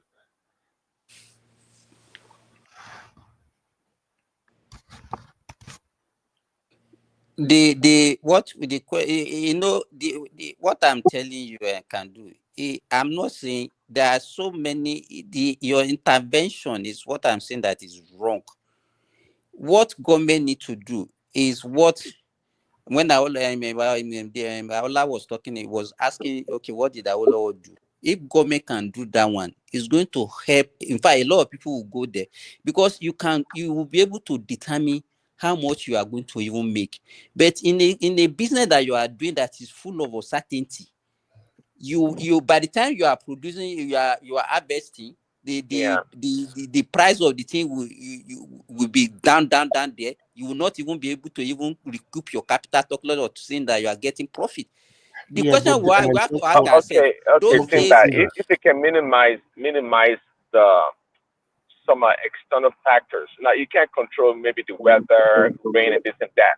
But if you can control, like for example, hold on. If you President, have like good, if you transport it from Kwara to Lagos, if you have good roads, if you have good packaging for your product, for your produce or product, and some other advantages, the likelihood of making a higher profit margin will be much better. In other words, if you make it reduce the risk of doing business in your line of business, I think it will that is attract a what lot of. you are very right. That is where government to come in, provide good road access route for farmers to transport their goods.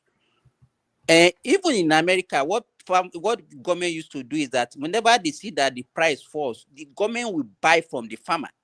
Yes. To mitigate, you understand? To Yes. mitigate their loss. You understand? But we don't do that. Those are the things that you can Mm. encourage. It's not by saying people should come and be paying No. But 80,000, go to farm.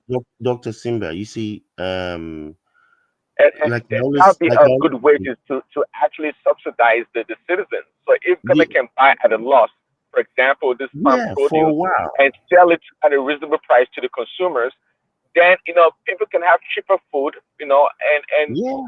they have a good standard of living somewhat Yeah. without electricity, right? And some Exactly. other. That would be a better way than, like the one that can do is suggesting that you should just put them on the farm. It will be a big loss. Nothing will come No, it out will of that not be farm. a big. If How you will you monitor it? Who is going to monitor it? look at this Traore guy. Look at some of the things he's doing with farming in his own country. I don't care. Forget about No, those come social media on. things that you You are see, getting. no, Forget about those things. Propaganda, Daddy. Forget I about don't. those things. Okay, hold on. Kadu, I let me don't tell care you about. something. Yes, sir. Yes, sir. Sorry, I'm sorry to Yeah, interject you. yeah, Let me tell yeah. you something. If it's government control, there'll be a lot of corruption in it. And when there's a lot of corruption, the result you are yearning for, you will not get it. Like what he said, if you subsidize the farmers, or maybe when it comes of glut, you bought a lot of things from them, and then you now sell a subsidized rate to the local populace. That is better, because pushing a lot of people. What I suggested before was that instead of an NYSC, that people go for NYSC, then you cannot push them into private, big private, or maybe private public farms. you can push them to do their NYC there. So every year they have constant pool of people working for them. Yeah, That's So a that great idea. I'm not But against that's a any great of the idea. things. Let me tell you, I'm If not. they have the funds for them to work on, all those Yeah, thousands of students, I if they am have the not confidence to against. work I on. am not against any of the things you all have said. Those are all very good ideas. My own situation is just that I just feel like the patient is in critical condition. When we are stable, when we've stabilized the patient, we can start looking at the bed manners and all of that. Right now, I need food and I need to get it at the cheapest possible price. I didn't say it will be easy. I didn't say there won't be corruption. It's all those are baked in. I don't look at is people should not look at things from said a recognize the problem. But you said if you look at life based on all of the wireless that can be there, you won't do anything. just wait. You said the patient is in critical condition. Yes, sir. And that is when you want to go and be employing nurses and doctors. And there is no equipment for them to work. No, What we're I going to get the equipment. Then somebody imported like 1,000 flowers and I don't know whatever. why you are No, so fixated. Let me tell you, we know our situation. Even there is nowhere that you see. It's only maybe in China where they are coercing them, and even here in Saudi Arabia where they have all these law that people they can even take you to prison. They can do a lot of things. They don't do such things. what You things? can't say go. What things? No. Simba, quickly correction. In China now, they don't coerce them to farming anymore. What they did for them was wonderful.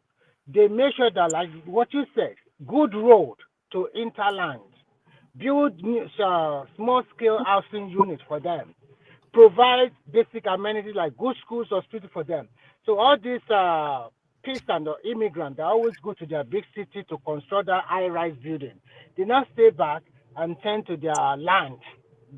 Majority of them are with their farmers.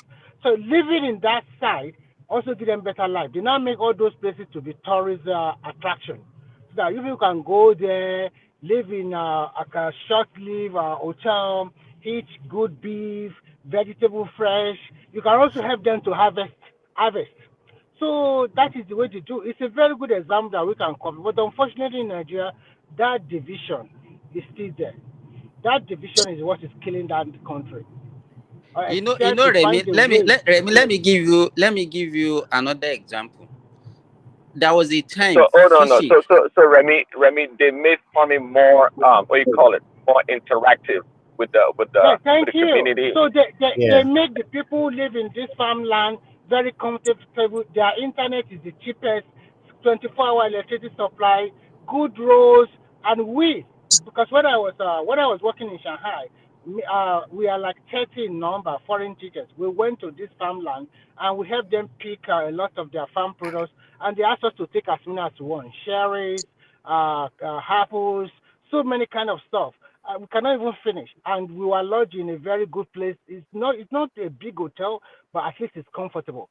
So they generate money from tourist That attraction. was what They they also, do in the 60s now. They have farm mm, settlements where they build houses for yeah. people. Thank They you. We call stay it there, you Exactly. understand? it's like farm Eh-heh. Settlement. settlement. Yeah. That's what farm settlement. That's Yeah. exactly what we need.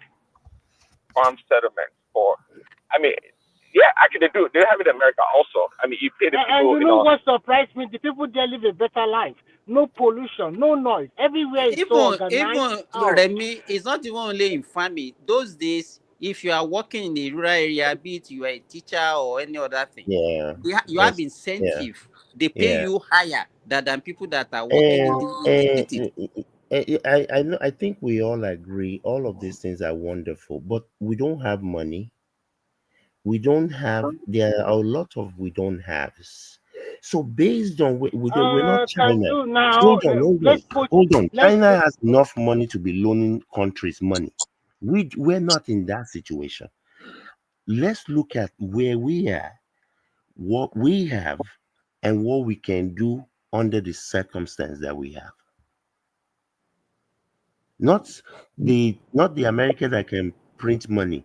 We can print money. We can't print any money right now. So this is where we're at.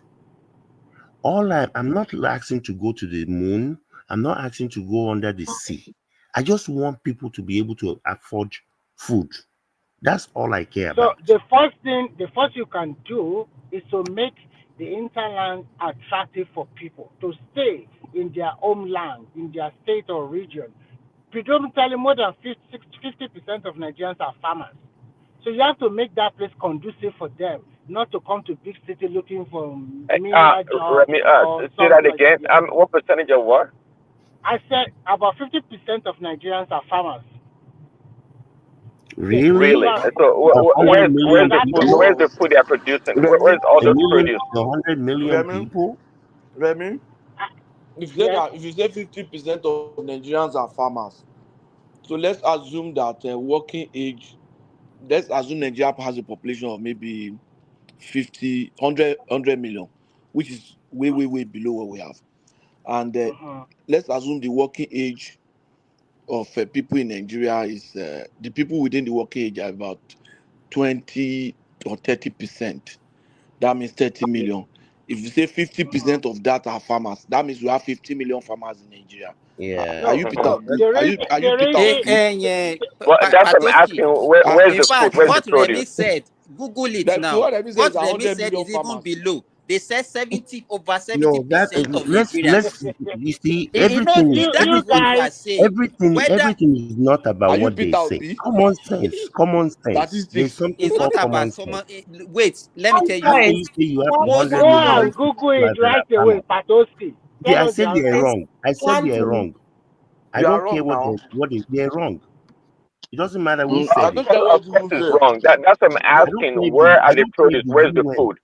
I don't care if the eh, UN said eh, it's Let wrong. me give you Prince why I Daddy, said it's Prince Daddy, 50%. let me tell Okay, you this. after Let me please. tell you this. You are asking where is the food? Hello, A lot. guys. Oh, our chop don't come. Is Moderator, sorry. That you never sleep. is it Your my man, go sleep now. is it my system? Is it my system that's cutting off, or can you hear each other well? Yeah, we can hear. Yeah, I can Go hear and you I sleep. think clearly. when Yeah. you wake up, Chioma, that's whenever you wake up, that's what Okay. you Women should No, not be no, no. awake.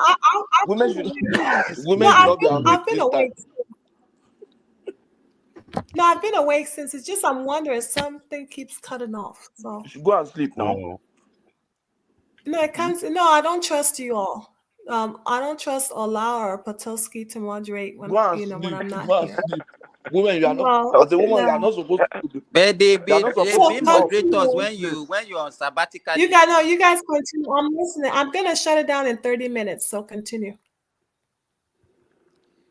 Okay, Obakon. so I don't know why people are disputing the statistics. Let me tell you this.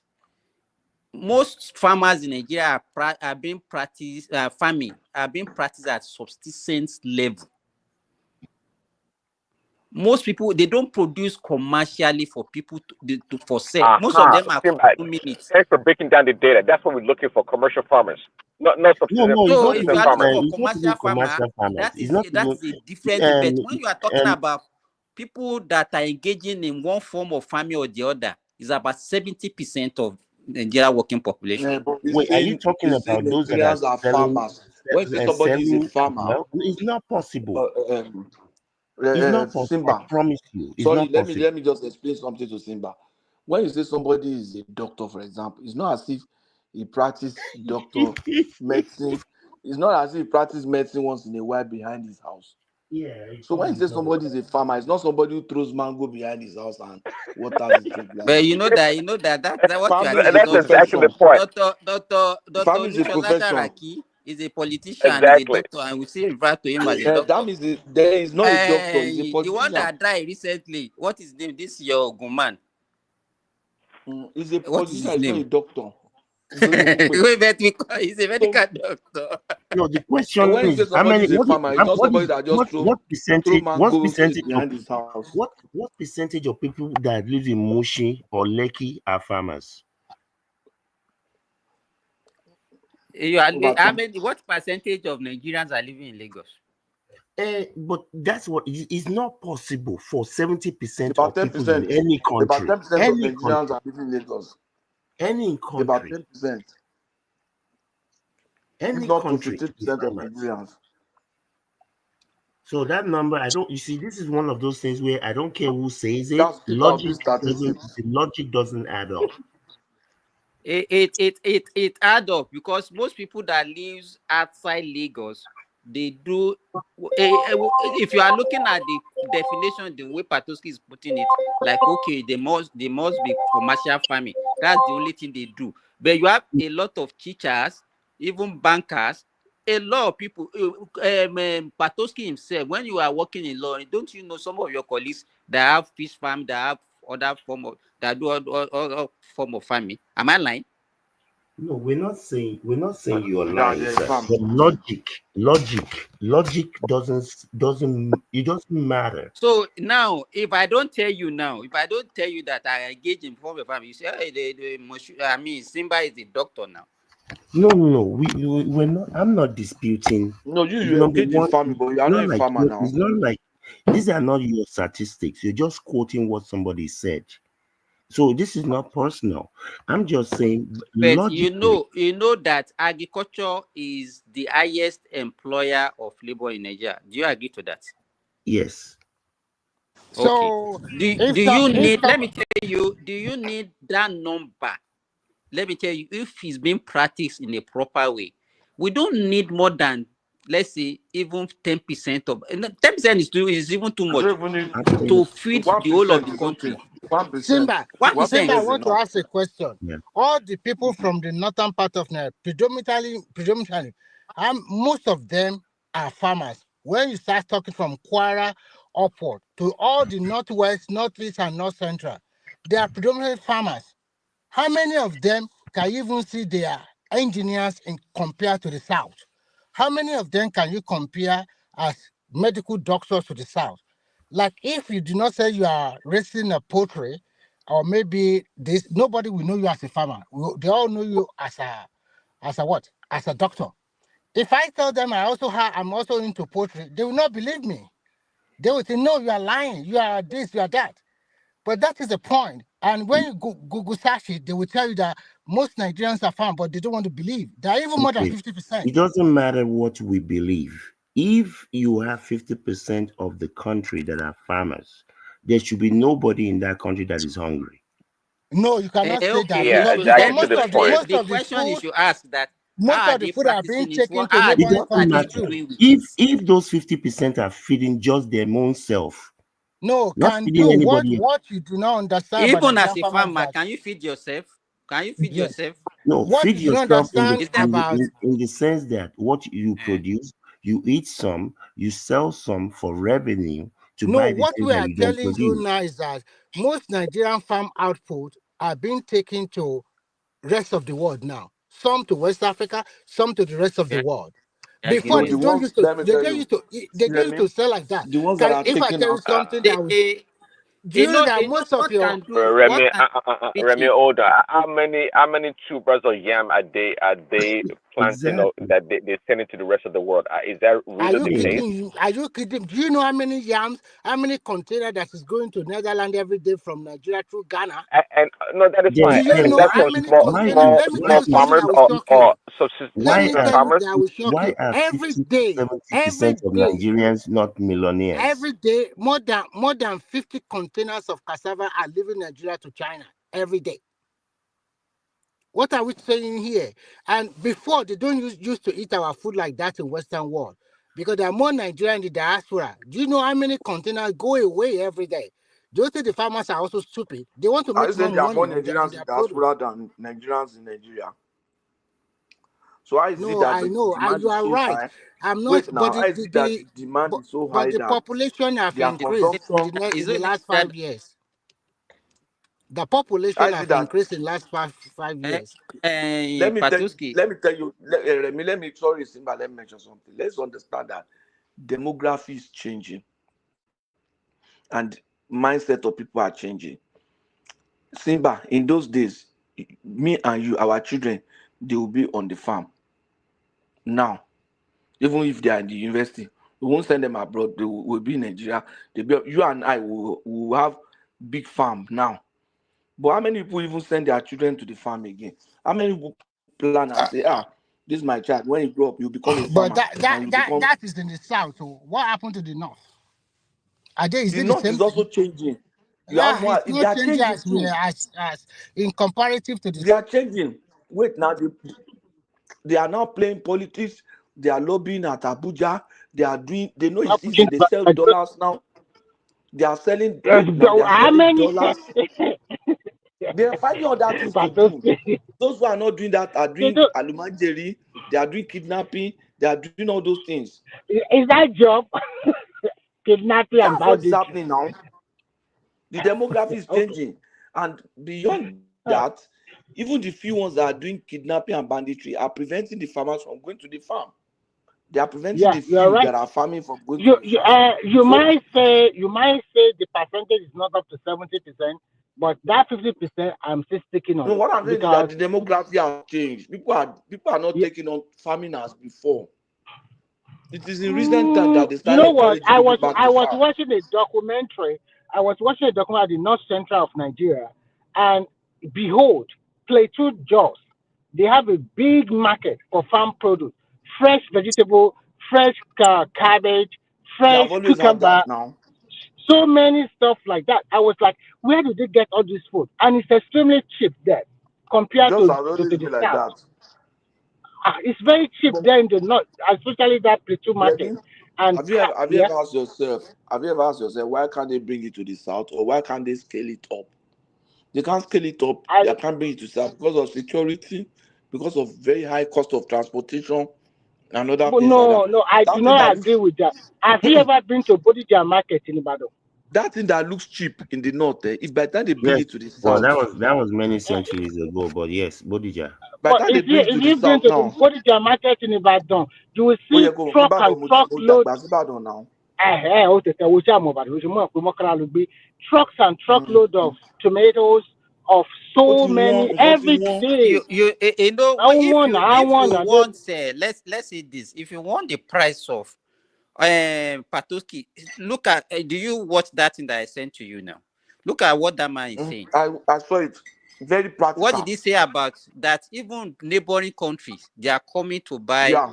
our farm produce. Because of exchange rate, yeah. Exchange rate. You understand? I know I've been saying it before, even on this platform, that Yeah. the people outside Nigeria can afford our food. They don't even see it as being expensive the way Nigerians see their own food as being expensive. You understand? The only way Nigerians can be able to afford is not the way Kadu is saying it, that you just bring it down to 40,000. You understand? Is government can come in, but not by producing that food. Is by maybe they can buy and sell to people at a cheaper price by way of subsidy, or by giving subsidy to farmers.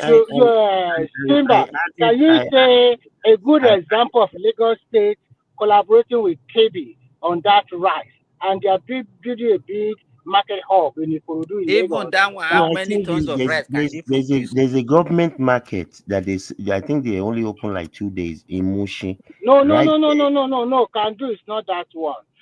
Lagos State is building a very big market hub in Ikorodu, very big, Yeah, but including the frozen powder. point I'm So making is that they they can have sign. places like they can have those type of places There's a and only limit to sell what government can directly. do in Yeah, that space. There's a right. limit.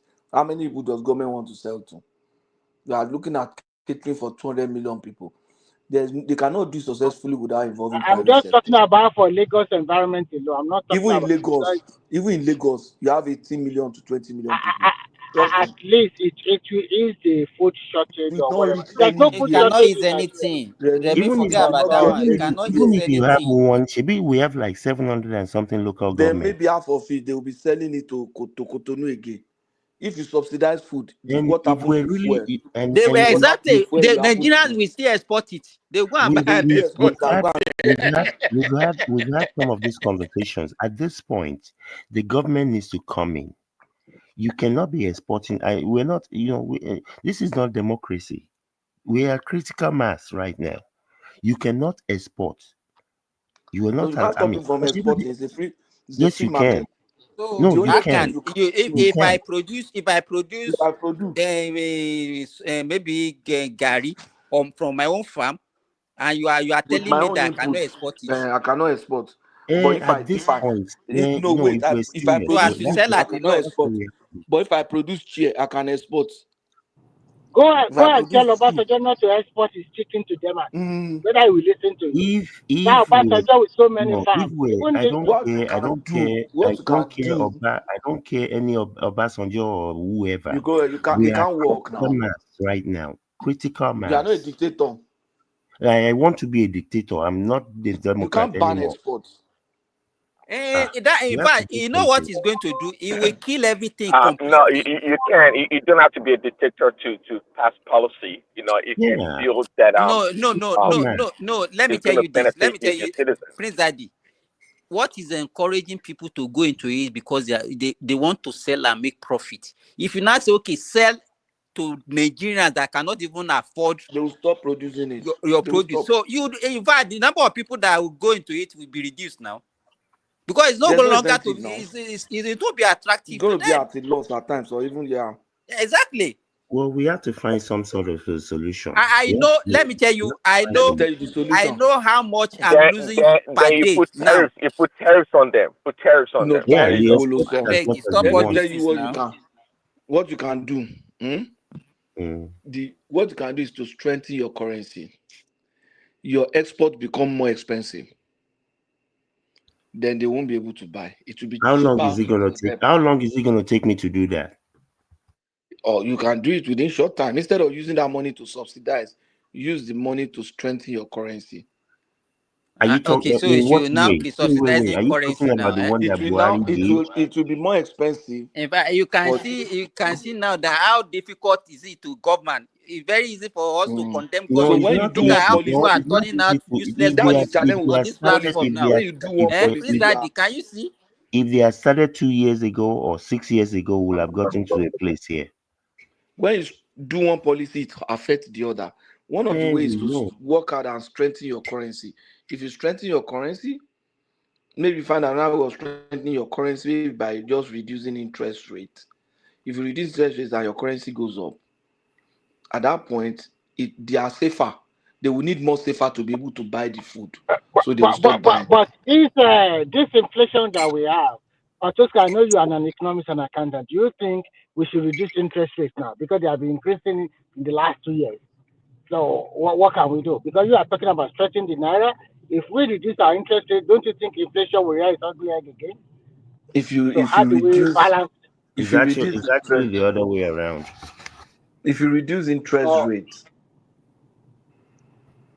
if you reduce interest rate, there might be inflation, but it will not be immediate. But there still be, because if you reduce interest rate, if you reduce interest rates, inflation will go down. Just like that brother said. Yeah, Because if you the other reduce way interest rate, there around. are no incentive for bank to lend. Right. Whereas people want to borrow But more. is But it not a means if you increase your increasing you might interest end up rate? with Is it not stagflation a though. means of controlling inflation? Yeah, I interest don't rate is know. an They said instrument. they should reduce it. Interest rate is an instrument for controlling inflation. If you increase interest rate, if you increase interest rate, money supply will go down, because the banks, if you So it increase will reduce interest rate, inflation.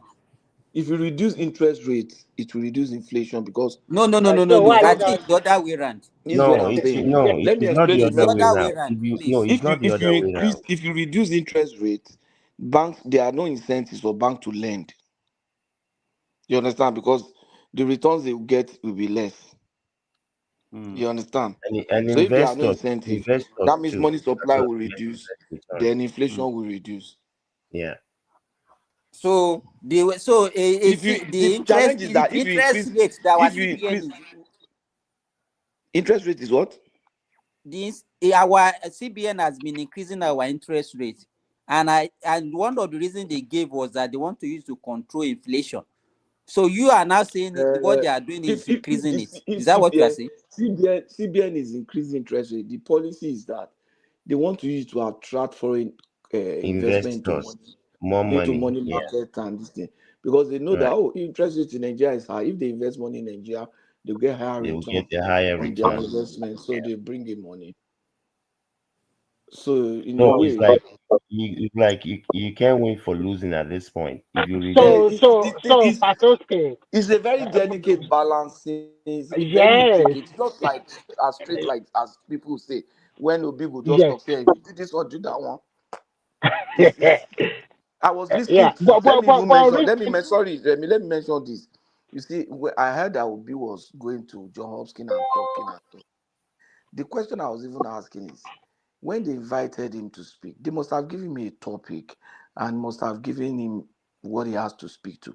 I've not had the opportunity to speak in a school like that, but in my own small way, I've been invited to speak to postgraduate students in Pan African University, that school where you have to go business school now. And these were master students, they were almost done with their programs. When I was invited to speak to them, they gave me my topic, and these guys were already going out of school. They needed some leadership talk, and they needed somebody that would, because average age of postgraduate students is about 20 something years old. You understand? So not as if they have very wide experience about life. So I needed to address that. I needed to kind of also prepare them for real life. You get somebody that is not in their faculty coming to talk to them about real life situation. And so that when these kids go out, they take those information and begin to run with it. You want to be able to create somebody from that opportunity to address them, steer somebody and motivate somebody. That is not the time when you start talking about Nigeria and this one and that one. It's not even an opportunity to sell Nigeria. It's an opportunity to impart those children. And if they consider you as somebody who has some leadership quality, and to impart them and to motivate them into action. Some of them have business ideas they've been trying to do. They need some talk to get them running. And all you just went to do is talk about Nigeria. I'm sure those children will just be laughing at him. Patoski, I thought be that kind disappointed. of thing is to provide a kind of mentorship. Yeah, that was what they told me now. So when I gave that talk. That's what I was saying And earlier. that went there and This wasted guy time. is just so dumb, doesn't even know what to.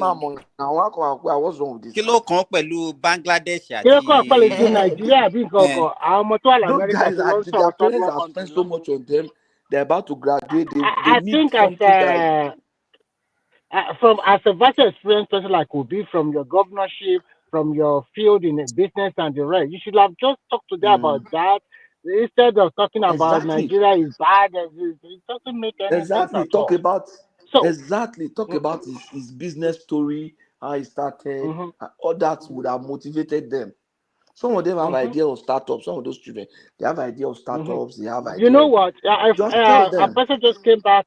A person just came back from Nigeria, because I asked him because he brought some Nigerian food, and I asked him how much is a kilo, 50 kg of rice, and he told me it's 63,000 now. That most of the food sold, their prices are coming down.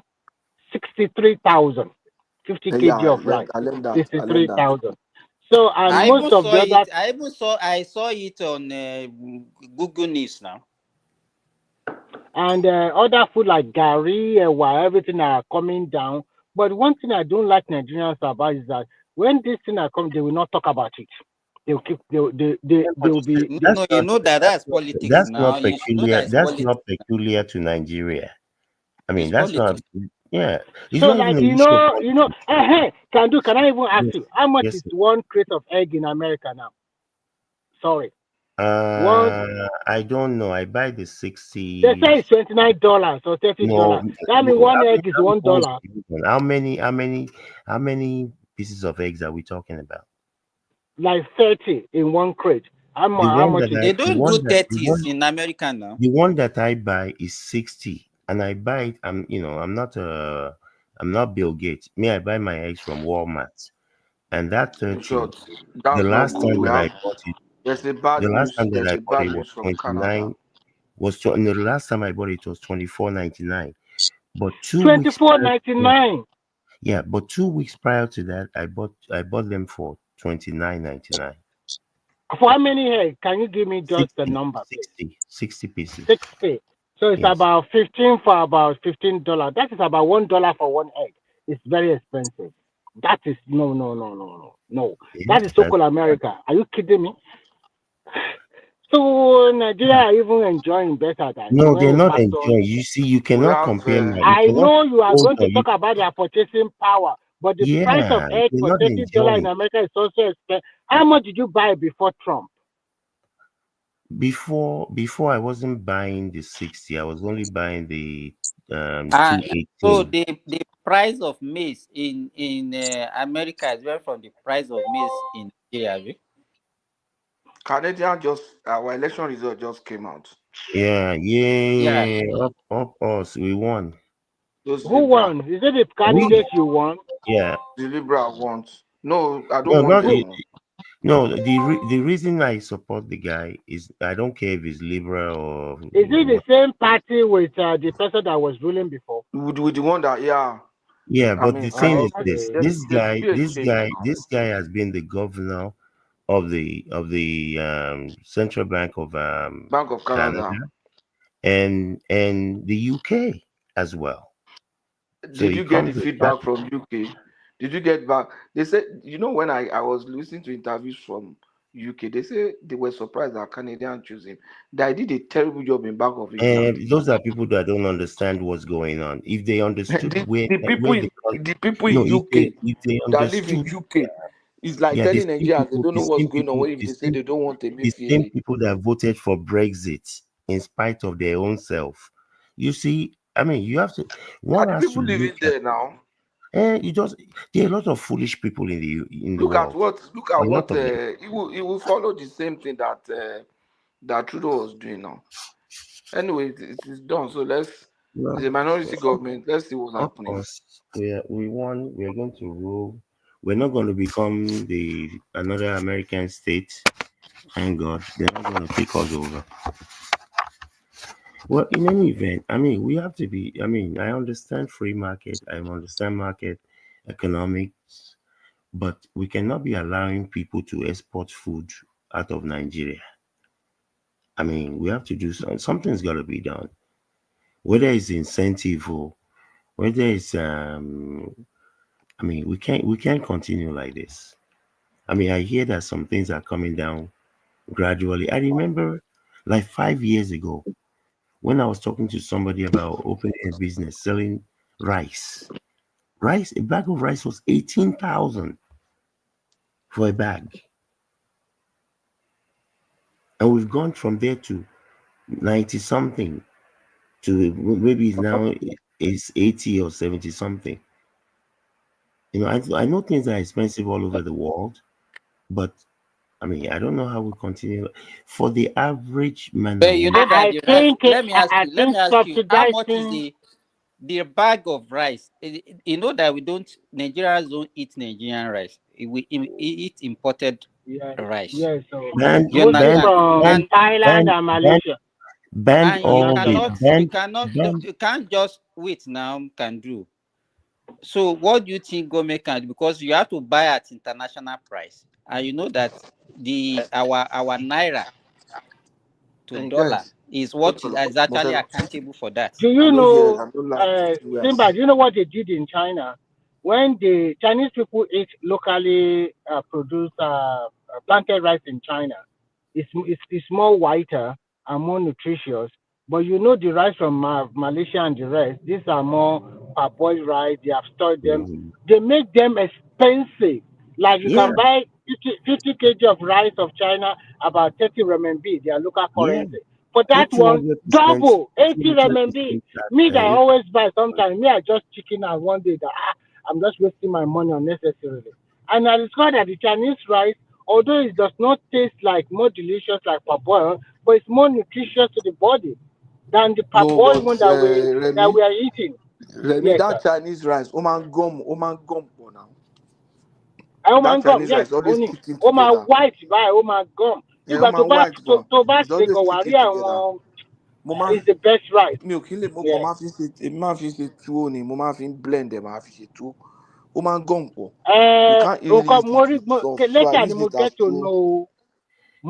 know reason tó máa fi rí bẹ́ẹ̀ yẹn àwọn Chinese kọ́ mi omi tó máa fi sórí ẹ̀ kò kí ń pọ̀ kò kí ń I pọ̀. cannot even remember the last time I ate rice. I don't know. wow. I don't Wow. know why Kí people ló are máa Yeah, ń jẹ I've ní not Saudi been eating Arabia rice, gbà yẹn? but máa ń jẹ lẹ́kọ̀ọ̀kan now. I have Saudi all my Arabia. foodstuff. I have my lubo for my amala. I have my gari. I have my semo. I have From my his farm. pando yam. From his So farm. what? From his But Do you farm. know? and I eat only once Do in you a day. know? I So ate what eba. is it? I ate eba for the first time in the last 5 years today. No, if you don't like it, I, but you may not mi ò jẹ eba for the past 5 years. Òní ni mo jẹ alẹ́ òní mo jẹ for the first time in the last 5 years. I just looked I at don't it. think I've Kílódé kò sí gàrí I ni? don't think I've had a bar Gary wa in mo rí pọ́kàn àìdùn mo wá ní and my lubo don dey I say let me even try this eba again now. 5 years o. So by the time I yeah. tell my daughter tomorrow that I ate eba, she'll be like, mo jẹ eba. Yeah. It's been a Gary, while I for don't. me too. It's been quite a while. Carbohydrates, I Oh, wish I wàá mọ can nǹkan run tó wá away from ṣẹlẹ̀. it. Gbogbo àwọn mixture tó ń bí ní West Diaspora nsìn wọ́n wá like Even Nigerian food. diabetes patient that are diabetes, when Patoski, we don't discourage them from taking carbohydrates. It's only the quantity that we said they should reduce. You Yes. cannot live Without carbohydrates.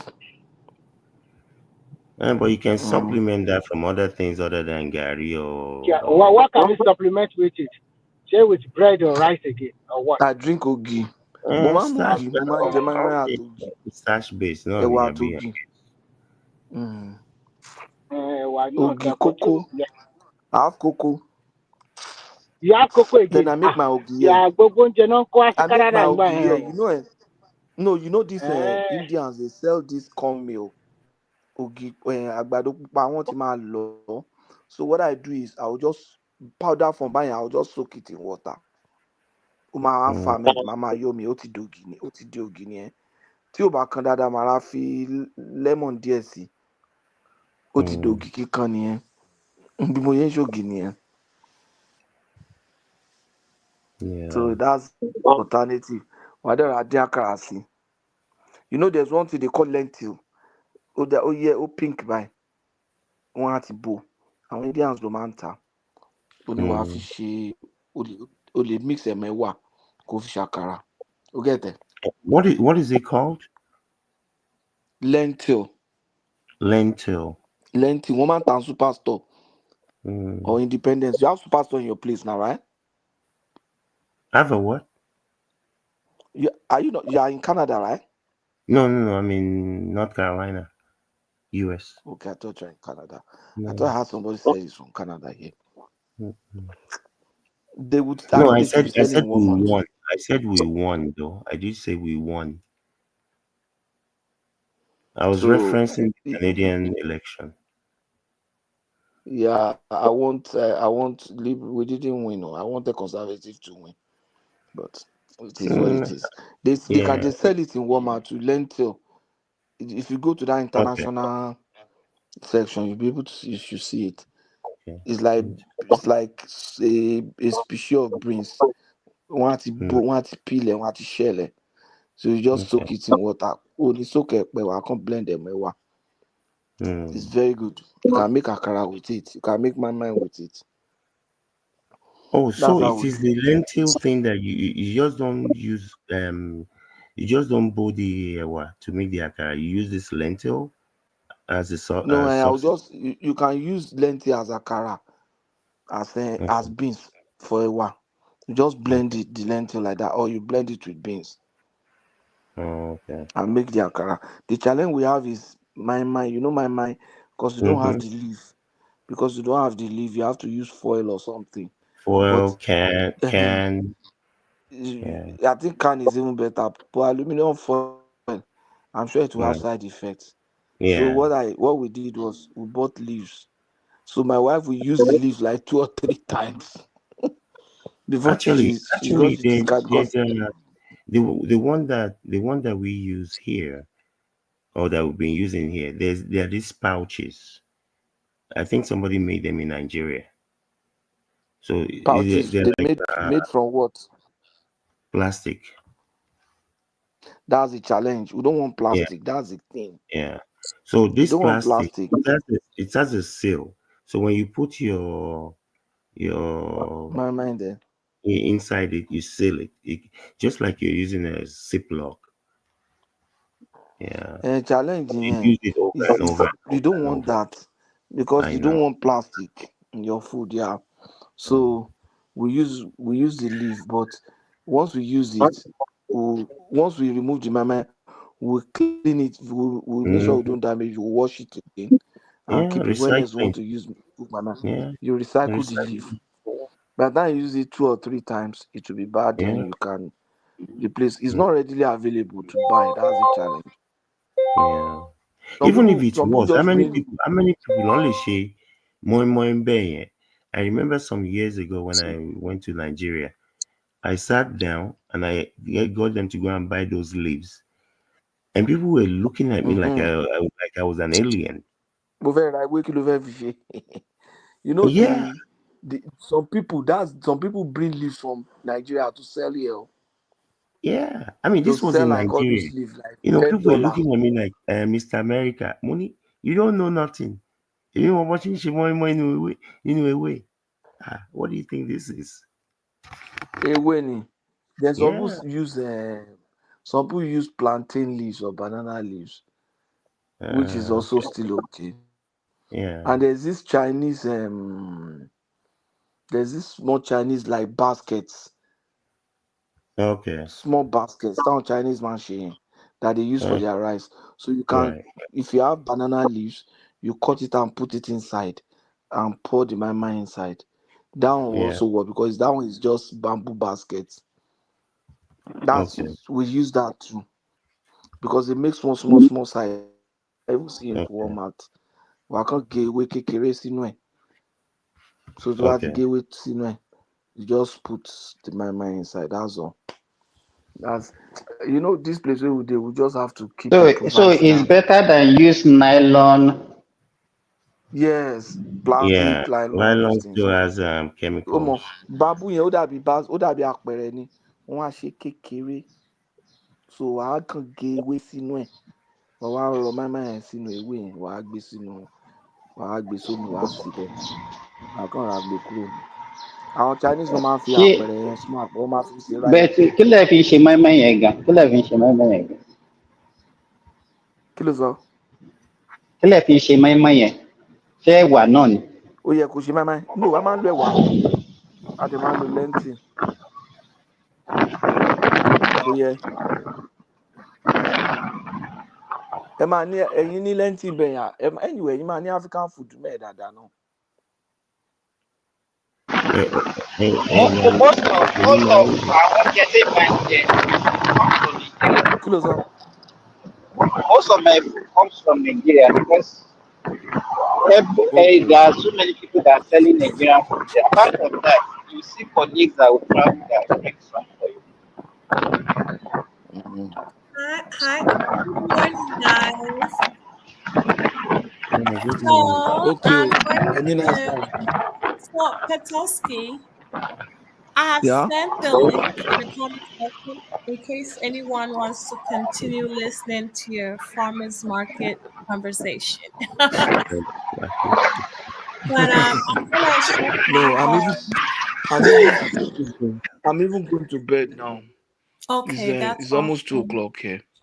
Yeah, Okay. Okay. it's Take care. actually Well, I Yeah. want to thank you guys for coming to the show, and I want to thank our viewers and the panelists.